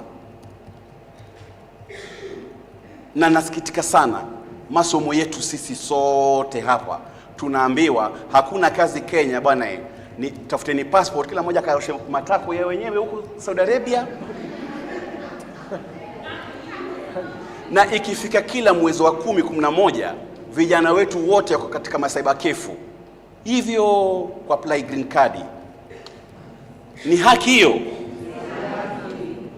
Hapa mimi ni executive director, kila kuna kukucha, na wenzangu hapa naweza waambia, ninapata barua ambazo hazipungui 10 za kuomba kazi, na kila ninapoingia katika ofisi yangu napata halaiki ya watu wananisubiri, aidha nipate internship, attachment ama kazi. Wote hao ni vijana barubaru ambao wana vibarua vya kutoka Kenyatta University, kutoka Maseno University, lakini hizi university zetu zote hatuzitambui. Kuna zingine zaitwa team university ambazo lazima uende katika internet ndio uambiwe iko wapi. Hao ndio wanapata uwaziri wetu katika Kenya hii, wanapata ugavana katika Kenya hii. Vijana wetu hawana namna, hawana hope, hawana matumaini. Tena wanapoenda katika barabara kuuliza, jamani, ni nchi yetu, tuomba haki zetu, alivyosema Bwana Marion, with the people, kwamba hii haki ni yetu. Sijapewa haki na Kenyatta, sijapewa haki na Raila, sijapewa haki na Moi, sijapewa haki na Uhuru wala Ruto wala nani. Haki nimepewa na Mwenyezi Mungu, ambao katika hekima yake akaona mimi sikuzalii wapi Senegali ama Mauritania ama South Africa, wewe na kuweka Kenya. Sote tumejikuta katika nchi hii. Mbona tuharibie wengine? Naomba makofi kwanza. Subiri, tuendelee tusiendelee? Mimi nimeitwa leo kwa sisimua na tena kwa chokoza na kwa tia mori vile vile. Waliosoma tamthilia ama riwaya ama waliofanya fasihi, kuna kitabu kinaitwa Nyota ya Rehema, ambao kuna bwana pale aitwa Sulubu. Sulubu alikasirika, maana alisema, kitambo nilikuwa na matumaini kwa sababu nilikuwa na ndoto, lakini sasa hivi nimefika hapa hakuna ndoto tena. Tumemwagika katika streets sote Kenya nzima. Hivi tumekaa tunatoka na madamu na majasho, Raila akajitokeza kaa. Muona hiyo?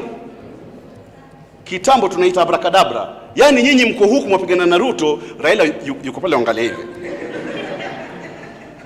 Mkitanabahi ndio huyo Mbadi, Wandai, Joho, Oparanya, nyinyi mko vile vile tu. Mpaka Ruto sasa hivi ana nguvu, amepepea kwenda zake Kigali. Hamkumwona jana?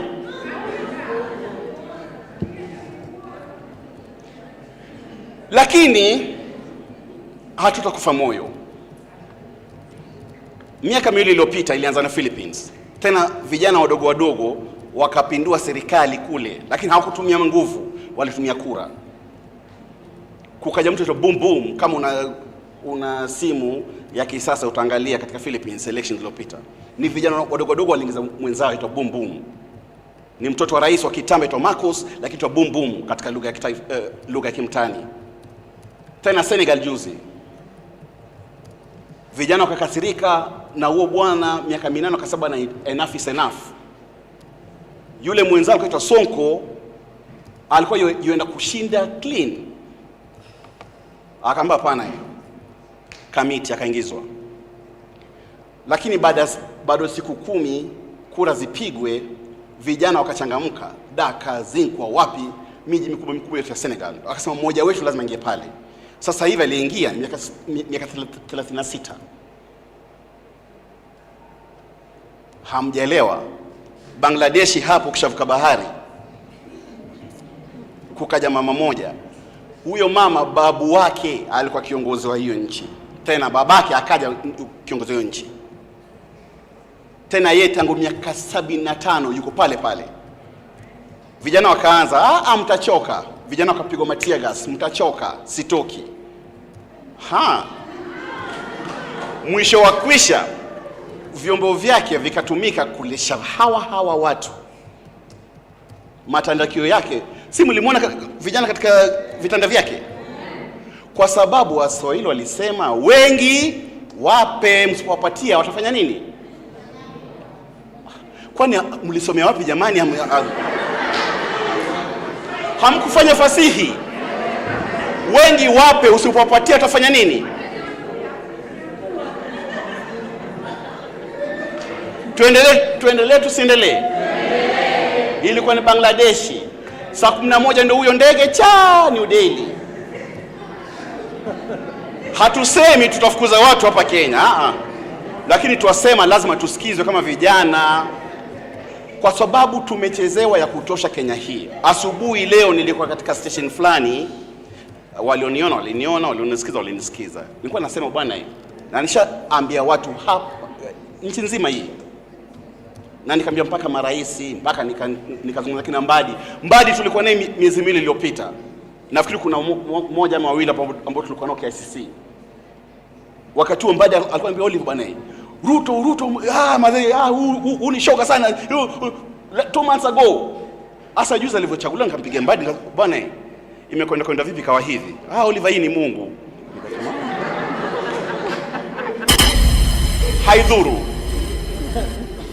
Haidhuru, isitoshe.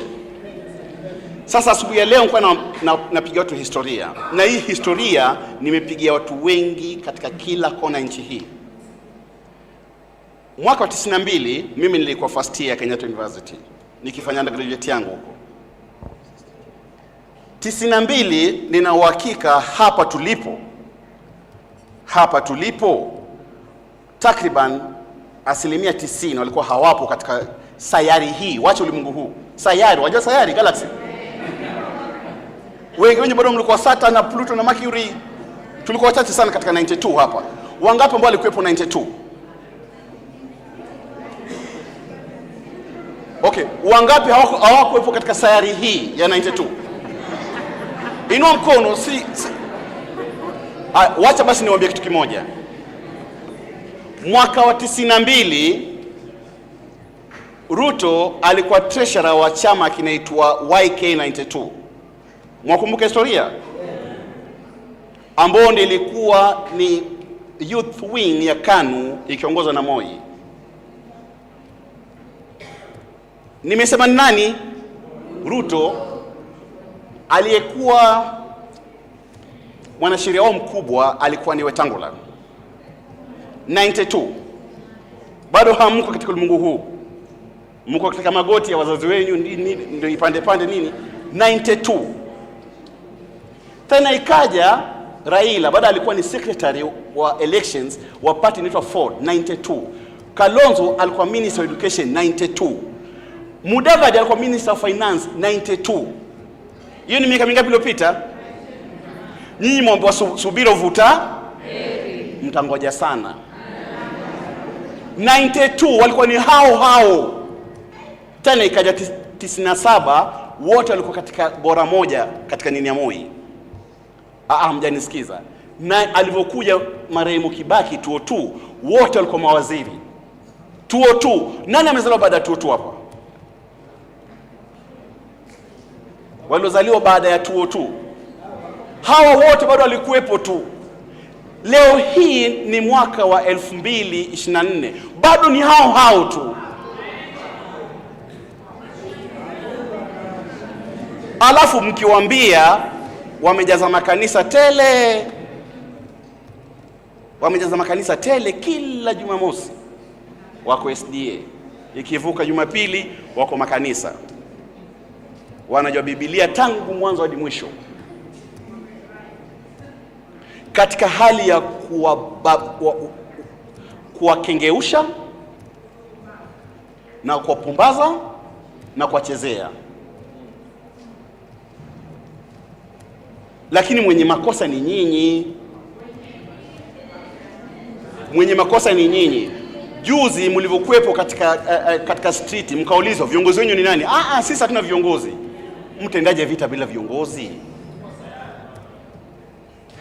Sasa kwa sababu kuna vacuum katika uongozi wenu, Raila akajitokeza akasema yeye pia ni Gen Z. Mwacheka. Kumbe yeye mwenyewe ni burukenge katika msafara wa mamba.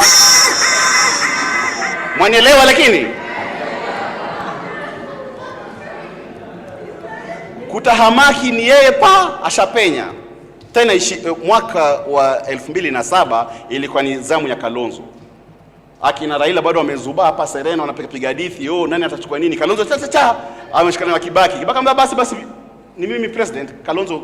Kwa hivyo hii maneno ya kupenya katikati haijaanza leo, ilianza kitambo sana. Lakini tungependa kizazi hiki kikomeshe. All right? It has to come to stop. It has to come to an end. Kizazi hiki kina uwezo. Kati ya wa Kenya milioni 54, milioni 32 wako miaka 30 kurudi nyuma. Wana uwezo wa kuniweka mimi nikawa rais. Kwa hiyo wana uwezo wa kumtonyoka pangoni na kumregesha watakapo. Lakini kwa sababu nyinyi ni vibes cartel, sijui kina nani, inakuwa kwamba hamna seriousness yoyote katika kuapproach maneno ambayo yana affect. Leo hii, adhuhuri ya leo, katika jukwaa hili, naombeni kuwa tuwe young people. Ndio mimi nauliza, hata nilikuwa nauliza juzi, hawa vijana wetu watapata nafasi lini? If you are the ones that are always there. Mimi uraia nina wafanyikazi 500 kwa jumla, hapa Nairobi wako 30. Wengine wako hapa wawili. All of them wako below 30. Because I want to give young people that opportunity. But are you prepared to take that leadership? Do you have the qualities? Haitoshi wewe kusambaza tu. Kwanza nyinyi wasichana wetu. It's not about your body anymore. Your body comes with the brains. Mwamuona Kamala Harris. Mwamjua Kamala Harris? Ama nyinyi mwajua tu size 8. Kamala Harris ndiye atakuwa rais wa America in the next 87 days. But ni brains, beauty with brains. Don't destroy your life because of the beauty. Beauty comes and goes. The only thing that stays ni uwezo wako wa kustahimili, attitude yako, whatever is here and whatever is here. Because sooner or later, beauty fades away. And we want our young boys and girls to know that you can only be a youth for a certain time. All of us are youth. And if you don't take care of your youth, then old age will not help you. Utafika 40 na 50, mwili umeharibika kabisa. Either huwezi kwa sababu hamwezi, hata nyinyi hamwendi mazoezi. Asa mwili unafika 40, hata wewe mwenyewe unaibu. How old are you? I'm 23. Na anapokuangalia wewe ni miaka 50 ama 60 kuelekea juu. Maana hayambatani wewe ninavyokuona wewe na miaka yako halisi. But ninavyosema ni kuwa can our youth, na ndio maana Biblia hata katika Quran kwamba invest in the youth because old age is coming. It pains me napona young people, including my own son, get into drugs and destroy themselves. Then tunaposema katika uraia, jamani nendeni mkachukue kura, hamtaki. Kwa hiyo tunapiga kura watu milioni 7 kati ya watu milioni 28. Hata hamshughuliki.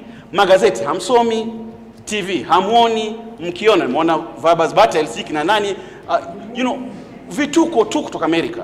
Lakini the real things affecting you on the ground, you don't do anything about them. Take votes, learn what's going on, go out, be proactive. And when you're proactive, one day this old nonsense ambao anatusumbua mbele will realize that young people have got the real powers. Hawaogopi sasa hivi because wanajua kwanza hamna bunduki, so you can't go to State House.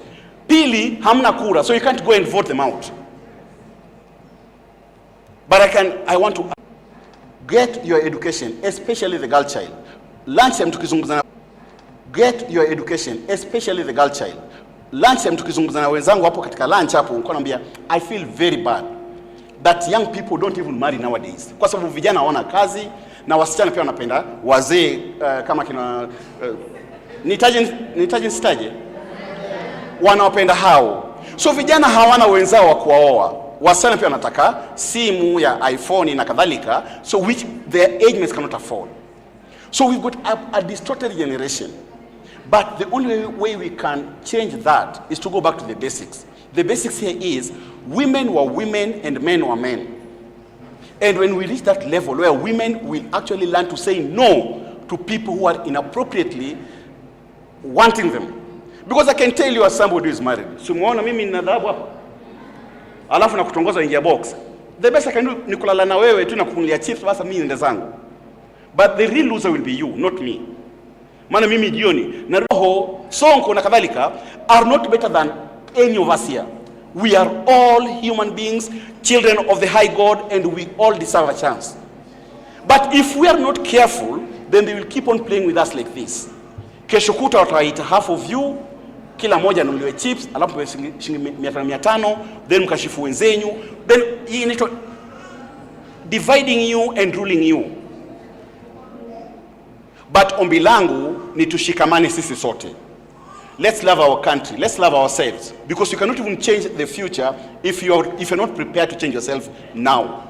Get good education, real education. Hata na hii akina Sonko na akina Joho hii ya kutafuta kwa internet. I'm talking of real education. And you don't have to go to the university. I'm just saying real education. Hata kama unaenda Kenya Technical, ama unaenda katika hairdressing, but una real education that can help you. Skills is everything. Because hata unapokuja katika ofisi yetu kutafuta kazi, we are looking for people who can work. So we are not just impressed by umekusanya makaratasi ambao umetoa siji wapi kama kina Joho. No, I'm asking real papers that can help you. If you get good papers, you get voter's card, you get good vision ahead. I am telling you, 2027, Ruto home, Raila Sonko, Kidero, itakataka yote, and we'll get good people who care about us. And that day, on the 8th of August, the IEBC of that day, probably headed by me, will announce. And I'm concluding by saying I have a particular interest in promoting women. Uraia, 80% of our staff are women, by choice. Because I think men have messed us up. And we want to promote women. Uraia is going out of its way to promote women. Hata wale ambao wataka contest, we actually finance them. I want a woman, and I really wish one day we can have a woman who is the president. Hii takataka ya wanaume, wacha wakaangalia Arsenal huko na hiyo takataka nyingine huko, let women lead. I can tell you from takrimu zetu ambazo ziko katika ofisi, the best 5 performing counties are all led by women. Number 5, might not have the super highways, but we'll have food in every home. When women lead, we may not have the super highways, the internet, but we'll have water in every homestead. Where women lead, we may not have the best stadium in the world, but we'll have hospitals where women can give birth. When women lead, we'll have our children going and getting medicine in the hospital, and they will not die before they're 5 years. When women lead. Because when women lead, Kenya will be better. Amen? Thank you.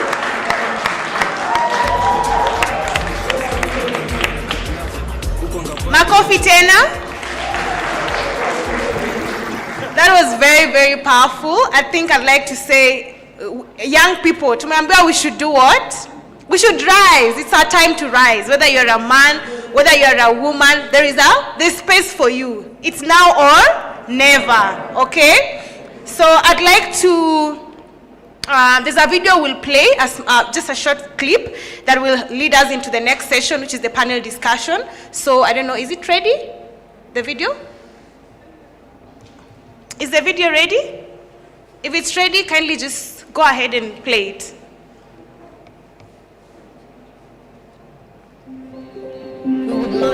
We would like to inform our viewers that we have received threats from authorities of intention to shut us up.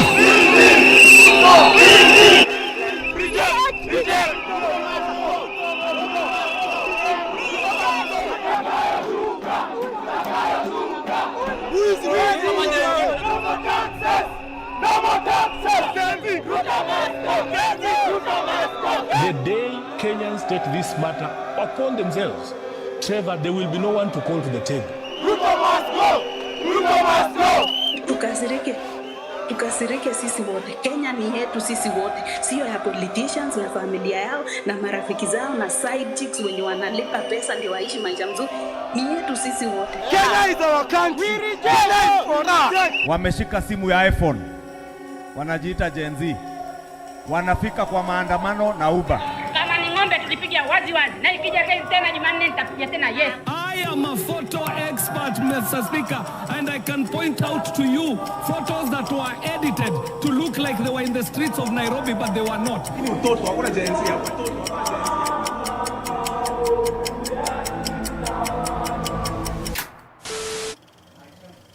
Now you may very well ask and very well wonder, given the numbers of people engaged on both sides, why it hasn't been stopped long ago. At bottom, it's a battle for information. This violent movement that takes several forms. The government has mobilized all resources at the nation's disposal to ensure that a situation of this nature will not recur again. At whatever cost.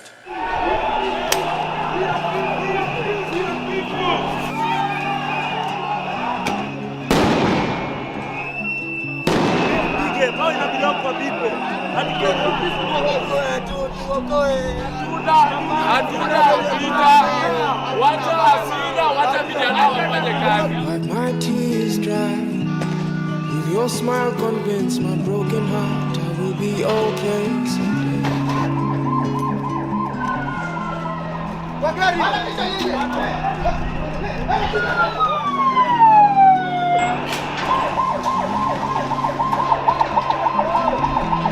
Take my wings and fly. Don't be scared to try and touch the sky. If you fall, I will be there. Anapiga watoto wetu risasi kama wanyama. Hiyo ni masaka ya Kenya. Hiyo ameanza masaka Kenya. Tafadhali mtuue sisi wazee. Mmetuachia nani? Sasa huyo kijana amekufa hapo. Mama yake amewaswa na nani? Kama baba yake. Akituua ataongoza nani Shetani?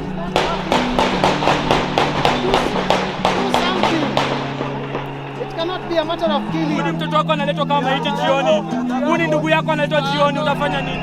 Niko na ugonjwa watu wa gunshots karibu 10 na askari wenzenu. Enda, mbia tutaua wengine wengi. Enda chukua wengine. Sawa. Kutoka. Basi utaua wengine wengi. Okoa ila wengine. Hola, happy support. Hola, happy support. Hola, happy support. Polisi ananichapa hivi nimefanya nini? Man, come and do more, man. Come with it. What am I gonna tell your sister, man? Ambia hao wengine wasonge kando, ni mimi na wewe mpaka mwisho. Ambia hao wengine wasonge kando, ni mimi na wewe mpaka mwisho. Ambia wengine wasonge kando, ni mimi na wewe mpaka mwisho. Ambia hao wengine wasonge kando, ni mimi na wewe, mimi na wewe tu.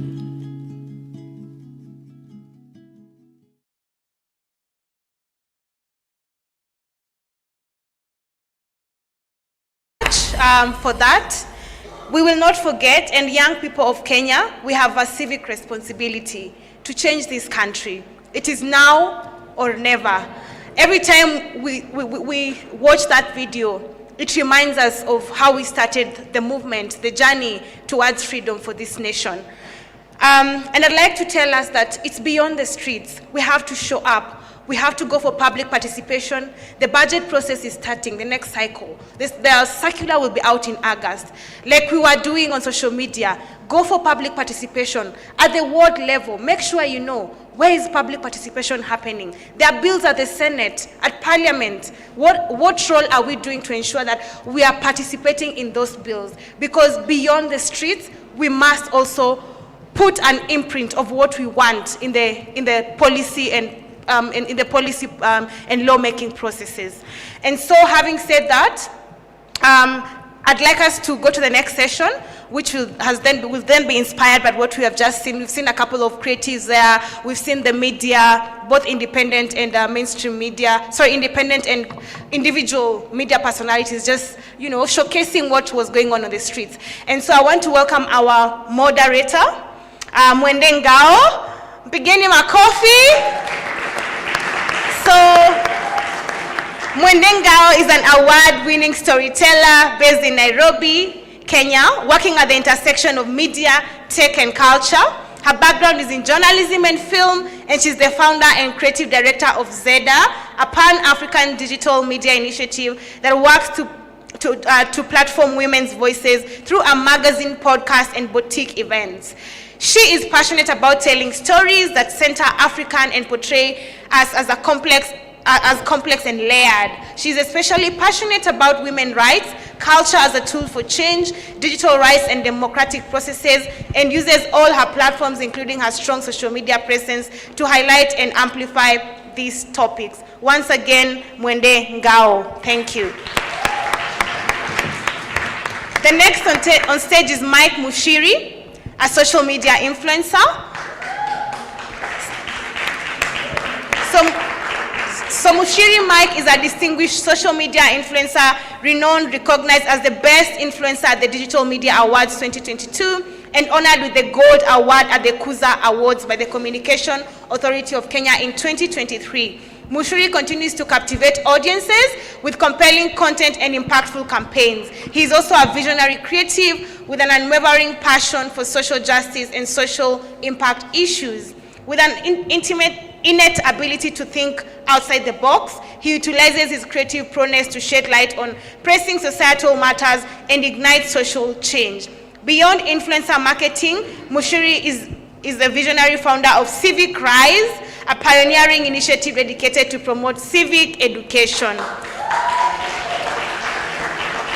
Through Civic Rise, Mushiri empowers Kenyans to engage meaningfully with civic issues, fostering informed citizenship and societal changes. Mike Mushiri again, clap for him. The next on stage is Ngatia, a storyteller. Ngatia is a storyteller with interest in different media. He has pursued tales through poetry, screenwriting, acting, and short stories. His work in orature has explored Kenyan history on stage, gaining prominence through a series of productions named Too Early for Birds, which he co-founded. Ngatia has performed around East Africa and is currently dipping into writing musicals under the NBO Musical Theatre Initiative. His most recent project is Diverse, a 2-hour-long poetry-based theatre production that premiered on April 21st, 2024. He is based in Nairobi, examining how our stories define identity while sipping on black tea. Ngatia for you. The next on stage is Muthoni Gitau. She's a podcaster and content creator. Muthoni Gitau is a multifaceted creative who has amassed over 5 million views on her innovative DIY content. As an interior designer, she blends aesthetics with functionality to create inspiring spaces. One of the most successful design projects was renovating an abandoned house from a colonial shell to a modern, aesthetically pleasing space on a shoestring budget. She's also a budding art director with 2 feature films under her belt, Cars Inheritance. Her work building sets for some of the most prominent productions in the country, like Black Boy Joy by Goofy and Legally Clueless podcast by Adele Onyango, showcase her versatility. With her podcast, Just Doing Life, she holds space for difficult conversations that uplift, inspire, and empower women to live authentically. Ladies and gentlemen, Muthoni Gitau. The next on stage is James Wamthai for Hapa Kenya. James is a content creator and a digital rights advocate. He is on the board of the Bloggers Association of Kenya, in brackets BAKE, and also serves as the director of partnerships. He is the founder of HapaKenya.com, an urban lifestyle news website. He loves reading, traveling, music, film, and football, and has a phobia for two-wheel contraptions. Ladies and gentlemen, James. And lastly, we have Gibson Maina from Brave Media, a human rights activist and community organizer. He was born and raised in Mathare slum. Let me just read it in his tone. I was born and raised in Mathare slum. I started my activism in response to extrajudicial killing of youth in poor neighborhoods. I am passionate about a global humanization project and organizing in social movements. I have organized at the community level with community-based organizations, nationally with local social movements, and internationally through the International League of People's Struggles. Ladies and gentlemen, Gibson Maina. So much.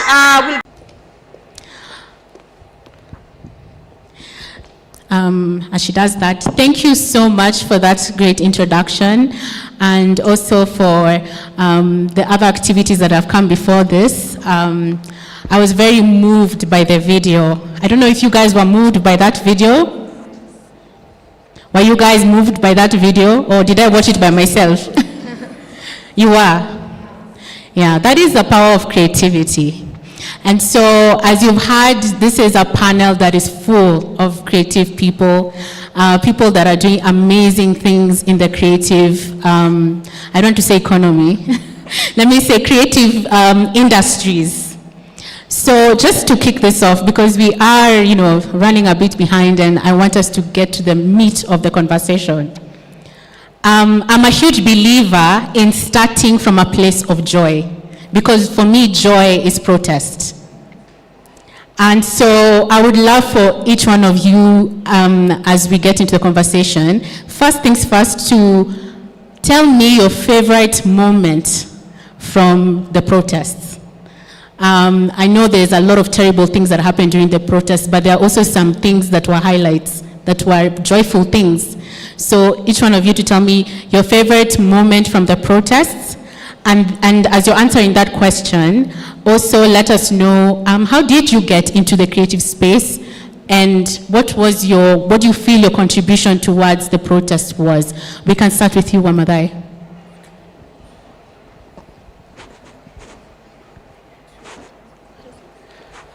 Check 1, 2. Oh, sorry. Hi everyone. It's nice to see all of you here. What am I supposed to start with?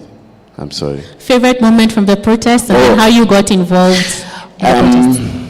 I feel like my favorite moment of the protest is seeing people uniting through music.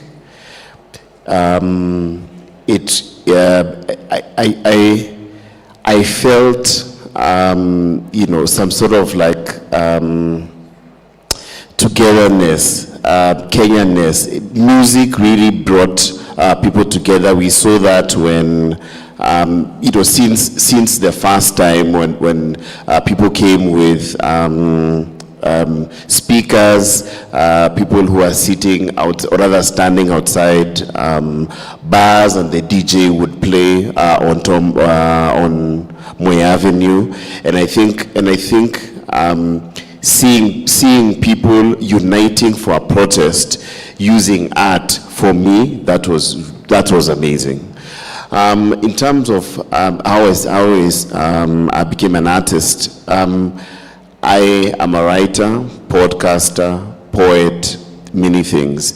I've always been a creative. Like, I've always written, I've always performed since I was very, very young. So this space, I always tell people that I was born to do this. I do not do a lot of creative, as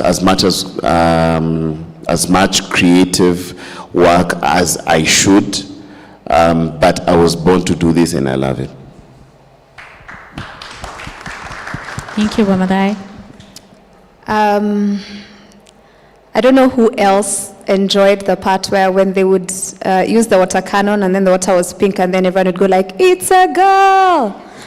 That was my favorite moment. The second one was also when they'd throw tear gas and you go like, "Yay!" Like, at one point, guys decided to just have fun. We're like, "Hey, kama tutakunywa tear gas, might as well enjoy it." And it sort of became a game, to the point where I remember at one point tulikuwa hapo GPO, and they would throw like tear gas canisters, and then we'd throw a ball, and then as they're throwing back the ball, we throw back the tear gas. So ni katko nacheza kati, but like hawako wanajua tunacheza kati until like tear gas zirudi. So for me, that was like one of my favorite moments, because I saw that, like, naturally, this was not my first time being in a protest. And naturally, the moment tear gas is just lobbed at people, wanakwanga like, time to go home. But this time round, ilikuwa like, hii kitu eventually zitaisha. So ilikuwa hata tuone like how many more we can take before they run out. They didn't run out. Unfortunately, they ended up doing other things. But for me, in that moment where it didn't matter, guys were like, we've decided we're going to be here, so no matter what, we're still going to be here.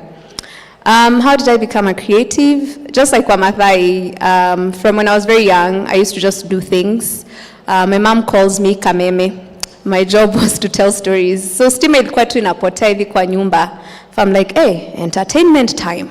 So that's how I ended up in all the spaces that I've been in. To how did I find myself in the protests and what contribution?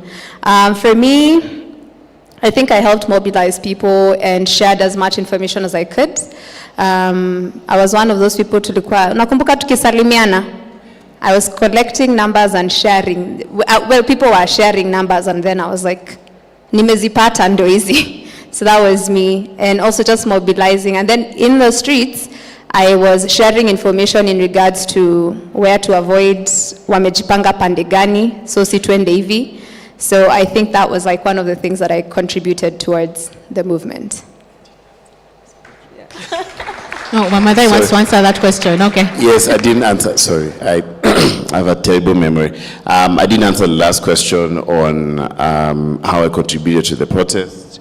I helped organize digital security trainings. We saw there were internet shutdowns, so we are helping with that. We're also helping coordinate statements around the protection of protesters, the keeping the internet open and all that stuff. As an influencer as well, I led efforts to debunk information. There was a lot of disinformation. So through my organization and personally, I led efforts to debunk propaganda that was being and disinformation that was being shared by the other side. Thanks. Niaje? Poleni nimeficha uso, niko na homa and I'm trying to be a responsible citizen. So I have very many favorite moments from the protest, but top of the chart is wale wase juu ya farasi bwana. The guys who went home with the horses, because I have questions. Like, first of all, why do you know how to ride a horse? Number two, how did you get the cops off? Number three, mulikuwa mnapeleka wapi? Right? So it's still, there's that video which is still top of my mind. Like, okay, this is the alternative ways that people contribute. Adi Mapinji, there's the guy who was pickpocketing the cop and taking the tear gas. I was like, you're just using your skills for the betterment of society for once. It's like, so Sarge, kuna ule mse alikuwa anaanguka nayo right kwa line ya polisi tu hapo. Is like, that's one of the most powerful moments of resistance I've seen. Yeah, so I could keep going on and on about my favorite moments. How I joined the art scene it's very strange actually, because I've been writing since I was a young kid, mimi mtu wa Ocha, mimi mtu wa Meru, but how I got into the space, I came from high school coming to Nairobi, and in my possession was some newspaper cuttings, and there were poets. There was a center spread with a bunch of poets. When I came across it, I was like, aya, watu wanafanyanga hii kitu na wako huko nje si ya kutumia tu wasichana. And some of the people on those cuttings were Mwende and Wamathai. So about 12, 13 years ago, I don't know if Wamathai remembers this, but I sent a tweet being like, mtu akitaka kuanza poetry anaendanga wapi? It was like, there's a place called Slum Africa, Westlands, Nini. So I joined the active creative space partly thanks to the people sitting on stage with me, and I'm very grateful. How I contributed to the movement, mostly through my poetry, and I also do a lot of work in history, so articulating and trying to connect what we're doing now with the past. This is not the first time this is happening. 100 years ago, Muthoni Nyanjiro led 8,000 people to try and free Haridhuku outside Central Police Station. So we've had people do this over and over and over, so trying to connect that through stories. But eventually, I guess, the one that stood out was kupeleka mkokoteni hapo nje ya parliament and getting arrested for it. Oh, wako na yao. Hey everyone. Hata sikuwa najua kuna mic side. Oh, okay. Are we introducing ourselves? Oh, okay. My favorite moment. Okay. This might sound a bit juvenile, but there's something about this the protest that felt really high school. Yeah, sindio? Hiyo kimbia, polisi wako hii side, tukimbia hii side. You know, the last time I felt I was in high school, mimi nilikuwa high school, walikuwa na goma sana. Okay, nilikuwa Alliance. I'm kidding. If I was in Alliance, mngekuwa mshajua nikipanda hapa. It could have been in my bio. But anyway, the whole protest thing, siati sikuwa na kazi, nilikuwa naenda migomo because of the excitement. But seeing people come together for that beautiful cause was really amazing. And also the other thing that I found really amazing and beautiful about the whole Maandamano thing is specific communities coming together to contribute to the cause, like the tech community coming together, and I keep saying this over and over, the tech community coming together and looking for new ways to disseminate information, the doctors coming together and forming an association wakituambia, kama kuna protest kesho, we'll have a booth in a certain point, so that when you're injured, you're gonna be treated for free. Seeing even the PR, communications, influencers, and all that family coming together and assisting in whatever way they can, and every other specific group of people that came together to contribute to the cause. It was very beautiful and amazing. How I became a creative. Mi sijui kama niko na story ya since I was a kid. Sijui angake. Anyway, I think I've always been a creative. Sababu nilikuwa naenda church. I used to go to church with my mom. Tunakaa huko nyuma, and I used to enjoy praise and worship. Even when my mom used to take me to chamas with her, and wamama nasema wacha tusimame tuongoze ka chorus, my mom would look at me like wacha kama Isana hapa atatuongoza na damu ya Yesu.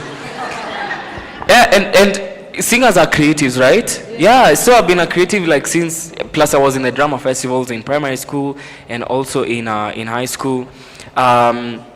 But I guess you're asking how now I became now an influencer. I started doing comedy skits. So if you're not busy, you can go check out my videos on social media. I do short comedy skits. Yeah, and I'm a creative, an influencer. How I contributed to the protests. Also, another beautiful thing that was really birthed out of the finance bill protest was civic rights. A few months ago, if you told me I would be in a panel talking about things to do with politics and everything, ningecheka tu nikwambia it's a lie. But anyway, one of the most beautiful things that I think was birthed from this protest and Maandamano was civic rights. We were able to translate the finance bill in different Kenyan languages, 17 I think to be specific, including sign language there would be 18. Yeah, so yeah, and we are looking to do more and more stuff, translating other bills and other policies. Yeah, so that's basically it. Habari zenyu. How I became an activist. I became an activist like what she said when she was introducing me. It was in a response to extrajudicial killings happening in poor neighborhoods. And beyond that, what was my favorite moment? My favorite moment, I think, was seeing grown-ass adults playing Bano in the middle of the streets. And also, the other fun moment was seeing, because we've organized many protests, but usually it's 50 people, 100 people turning up.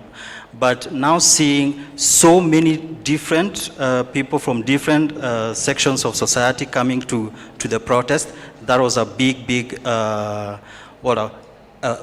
thank you to everyone who showed up. So I think the third thing that was favorite thing for me was the showing up, that people showed up. When we called for it, people showed up. I think that was really, really great for me. In terms of contribution in the protest, I'm not sure I can say everything I did.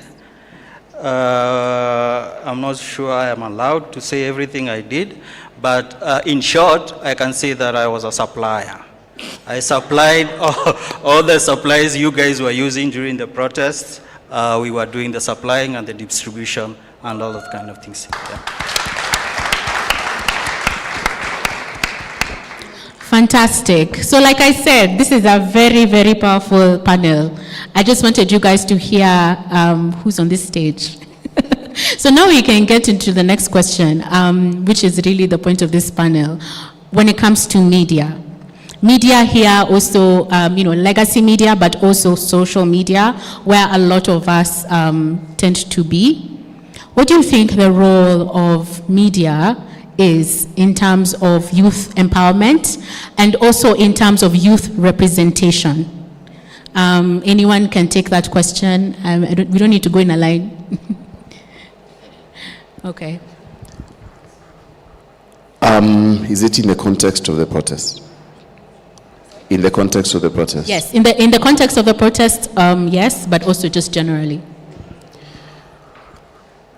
Media exists in the context of the country, in the context of where they operate from, and in this context is rather, as we're speaking about Kenya, and media should be at the forefront of not only informing, but trying to sort of link the pieces and making sure that everyone is heard, especially marginalized voices.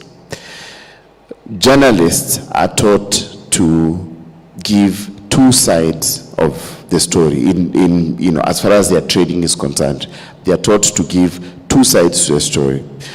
But I've noticed, especially when it's contentious things, when it's things surrounding government, or like oppressors, the oppressed and the oppressors, they tend to give a lot of coverage and mileage to oppressors. And I feel like media in Kenya should evolve and focus on telling the truth, not both sides of the story, three sides of the story.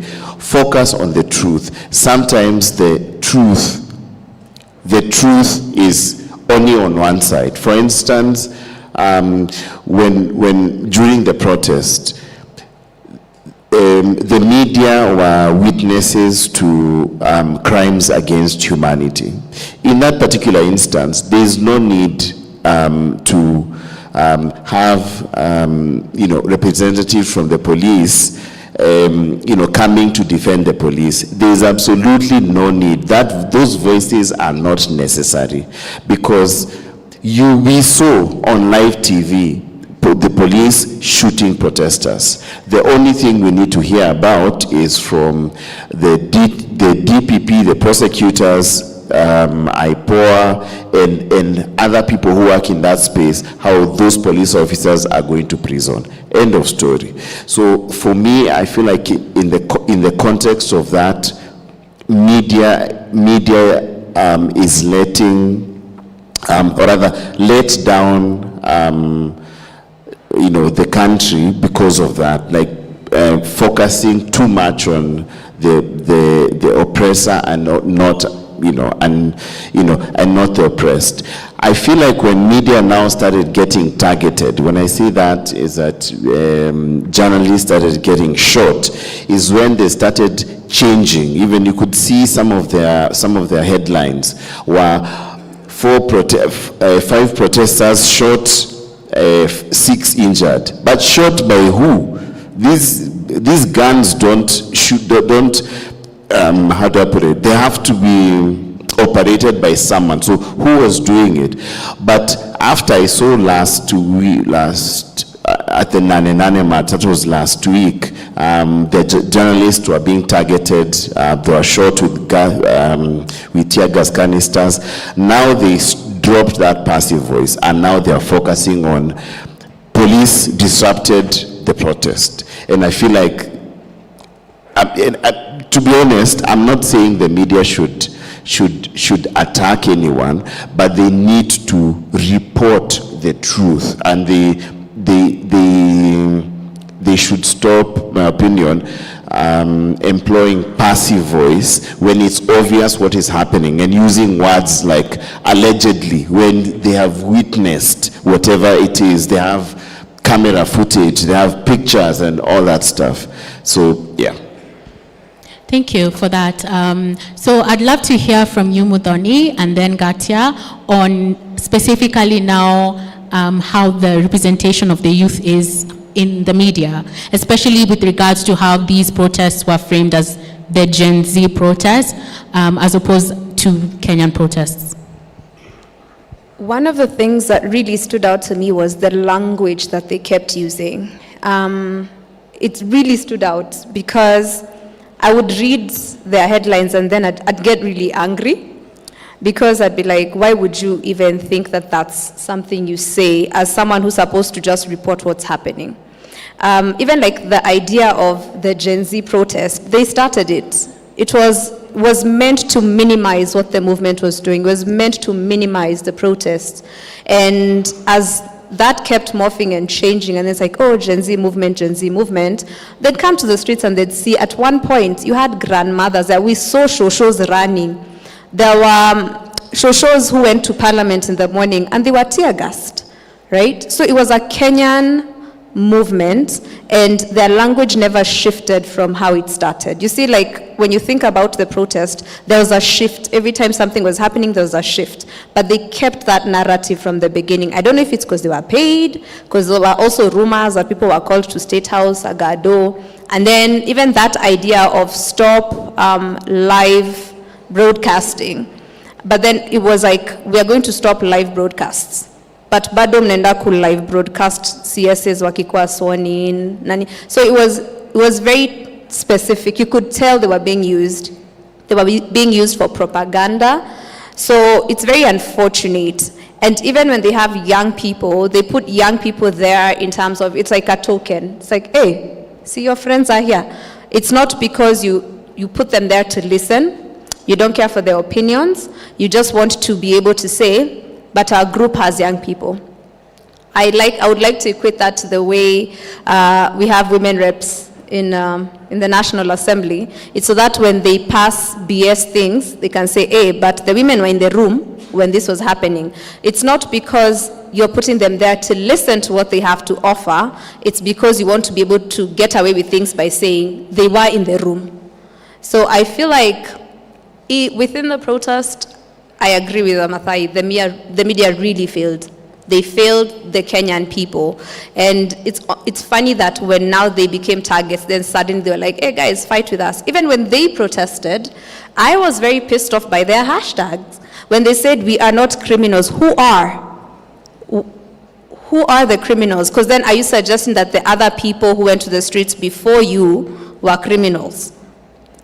Because we are not criminals as well, but just, you can say what you are, as we were saying we are peaceful, right? You could have also just said, hey, we are the media. Why did you have to say we are not criminals? The language is very telling. You're trying to tell the oppressor, it's like atuko na wale, you get, it's like they wanted their own kabox. And even Nane Nane, I was laughing when I'd see, I was watching like some live feeds, and I would see, it's like, oh my God, I can't believe wametupia tear gas watu wa media. I'm like, walikuwa tupie kina nani? Because it's like, si hata nyi mko kwa street, ka tear gas inatupa kwa street, na uko kwa street, si hata utasafa. But then it's like, and even another thing, they kept following the police. Media was standing behind cops. They were recording from the side of the cops. They weren't in where we were dancing, with music, they weren't there. They weren't recording that. Where people were playing Banu, they weren't recording that. It's the independent media that was mostly capturing those moments. It was young people with their phones. And one of the things that I really loved about this is that basically everyone decided to become a journalist. You pull out your phone, you see something, you record it, you share it. So we have so many moments where we can say, actually, that's not true. I have a video. And for me, I'm like, everywhere we go, everyone is now a journalist. As long as you have your phone, you've been dubbed. I've knighted you as a journalist. Do the work. Okay, so Ngatia, maybe you can just follow up on what Bundoni has said, because I was going to ask that as the next question.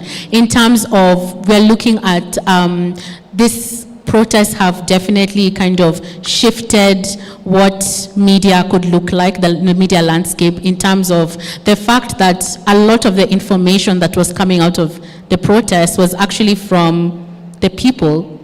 At some point, I think I got most of the information from TikTok. I was literally going on TikTok to see what is actually happening, which was a very interesting thing. So what do you think in terms of what is then the role of the new media, and is that something that we need to get used to, or do we need to do two things at the same time, hold traditional media accountable and say, hey, we actually need this because it's important for the nation, but also at the same time realize that now we have this other whole animal that is new media? Well, the animal is us, so first of all. I think we need to grow what we have now as traditional media watches and learns what they should have been and should be the entire time. Because they are part of the people, and the point of having the media amidst us is to report to us about us. It's not, they're for the state for a reason. It's not to hold court for the powers that be. And if you treat people a certain way, then eventually they learn and figure out a way out of it. So once the people realize our stories are not being centered, the truth is not being transmitted as it should be. These stories are not being reported from our perspective. So people took charge, and people have been doing that in other pockets, Kunda content, so it's just employing the same skills onto the moment. And I'll just connect to the previous question as I go into this. The role, one of the roles of the media is setting the agenda. When they decide what we talk about, you have over 60 people killed by the police, but then if we decide what we're going to talk about is Jimmy Wanjigi, then what we're going to talk about is Jimmy Wanjigi. However, at the same time, when all that is happening, there are all these people online on a daily basis who are committed to us not forgetting Denzel Omondi and Credo Oyaro and everyone who's been killed by the police in this conversation, or even just that phrase, killed by the police. Because then we need to talk about that, and we need to dissect that and know what it means for us going forward. What the people have done is center ourselves in our own story, which is something the media has failed to do, because I don't know if they've forgotten the power they hold or are afraid of that power. But going forward, we can't leave institutions behind, since they've already been invested in, and we have all these professionals who are part of them and who are trained to do the job. So I think what we have in front of us is an opportunity to link the two, and really the onus is on them. The onus is on these institutions to join the people in the path that they've chosen. It's for them to decide on which side of history they need to be on. I'd mentioned earlier I work with history, and it's unfortunate that when we're doing research, media reports, so the Macmillan Library has newspapers going all the way back to the 1900s. And it's unfortunate that when you're looking at those reports, they're the ones you have to read with a sprinkle of salt. It's not even a pinch of salt, it's like a fistful of salt. Because you look at what the media is reporting today, and you're like, okay, So if they've labeled this the Gen Z protest, and Gen Z should get their flowers for their contributions, but at the same time, they're not the only people who were out in the streets. It's Kenyans, and the issues were for Kenyans. And if the president, say, called us treasonous criminals or whatever, and the media picks that up, then how is it going to reflect 50 years down the line? I read newspapers from the 1950s, and more freedom fighters were being called terrorists.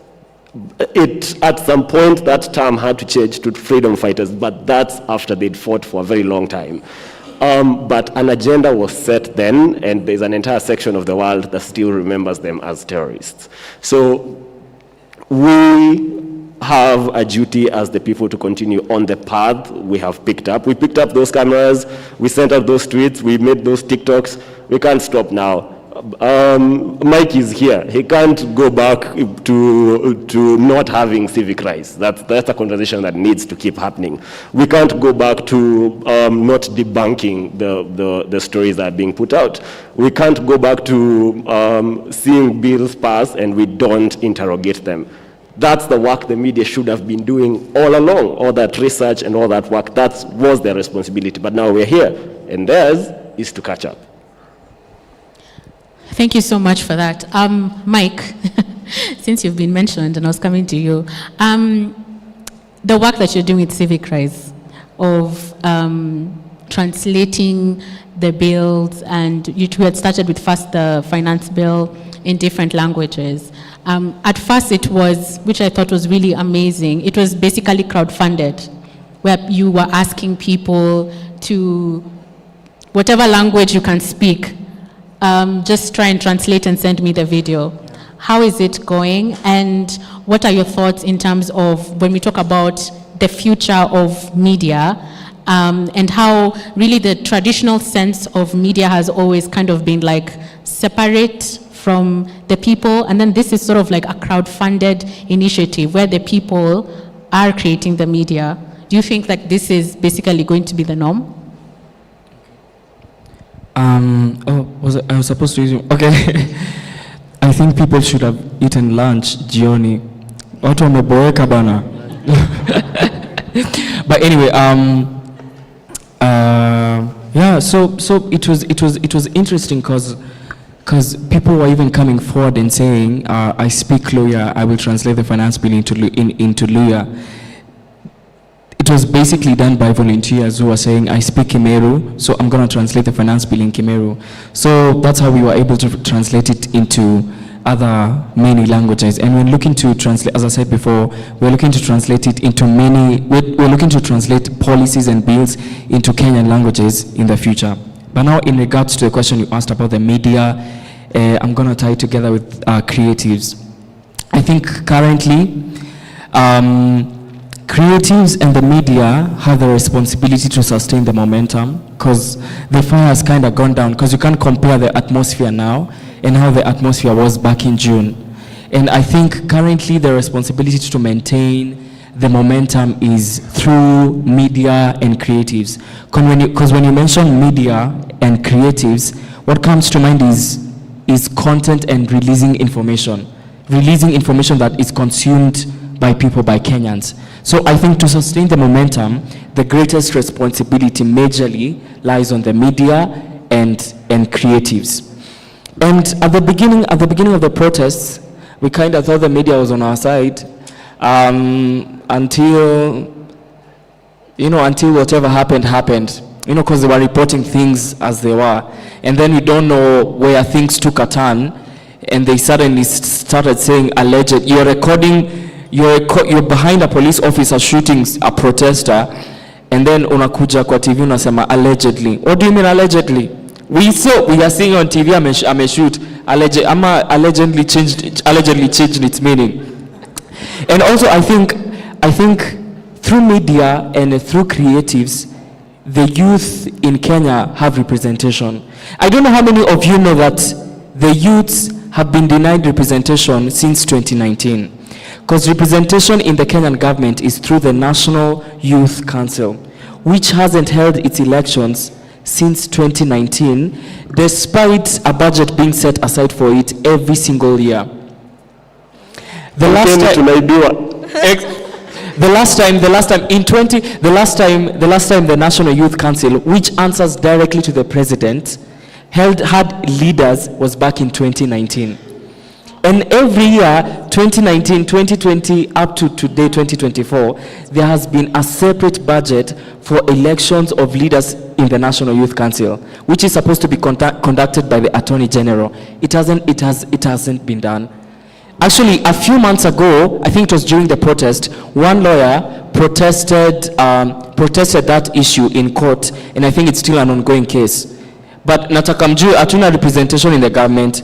And another form of representation we have is through the Youth Enterprise Development Fund, whose budget has also been cut by half, not even by half, by 55%. I was reading an article by Nation that in 2016, the Youth Enterprise Development Fund was given 225 million, and at the end of that financial year, they could not account for 180 million. Hiyo ni 3/4 ya pesa zote. Mnaget? Like, this government has no regard for the youth in any way. So I think through the media and through the creatives, we have major representation. And it's so funny because per the last census that were held, at least zenye nimesoma kwa internet, 47.6 million of Kenyans are the youth, people below 35 years of age. 80%, exactly, 80%. You're 20%, and 65, I think, is it 65? 55 years and above are just 1.9 million, and around your majority wako kwa gava.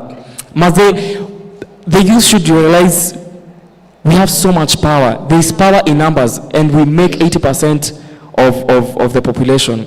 Wacha hata nisionge. So for you, Gibson, I really want to know, because you are an activist and you're part of an independent media outfit, what it's like running independent media, and we are getting into market territory a little bit. You don't have to tell us anything we don't need to know, but just that people, in terms of the way media runs, we have to kind of be honest that media is it's a difficult business. Because, I don't know, for you guys who maybe don't know, the way in which media makes money is through sponsored ads. So that's advertising, whether it's through, brands or, the government. Like in Kenya, the government is a huge advertiser and uses that to, beat the media. And of course there's subscriptions, but in Kenya subscriptions are not really big. I think Nation had tried subscriptions, Business Daily, I think that's about it. Is there anyone else that has not really? But yeah, so it's like subscriptions and sponsored ads and then grants. So that's why, some people were being accused of being funded by Ford Foundation. Some of those were like media outfits. And so it's, it's a hard business. So running an independent media platform that is, not really the mainstream, what are the challenges, especially when you are working in the space of human rights? First of all, so I work for Sema Ukweli as the programs manager, and Sema Ukweli is a justice and human rights media organization. So we strive to tell stories of the most vulnerable, people from the grassroots, where the news and the cases and the issues that they are facing are not being covered by the media. Let me first start by the first questions you asked across there. First of all, media should not have a price. You cannot one day be with us reporting the truth, the next day you go to State House and then you change the narrative that you are using before. Media should not be traitors. Media should not be collaborators and enablers of the oppressor. I think that's the bare minimum of what the media should do or should behave. We can no longer trust mainstream media in Kenya. And this is very sad because a large portion of our population doesn't take their news or get their news from Twitter like majority of us. There is a section of our population that only relies on mainstream media. All the truths they know about the world, about reality, is from the mainstream media. So if the mainstream media is misleading people, then you have a whole population being misled and being pacified and being taken around in corners. I think journalism should be a calling and should not be there for profit. And in that way, we can be able to get rid of this kind of things that we are seeing with the mainstream media, like passive narratives that are meant to stop you from continuing in the path that you are on. That was the right path, that was the path of light. In regard, I was told that it's no longer Gen Z, it's Gen Zote, that it's an ideology, it's about good governance, it's about having a government that is responsible for the people, it's a government that is pro-people and not pro-profit. Alternative media. We have to look at alternative media and going forward because we have to rethink alternative media and we have to rethink media in general, because I think it's very difficult for you to have a media house that is based on capitalists' ideas to be a people's media outlet. These people, when push comes to shove, they will always choose money. They will always choose the brown envelope. So how can we collectively come up with new ways of sharing ideas, of sharing information, of sharing knowledge without this mainstream media that are based or started for in pursuit of profit or in pursuit of making money?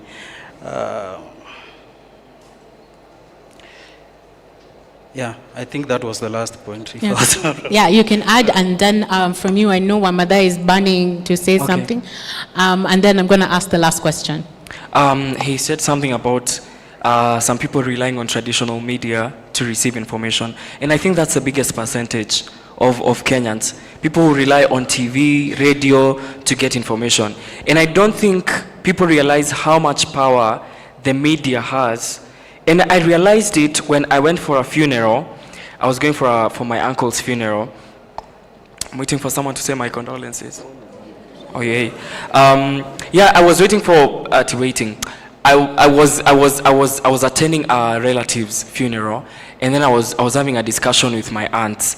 You know, walikuwa wameniona Citizen. Oh, Gen Z wa family, Gen Z ndio huyu Gen Z. I was by the way, Gen Z media, hapa kuna media. This thing has grown beyond a certain generation. It's grown beyond, the movement has grown beyond Gen Z. It's now, as he said, Gen Zote. So there's this member of parliament, I don't know if his name is Kagombe. Kagombe. Yeah. Oh, you're allowed to mention it. Anyway, these are facts. He said that the movement is being funded by the Illuminati. And you'd listen to it and you'd think, hakuna mtu ataamini hiyo. Let me tell you, my aunts were asking me kama I'm one of the people who are being funded by Illuminati. That's how powerful the media is, because they showed it on TV and they were telling me, si tuliona Citizen, si tuliona Citizen wakisema mnakuwa funded by the Illuminati. And that's the power that media has. And I think we live in Nairobi, we are so blinded by everything that happens outside Nairobi. And let me speak as an influencer, as a social media influencer who is mostly active on Twitter. I thought to some point that the movement started on Twitter and has been majorly influenced by Twitter. But then we're slowly realizing that TikTok also has been quite monumental. It has been quite a big platform and a big contributor to whatever that has happened so far. And it's so interesting because who would have thought that TikTok would take such a political shift? And TikTok is also, I almost said TikTok, is also part of the media. So yeah, that's the power that media holds. So, and the sooner we realize it, the sooner we behave accordingly. Okay, so just to, because I'd like us to wind up because of time. Wamade, I know you want to add, but I'll just ask the final question. We've all said something very important. I think Mike, you'd said it last, in terms of we all have a responsibility. Clearly, there's a lot of influence online.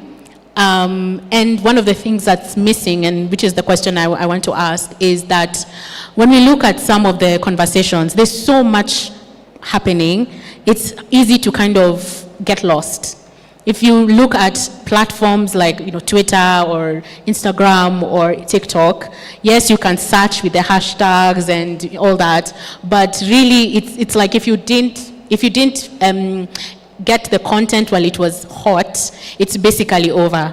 And it's one of the things that I really would want us to have a small conversation about is what next in terms of what is our role as media, as influencers, as creatives, in terms of holding memory, in terms of being, the ones to keep the story intact for ourselves, because a lot of people have already forgotten what happened. Some people I saw online saying the thing started on 25th, and I'm like, you guys, we're in August. How have you forgotten something that started in June? It started in June. June 17th was the first protest. How are you already forgetting? What is our job as people that create content, as people that are, journalists or in media, to keep that memory intact for ourselves and for future generations? I just wanted to add something on old media. For a long time in this country, old media has moved to the other side. And I'm not talking about journalists, I'm talking about the owners of the media. They've aligned themselves after the second liberation to the other side, to the oppressors. And I feel like this is something that there's a shift, there's an obvious shift, and the shift that has happened is tech-enabled. So basically, a lot of media now that is independent, citizen-led, etc., is tech-enabled. So this is your WhatsApp, your TikTok, your blogs, whatever. And I think what we need to do, what we need to advocate for personally and in spaces that you're in, is to make sure that the internet is accessible to everyone, and devices are at a cost that a lot of people can be able to afford, and the actual access, the bundles that we buy, the Wi-Fi, etc., should also be accessible. Because I feel, as we are speaking about media, I feel like the journalists are fine, but the owners of the platform always find a way to mess up the reporting, and it ends up focusing on things that it should not be focusing on.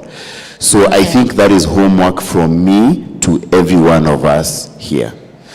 I was just about to cut you short. Yeah, please answer the last question. Okay, so we can wind up on what do you think we can do in terms of memory keeping, curation, archiving, etc. So the biggest, I think, as a creative in this, in this time, I think this is the best time to be creative, work your craft, archive.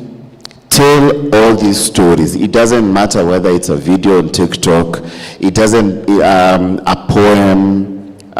We need poetry shows about the protest. We need books, we need films, we need documentaries, exhibitions like the one that was by Uria and Power 254. We need all of that. We need all of our creatives to go back to the drawing board, and I need theater. We need to make sure that whatever happened this year will never, ever, ever be forgotten. I agree with that. And I think the other thing we need to do is document. It doesn't matter what it is. When you see something, record it. You might not think it's important in the moment, but it might be of importance with time.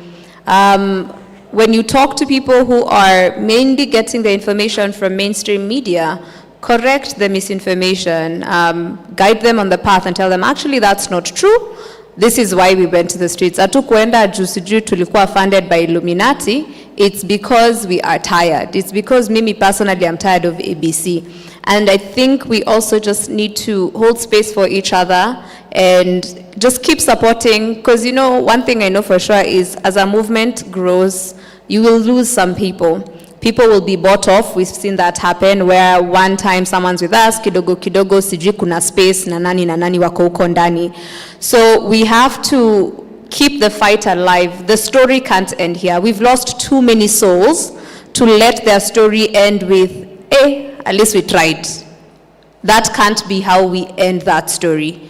The story has to end with, we tried and we conquered, and we are grateful that people ended up sacrificing their lives, and because of that, or after that, we kept going. So we can't stop at this point.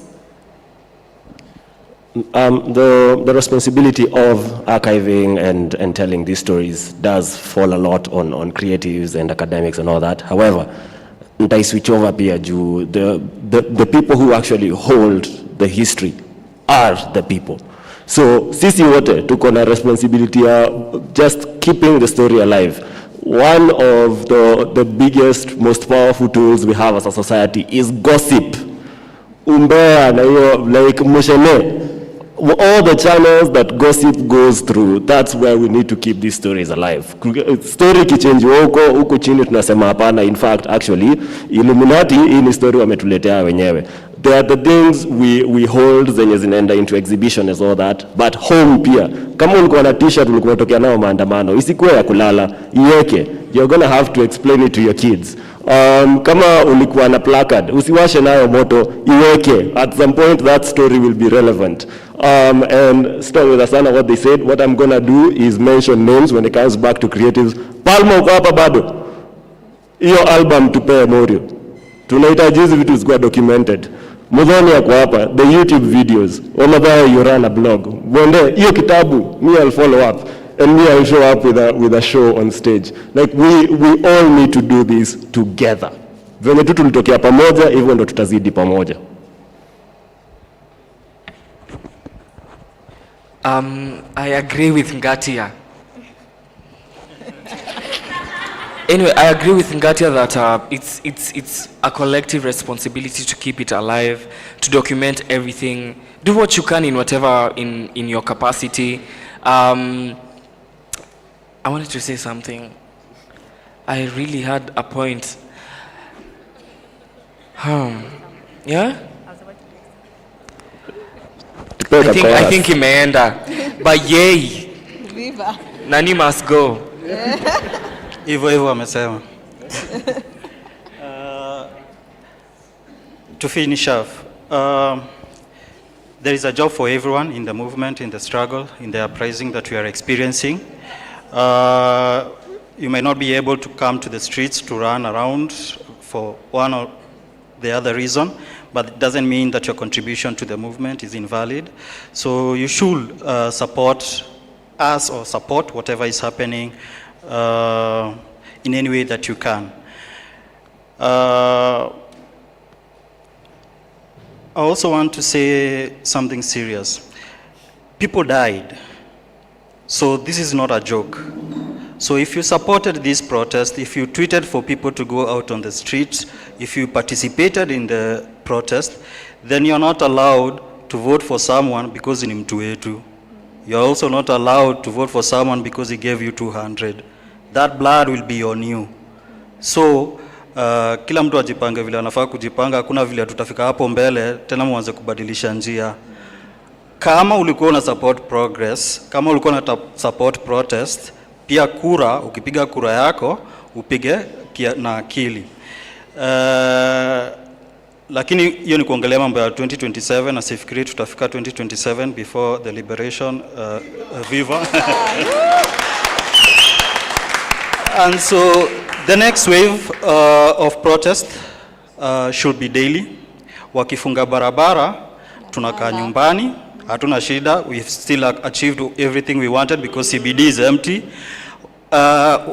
wakiona nikaa tuko na jokes wakosa kufunga barabara tunaingia CBD, but we have to do it.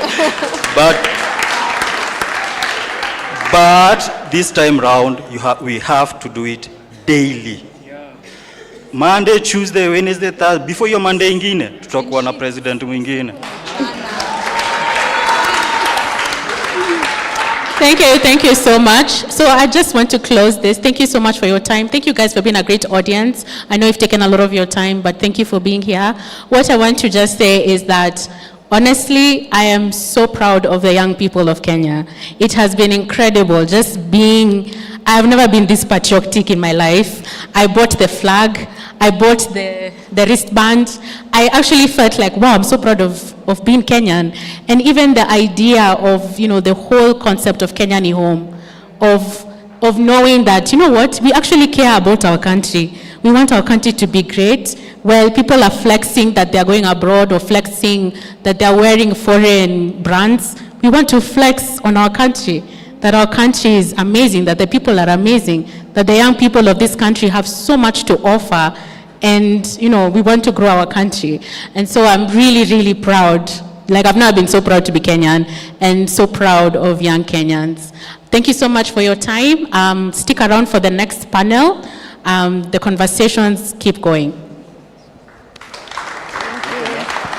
Go. Ruto must. Go. Ruto must. Go.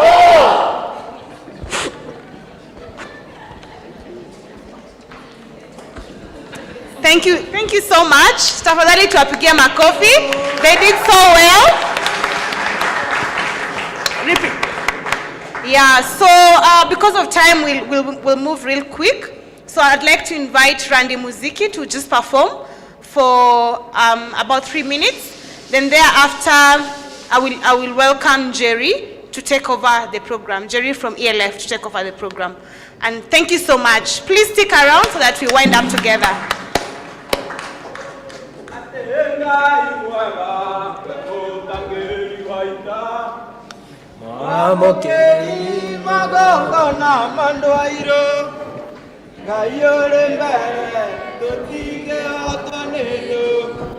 Mwana nyaga twakuhoya. Unaweza saidia na mic ingine tafadhali? Mkoaje lakini?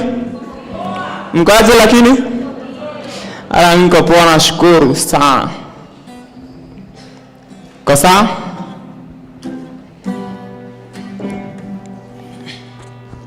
Check 1, 2.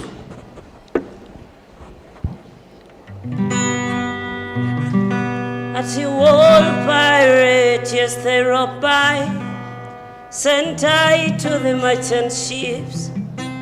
Minutes after they took I from the bottomless pit, and my head was made strong with the hands of the Almighty.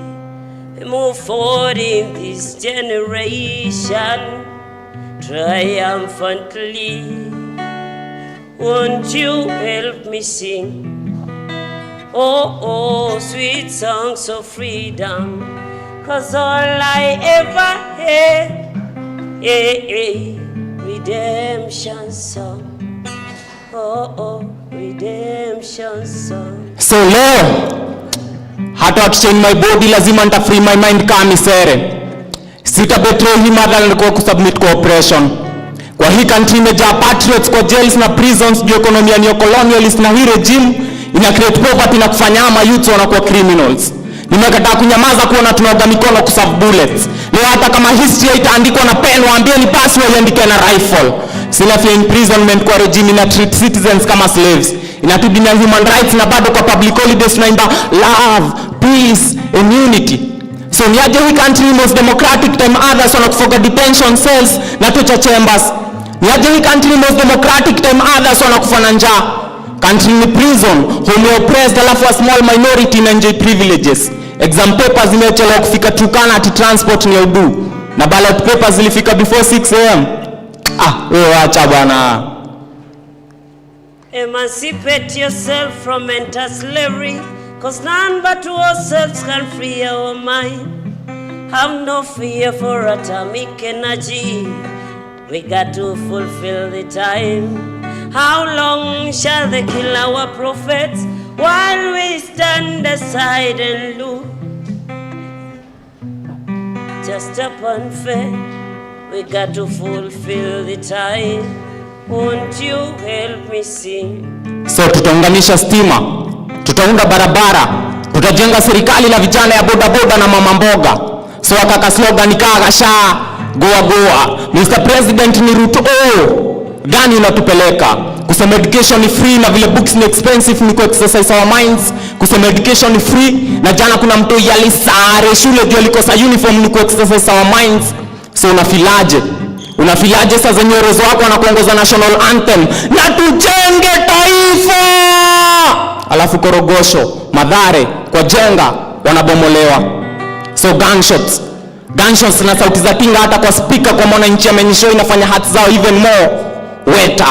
Alafu kuna sauti inaring kwa mind, mkinichagua hakuna mwananchi atabomolewa tena. Mkinichagua hakuna kijana atapigwa risasi. Hebu nione kwa mikono wale wanasema tuanze na ile jamaa ya bottom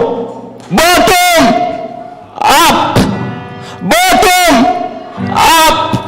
Lakini Mkenya, soma story ya Jaramogi, utagundua Kenya bado hakuna wrong history kwa classes. Ndio maana youths legacy ya Mseka Steve wajui kazi tu ni biko. December 12 tuna celebrate Jamhuri Day, but story ya December 12 movement nani ana narrate? Mkenya, pambana! Time ina fly na Daily Nation ni propaganda za orezoko kwa flights kujaribu kuland jobs kwa youths. Nation ni sick, hata doctors wako mgomo. Hakuna budget ya kufit doctors, but kuna budget ya unconstitutional CASs at a cost. The Star News Bulletin, Mwakenya ni leakage kina Karemi wanatumia kupass exam za history yenye stories za kina Ndudhu, Karari zimepigwa njama na kuerest kama role ya women kwa Maumau. Watoto wangu we, mimi baba yenu, nina nguvu sasa ya kutoa Ruto ni hatari, aumiza watu, au wa vijana, itabidi aende. Watoto wangu we, mimi baba yenu, nimeamka sasa, nina nguvu sasa, Ruto ni hatari, aumiza watu, wa vijana, itabidi aende. Guy, mwadhani wa Igoro, hata wale waliko kwa scandal ya NYS bado wako kwa government offices wana earn. Meru walichagua governor wakidhani atapiga Kawira, lakini saa hii kuna mwangaza. Nairobi Johnson bado wanasaka kwa government inanua curtains za 10 million. Niambie ni nani wanabebwa mapasia za Kayo? Shuka. So ni kanisa ilitumika kuomba kura, wakasiwa na Biblia, but sasa wanatumia kifua kuongoza. Time constitution ilifaa kukaa tiba. So ni wazee wamekula chumvi ndio plot vile sugar itakuwa na mercury, ndio kufunga wananchi macho vile serikali inakopa. Mr. President, serikali ilikuwa ya mama mboga ama ya mama mwenye mashamba ya mboga? Tutaunganisha stima aje? Time Power News, story shocking airport imekosa lighting. Kizunguzungu majirani wanacheka wanaongozwa na kina Samia na bado hawana suluhu. Story ya vijana wa bodaboda, kwani ilikuwa ya kutu take for a ride ama? Na Mr. President, kwani story ya kuunda barabara mbona imekuwa ngumu kama kujaza maji kwa poti imejaa holes? We shuka bana. Watoto wangu mimi baba yenu, nimeamka sasa, sitalala tena, Ruto ni hatari, aumiza watu, hao wa vijana, itabidi aende. Watoto wangu we, mimi baba yenu, nimeamka sasa, mwamke nami, Ruto ni hatari, aumiza watu, anyanyasa watu, itabidi aende. So policies walitype alafu zikasainiwa na ball pen, na hapo ndo tulichezwa. Kotu wakapiga perfume na expectaji wataheshimu court order. 21st century bado gava inatumia unga ku nation kuvote. Mkulima kahawa na golos after sales juu kutoa chai. So nani haoni Kenya bado hakuna. Nani hata articulate article 1 constitution vifiti? All sovereign power belongs to the people. All sovereign power belongs to the people.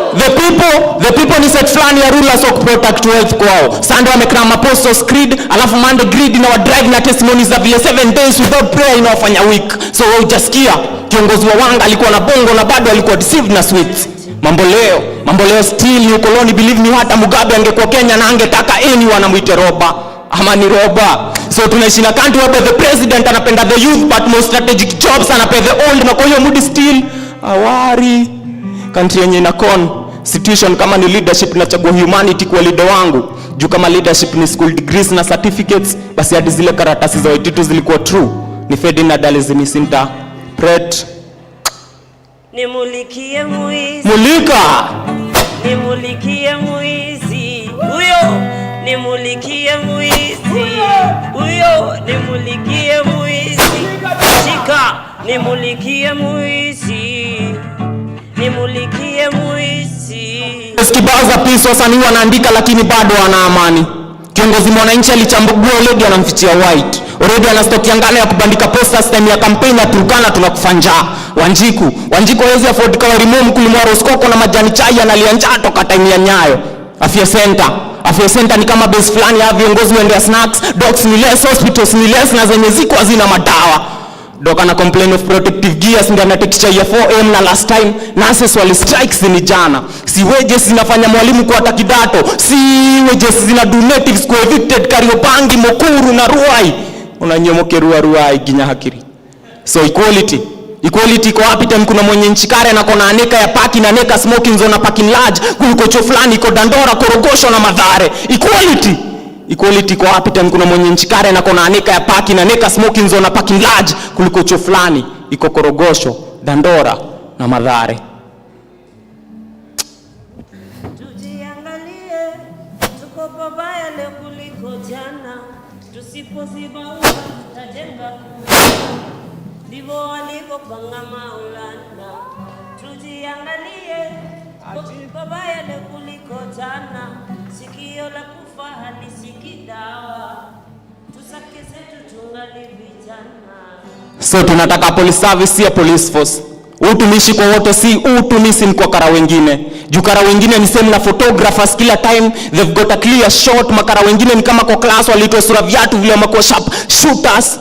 Tulienda recruitment za makarao alafu tukaambiwa tuko na shida ya macho. Alafu after kutembea station tukapata afande amevaa miwani. So niambieni nani alifunga mwingine macho ama tulifungwa macho? Juu tulikosa za macho. Acha bwana.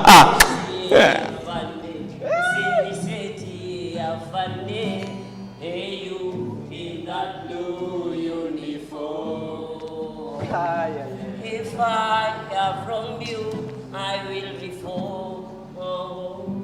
Ryan Alia Kilio.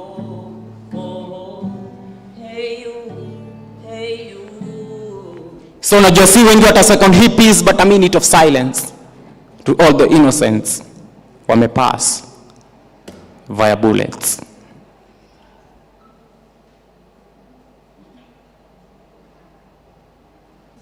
So fala mjanja mwalimu kwa class alisema that mkono mrefu ni mwizi. Mzazi wao akasema ati serikali iko na mkono refu na ati ndio anafaa kusaidia kushika mwizi.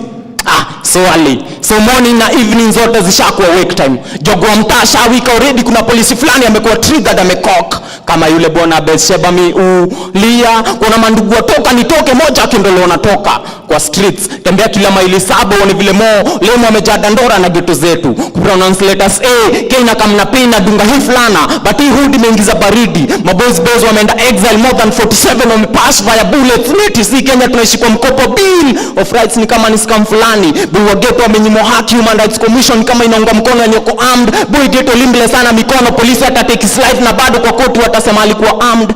Ni cases ngapi tumepeleka koti defendant wetu Amref akaambiwa poa bado tunagather evidence.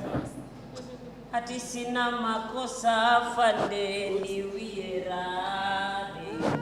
Nimetoka kuimba. Na kitambulisho misina nimepoteza wale sijachukua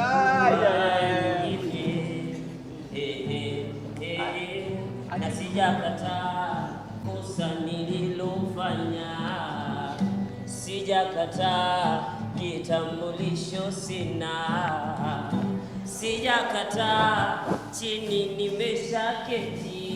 Wacha bwana.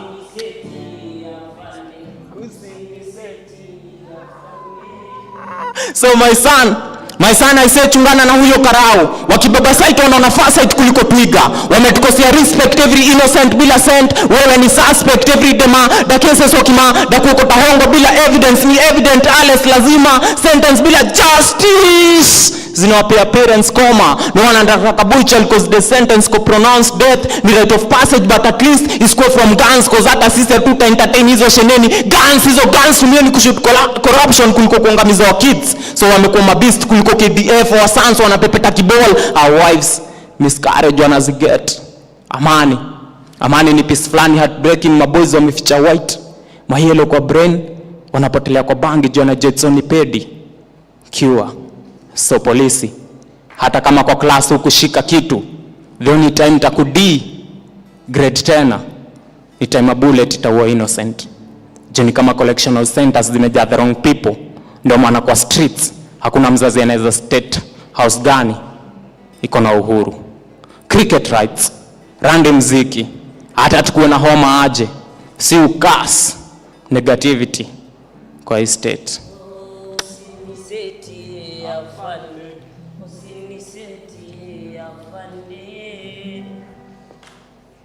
Shukran sana. Mimi naitwa Cricket. Cricket rights unaweza ni follow kila platform. Alafu niko na huyu jamaa wa power hapa hivi. Ni guitarist. Gitaa yako iko na strings attached buda. Anajua kucheza hizi chords sana, si ndio? Acha ajitambulishe pia. Mimi naitwa 1 2. Mimi naitwa Randy. Acha ni wadanganye unatenga. Mimi naitwa Randy Muziki. Asanteni.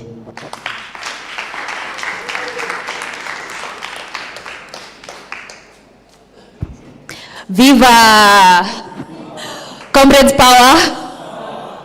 Okay, so we'll very quickly move to the final panel of the day. Thank you so much for being patient, sitting there and giving space to a lot of the conversations that are important for us to have. So now, without further ado, I will invite our very exciting panelists and start with Ian David. Ian, you're here. Please come on stage. So Ian is an ICT officer and elections observer at Elections Observation Group, ELOG, a citizen-led election observation platform dedicated to promoting free, fair, and credible elections in Kenya and in the African region. We also have with us Maya Edwin. You're here. Join us on stage. Maya is a techie, a senior software engineer working with Textually KFT as a front-end engineer. He's also a Google developer expert on web technologies whose work ethic is driven by a passion for creating user-centric products. And then we also have with us Miriam Beatrice. Karibu sana on stage. Miriam self-describes as an Afro-political feminist. She's a public policy practitioner by training and a scholar with profound interest in tech policy, local and international politics, and gender affairs. She currently serves as the programs officer for East Africa at Paradigm Initiative. Let's welcome our panelists once more. Now, we'll want to hear from, this was a youth assembly, a youth citizen assembly. So please prepare your questions related to tech democracy. We'll want to hear from you and your perspectives on how democracy can lead and help us push the narrative for young people. Okay, so let's start with Please tell us, what is techno-democracy? Break it down for us. Techno? Democracy. Hey. Okay, I'm going to do a wild guess. Techno-democracy. So I think it's a democracy powered by technology, or whatever initiatives that drives democracy. integrate technology to kind of ease the processes, online election observation, electronic voting, information verification or validation, and all that and everything. So basically that would be it. So using technology to kind of streamline the democracy or democratic initiatives that are private or citizen-driven or government-driven and whatever, all players involved, yeah. So basically that would be it. For Ian, this morning, tumekuwa na very interesting conversation, and we talked about some of the divide between the Gen Z and the older generation. We've talked about the divide between Masmata, na watu wako in informal settlements, but there's also a technology divide. How can we bridge this? Okay, thank you very much. Bridging the technology divide has become very easy currently. There is so much access to technology currently that is open to the public, even to the person that does not have that technological know-how to operate. So we've seen solutions such as ChatGPT that just helps you to consume information, simplify information that is so palatable to anyone who's interested to really read and get that particular information. So that is the just shortening the divide of technology and the users, and I think this is the time that we should be taking advantage of that. Thank you. Take advantage of that, right? So it's actually possible for us to start bridging the gap. To Miriam, you've been working now for years in youth-led initiatives, first at Emerging Leaders Foundation, now at Paradigm Initiative. Tell us, Kenya is now in a very political moment. We've called it political, and we've also called it economic moment.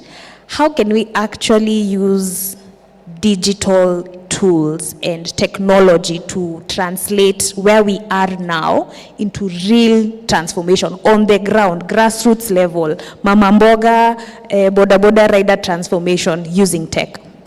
Thank you very much. When you say many years, people might wonder, I'm still a Gen Z. Mimi bado ni Gen Z. Nasi Gen Z, Gen Z. But thank you very much. Yes, I have been in this space for quite a while, a couple of years now, and there is definitely power in technology. And before I answer that question, you asked my co-panelist how we can bridge the digital divide. I'm particularly interested and very passionate about bridging the digital divide. And one of the things that we need to highlight is infrastructure and making sure rather that said infrastructure is available to everyone regardless of age, gender, whatnot. And by infrastructure, it also includes access to data. The data that we use, data bundles, right? And that speaks to an economic aspect, because if you are given an opportunity to either buy bundles to access the internet or bring food to the table, a lot of people will go for the latter. So while we are saying there are a number of ways to bridge the digital divide, there is still a section that we don't necessarily talk about as often, which is infrastructure and, so which directly leads to access to data. How can we translate the situation or the current political and economic environment to sustainable change? I think a lot of work is already going into it. One of it is breaking down complex policies, complex bills into tangible items and to tangible bites that young people can be interested in, can understand, can comprehend, and can action. Someone told me some time back, which I completely agree, that for us to see tangible action, especially in any demography really, is when people will understand the connection between their pockets, their daily lives, with blah, blah, blah. blah, blah, blah being the politics that we watch every other day. So technology, therefore, has an opportunity to ensure that the blah, blah, blah is making sense. And a lot of people have done fantastic work. The finance bill on ChatGPT breaks it down. If you want to understand a specific component, even better, still go to ChatGPT, and it's something that I anticipate will continue. Someone mentioned that the budget making cycle is almost here. We are most likely to see that momentum that we started with the anti-finance bill continue, which is great. Another way is because we are currently in a democratic space. We are guided by the Constitution. There is provision for public participation, and we spoke about it earlier today in the morning. Now disseminating this information, because it's one way to say that yes, there's public participation for a certain bill, but for as long as people do not know, we'll still have the same mostly paid people come for public participation to air their views. But with tech platforms and social media platforms, it creates a space to raise awareness and say that, you guy, my guy, at your ward, there's this thing that is happening and it's super important, and yet we have other people in ChatGPT, and we have Kina Mike Mushiri who are breaking the content down in language and just disseminating the information to every demography, every person in Mashinani, in the urban areas. So, there's plenty of opportunities to ensure that technology facilitates and improves access to democratic processes. Wow, guys, wow, right? Lisema yeye ni Gen Z. We'll want to ask Miriam, by the way, if her response means that we should all be on X or on ChatGTP or on kuna watu wameuliza hiyo ni nini. They're not Gen Z. But what we did actually mean for us to engage. So hold on to your questions. We want to get to what you have to say as our audience. Back to we already have such a huge trust deficit. I know we all were following your hashtag Afande Please. Like in Kenya, somehow the police can identify you, find you at a restaurant. And if we think about other countries that have gone big with tech and are using it for their quote-unquote democracies, we have places like China. I don't know if you guys ever saw that documentary about how there was a journalist, a BBC journalist who arrived in China, and then they did an experiment, and she was identified by location within 6 minutes. So how can we even envision a world where Kenya, we are giving that much responsibility to government? Are we ready for it? And it's not just government. Someone here today talked about if we trust Safaricom with our money, we can trust them with our votes, and I shivered. Can we trust even our tech companies with the big responsibility of our democracy? Yeah, thanks. Just stopping into Safaricom. So Safaricom, we provide a lot of data to Safaricom, but there's been legislation that cuts across, even involving transfers of money between different, there's always legislation. And then in terms of China, I've seen something like that. So they're using this technology called blockchain that allows the government or whatever person to create a digital identity that has specific information that you can make private or public. Okay, so for example, if we had the same kind of setup in Kenya, think like eCitizen, and you're applying for various services, you can always submit what that particular service actually needs only. But then when you see, for example, so long as you provide your ID number, for example, on the eCitizen, they can be able to know who your parent is, where they were born and everything.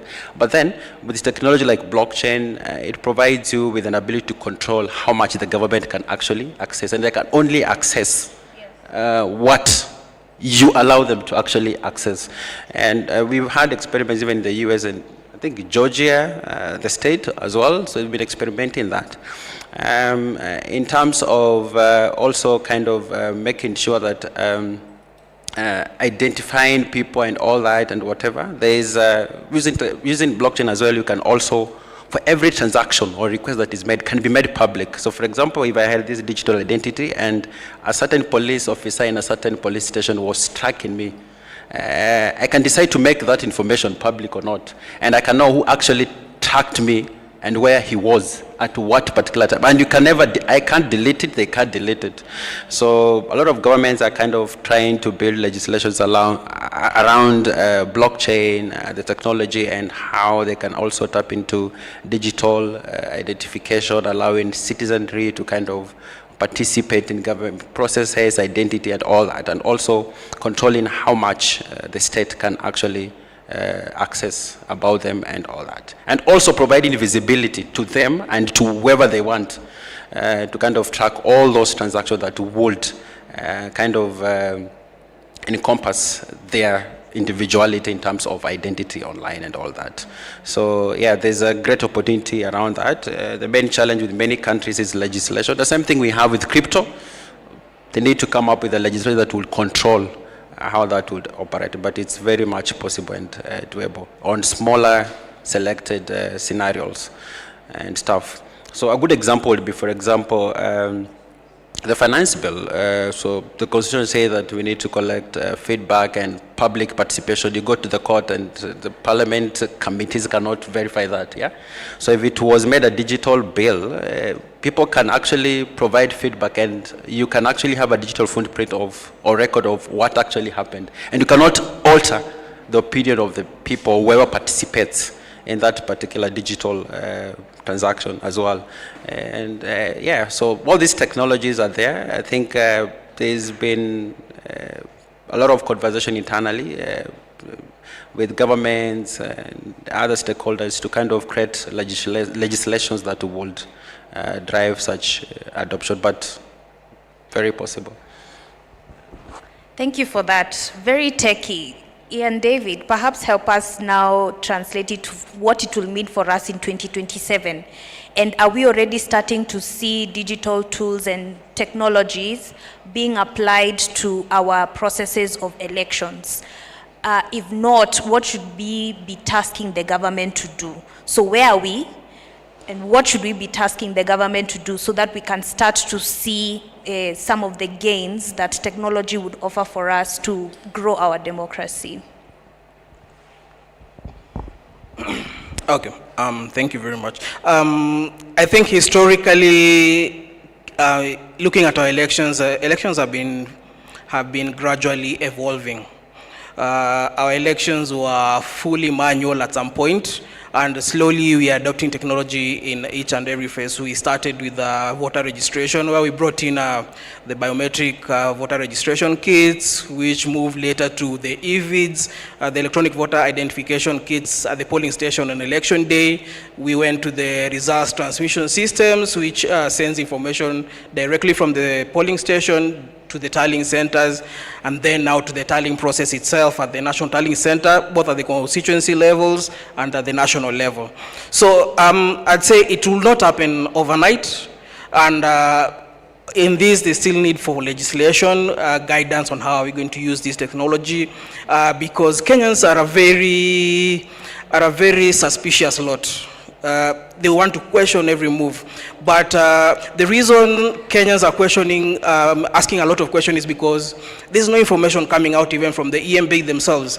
Yes, we brought in solutions, electronic solutions, but how do they work?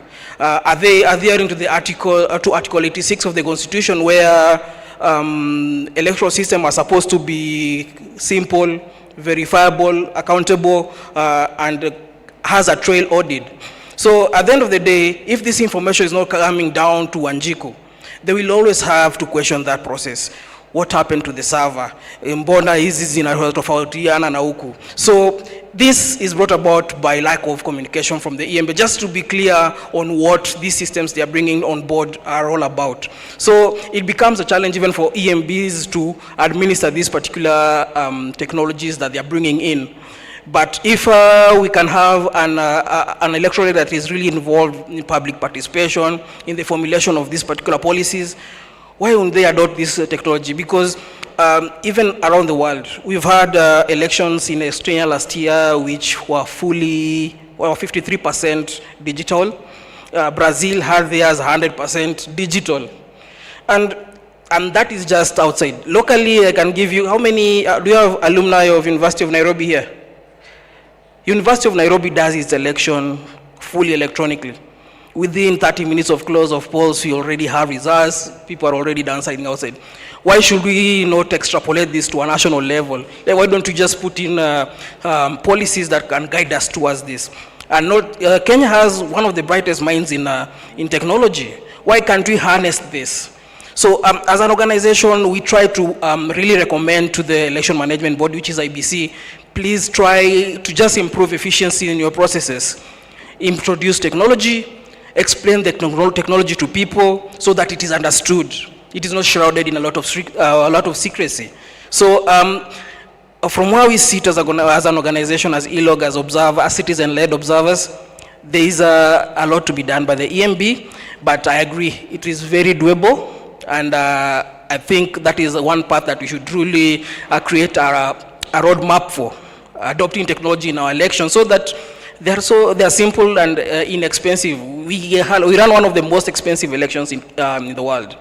So technology would come and really cut this cost to probably 3/4 of it. So why don't we just get on board with this? Yep. Thank you. Thanks for that, Ian. You've mentioned something. We are a very intelligent group of people. Miriam, perhaps maybe before we hear from our listeners, young people are innovative, very smart. In fact, we are fighting a narrative that young people are not smart. Young people are very smart, whether or not they speak in Sheng or in fluent English.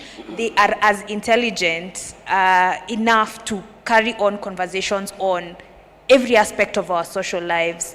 How can we ensure that they are leading the process, they are at the center of decision-making processes, they are meaningfully engaged, and how can we use tech to drive this? Even as you tell us if we should all be on X and all social media platforms. I have my reservations on that, but yeah, we are known as the Silicon Savannah for a reason, Kenya. Most of the innovations, a lot of people look at M-Pesa up to date and wonder how is it even possible to transact, using mobile phones, and as other countries are still catching up. We are a leading tech mind in the not just the region but globally. How can we ensure that we are leading the process? I think shaping the narrative, being the people that we are shaping the narrative and defining what the narrative is for us, and calling truth to power, and on instances where a narrative is, someone is trying to shape the narrative on our behalf, calling that out. I really like the panel that was here just before us and saying, you know what, mainstream media, you're not doing as we expect you to do. I was just hoping a bit more media people would be in the room just to relay the information. So basically just ensuring that we are the creators of our own narrative and driving our own narrative. And when someone tries to define the narrative for us, we have the voice, some of us are keyboard warriors, some of us would go on television and say, this is not what we are trying to say, us, we are leaderless, but it doesn't mean that we do not have a vision for ourselves. So just ensuring and being woke, technically, just being woke and, just to ensure that no one takes advantage of the narrative that we are trying to push. Should all of us be on X? Should all of us be on Facebook? Should just the entire Meta, parent company? What alternative are we offering as Africans? That's the question I've always asked. But while we are there, we need to be very clever in how we are navigating the platforms, because we need to remember that these big tech companies, I'm trying to be very politically correct because I know the internet never forgets, and when I'm coming to vie for presidency in 2030 something, this will be pulled up. But yeah, we just need to be very clever in how we are navigating our relations and just appearing on these big tech platforms and social media platforms. And yes, I was saying that we need to understand that when these platforms were created, they did not necessarily have the black young woman from a marginalized community in Kenya or Tanzania. Most of them were formulated for people who don't look like us. And I'll give an example. It's very, very easy for, which country did you mention that had elections, particularly an English-speaking country, when hate speech is circulating and you report that this is happening, for that content to be taken down. But do you know how long it takes for problematic content during elections, since you're talking about elections, particularly maybe in Swahili or in Sheng, to be taken down? To even find channels to report that this is problematic content, it takes a bit of time. So that's just an example to show that when these social media platforms were created, they did not necessarily have people like me or you or you or you in mind when they were being created. So that calls for, while us in policy are pushing for responsibility from their end, we also as individuals, as users, have a responsibility to, number one, take care of ourselves, take care of our content, moderate what we are sharing across, just have a cyber hygiene kind of mentality. I forgot the question. Now I'm veering off completely and I've started preaching. But yeah, there in between my mini sentences, I believe I have answered your question. Yes, you have. Thank you so much for that. If we can hear from the audience, do you have any questions to our panelists, comments, observations?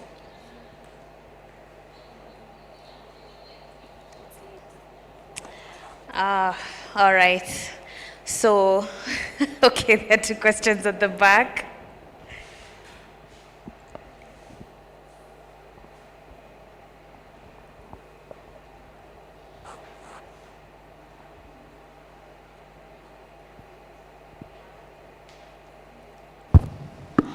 Hi, my name is Bina from Badili. I've enjoyed the conversation.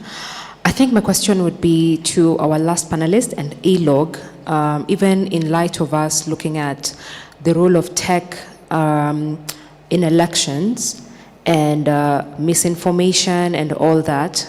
One of the things that was a concern in our last election was the fact that when we talk about madoa-doa during election here, meaning violence, Twitter does not pick that as violence because you're not saying it in English, It's like right now when we say anguka nayo, Twitter is not picking it up as,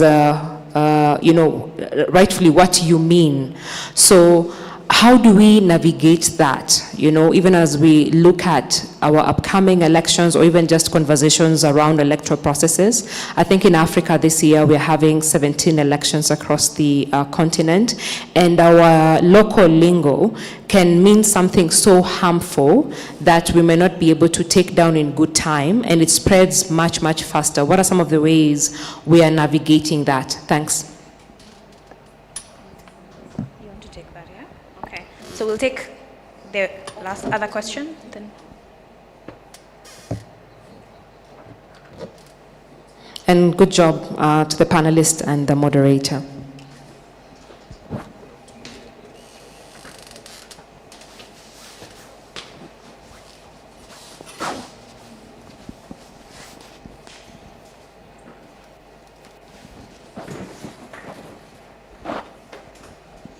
Thank you for this opportunity again. My question is not really directed to anyone in particular, but I'd like to know, I think my main concern is when we talk about involving technology in leadership and governance, what risks lie? Let me just read it. I had written it down. What are the risks of data breaches or cyber attacks in a techno-democracy, and how can they be mitigated? And also, how can citizens' privacy be protected in such a system where technology has taken center stage in leadership and governance? Thank you. All right. So I think before we have comments and responses from our panelists, we'll just have them also share with us their closing statements as they respond to those two questions that we've had. Thank you so much for your contributions. So please tell us, as you respond to these questions, what, for people who are working in that tech space one way or another, what should we look out for? What's your call for action? All right. Okay, I'll try to remember. So first thing about fact-checking, a lot of these digital companies, let's say social media companies, have been evolving, and are using Kenya as an example to integrate their involvement with different countries through public policy offices. All right? So, and you'll find that most government nowadays are very outspoken in terms of kind of controlling this digital activism, and you'll find that most of these companies tend to adhere to human rights stuff and also using localized fact-checking. For example, if 100 people on Twitter report your account, it will be blocked before they decide your case, yeah? So we can give a plus to that. There's been a deliberate move towards that. And they also have a requirement, I think, by law to have public policy offices. So in trying to make sure that whatever content that runs across their platform is fact-checked, does not incite the public in some negative way, and also abide by the laws of the country. That's why Kenya can decide to shut down Twitter or whatever, either of those platforms. So it's actually evolving. And then also, a good example will be Google and the Amazons and stuff. They've set up engineering teams, very big offices here in Nairobi, and their skill set or their mandate of these particular offices cuts across all these kind of scenarios, the technical bit, legal bits, and all that. So we don't need to worry about that. So nowadays it's very easy to fact check anything online and stuff. And then there was a question around our data. So in every setup, it depends on the type of technology you're using. Most government host their own servers. That's why usually these guys saying open servers, because there's something called on-premises, on-prem hosting. So basically, internet is basically a collection of computers. Okay, so you decide now to have a mega computer in Nairobi or in the State House, and all other computers that run garbage system connect to it. That's the central place and all that. And we obviously have people who are in charge of those, and they can actually easily tamper with the data and all that. Then that goes to the responsibility of those that are policymakers in terms of the type of system the government uses, and they need to kind of involve pro-modern ways of doing stuff and all that. That's why I was mentioning stuff like blockchain. Countries like the US, the China, they're using digital, so you control, the same way you have your national ID, like the same thing they were trying to do with Huduma number. But then you don't know what data is, you don't have visibility. For example, today you don't have the visibility of what, for example, a citizen has of you. But when you're applying for a passport, for example, you'll be shocked that they know who your grandmother is. Something you are not, you don't know yourself, right? So stuff like blockchain would provide this mechanism that will allow citizenry to kind of control how much you can actually control and all that. And people are actually moving towards that.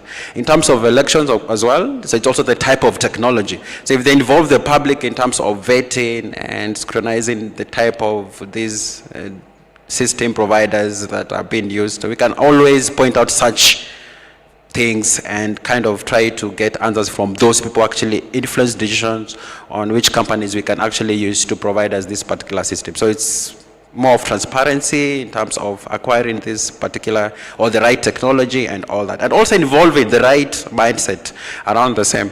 So for example, if I look at Ministry of ICT, if I went to Ministry ICT, the ICT, I'll find that the old school guys who used to, for example, in quotes, use old programming languages to build systems, but the world has evolved, all right? That's why you'll find them, they cannot build a small or a very interesting stuff like a system that is owned by the government, because the way of building those systems has actually changed. We don't have those skill set to build it as we used to build it in the earlier days. So what they do is have to now contract. Even Nairobi County Government, they're contracting Jambo Pay to process these payments. If we had the same thing like, for example, the US has a State Department of Engineering, they can tap into these young guys and they can build this amazing stuff. We have like a very tech-savvy young generation in Kenya, and they work for international companies. You don't see them. You only see them in these two places. But they're very young guys in their 20s and they're very bright. So government and all those that are involved can actually tap into our skills internally and give them a chance to kind of demonstrate these skills in terms of technology, and we can come up with homegrown solutions like M-Pesa and stuff that would help us navigate that space. So that's it. My closing remark is in terms of, it's all about policies. All these things is basically about policy makers. Everything about life, basically, so long as in any country, is about those people in charge of making these policies. So involving the right people in making certain decisions. For example, we're just talking about technology. You can involve more young people. If you're talking about funding education, you talk to the young guys. You don't talk to those who've already gone through the system, right? If you're talking about mama mbogas, you need to go and involve them straight up and not assume someone from outside would come and help you influence the right decisions for them. And that's why we had things with the finance bill, because the right people were not really engaged. And if they were engaged, they were not listened to. So there's that. And yeah. So I'd really like to respond to Bina's question. Local dialect. Our local dialect is not being flagged as mis or hate speech on these platforms. What these multinational companies, those social media companies, did at the height of the election period was that they brought on board local organizations. Remember, ELOG was one of them, to become content moderators so that you can give context on what really mean these specific words mean, so that they can be easily flagged by the system. But as we did an audit behind the scenes just to ask them, so how many cases were flagged, because we had given new terminologies that are currently flowing, so the madoa-doa and sorts, suit, and the rest. And we asked them, so how many accounts were you able to flag with the terms that we gave you? There was never a response. So at the end of the day, they still need more to be done, because from what we see, this was being done as a lip service, just to tick a box. Yes, there's an effort being made towards curbing hate speech on their platforms. Even recently, when Twitter introduced community notes, still we are not clear on who are the people who are putting together these community notes.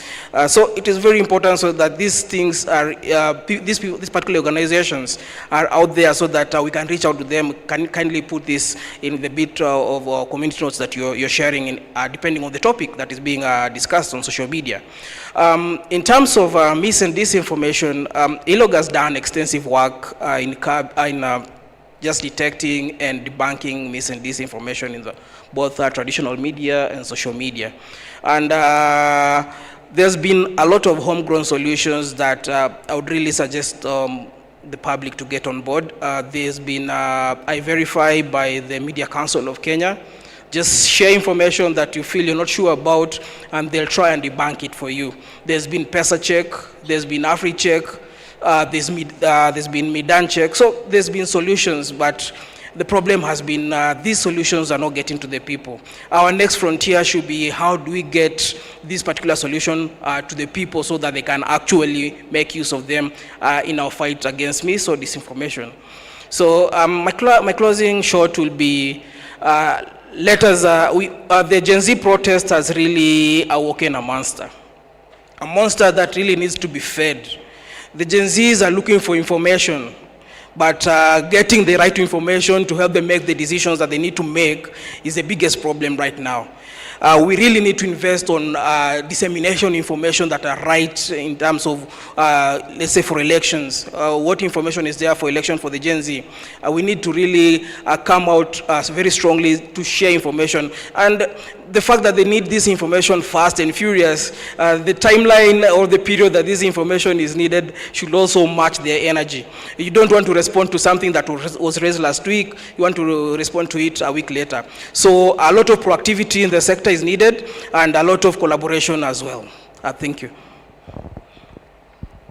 Right. Love that question, and it's true. Usually this sort of content is not taken down. What platforms will say is they have AI content moderators, so that the lexicons that you're talking at, they're called lexicons, the words for context, for them to understand the context, especially during elections, then an AI-powered system would be able to automatically take down that content. Now, what we are advocating for, especially at Paradigm Initiative and the different circles that we influence or have the power to influence policy, is that we are saying it is not enough for AI systems to take down problematic content, especially during elections. We want human content moderators, because I would understand that madoadoa in this sense means this, and madoadoa in Tanzania would mean this, right? So we want another layer. While AI is good, it's doing a lot of the work, that we have a human face, someone that understands, like a whole office. You can't tell me that Meta, for example, is not able financially to put together a whole office of human content moderators. That's on content. There's another question on emerging technology. How is it influencing democracy, good governance? We've talked a lot about elections, so that's just the route that I'll take. I know a lot of us, or I presume a lot of us have seen, videos going around of either Obama, him as a person, you would think it's his voice, but saying something completely different through deep fakes. And you would be surprised how these deep fakes are able to influence how such a large, group of people cast their votes.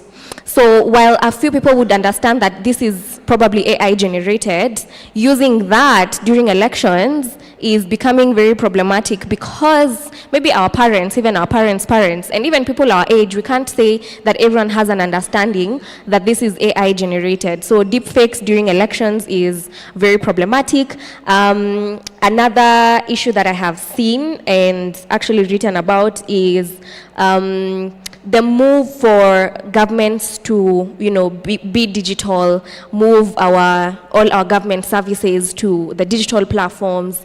Was it this year or last year? Last year, our eCitizen platform was hacked. No, it was disrupted, as they'd like to say, and over 5,000 services, government services, could not be accessed. Now, this is what the government and the ministry is intending to do, that by a certain time, probably the end of this year, next year, about 18,000 government services will be moved online. Well, that is a good move, and it's something funders want to hear. We get excited, we are a digital country and we are moving things digitally. In the case that we do not put systems and guardrails on particularly cybersecurity, and this system is either interrupted, disrupted, hacked, that presents an array of, challenges and problems in the democratic context. Number one, people's data is at risk because you don't know who has access to your data, third-party data. Third-party disruptors. If we have a repeat of what we saw with eCitizen, but now that was just 5,000 services, ID, passport, etc. And now we want to put over 18,000 services online, then it creates a problem that we really need to think about. Misinformation, disinformation, we've talked extensively. Plus another, very many challenges I can think of. I can see your eyes. Please stop looking at me like that. I'm finishing. Solutions. I think while the government is pushing very hard that we digitize our systems. I've said this, and I'll keep saying it in every platform that I'm given.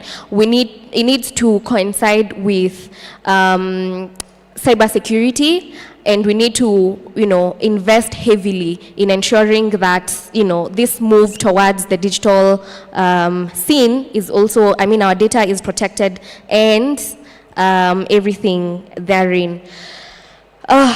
Okay, my closing remarks.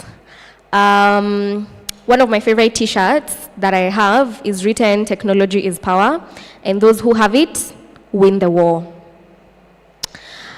We claim that as Gen Z's Pro, Gen Z's Pro Max, it's a whole Gen Z's, but just the Gen Z movement, one of the strongest advantages, one of the advantages we have is we are tech savvy. A lot of us have access to information, and this is just for anyone out there who's feeling like, we've done so much, nothing seems to be changing. Just remember that the war is not over, and technology is power, and those who have it always win the war. I had, as I conclude, I promise, that there's a communique that will be put out, and we'll put a list of things. This one comes from me. If I do not see it, ELF, I'll come, and the organizers, that as young people collectively, we are saying, and we are speaking very loudly, that access to internet is access to human rights. And let whatever happened on July 25th be the last instance that we are seeing internet disruption. I feel like people should have taken that with a bit more seriousness that we took with it, because in the current age, disruption, even a second of internet disruption, disrupts people's livelihoods. It disrupts, the economic sector. It disrupts the entire socio-political and economic aspects of our lives. And it is a subtle way for the powers that be to say that we have access to how information moves, how you create awareness, how you mobilize, how you conduct your advocacy. So as young people of this country, Gen Z, millennials, and so on and so forth, in that communique, let us put it in bold and speak very loudly and say that we are saying no to internet shutdowns and internet disruptions. Because if they dare, we are still following. Personally, it's something I'm taking on because we don't want to let it go. But let that not be something that was the first time in Kenya. We would go to panels in different countries and say that, in Kenya we've never had internet disruption, even when Raila was swearing himself in, when we've had, difficult times. But just because a certain group of people are going to the streets to protest, you feel the need to shut down the internet. It is not something we are proud of. We are just going back, given all the gains that we've gained. The Constitution has given us so many gains, access to information, freedom of expression, and so on and so forth. All this to say, if you forget everything I have said, let this not be precedents that we want for our country. And as young people of Kenya, we are saying, keep the internet on. Thank you very much. Thank you so much. That was so powerful. She said technology is power, and those who have it will win the war. Maya has told us that everything is about politics, is about policy, so involve the right people. Ian David has highlighted the fact that the Gen Z movement has awakened a monster, and it needs to be fed with information. So this is a vital conversation. Let's take it online, take it to the elections observations group, take it to Casually, take it to Emerging Leaders Foundation, take it to Paradigm Initiative. Let's take this conversation and keep having it online. Thank you so much to everyone for your patience.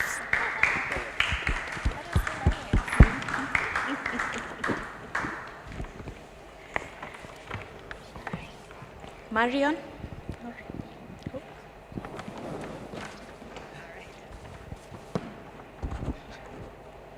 Okay, thank you very much, Njeri, for that session and the panelists that we had. My name is Dylan Mogaka, and I am here to give a vote of thanks on behalf of the team that organized the entire assembly.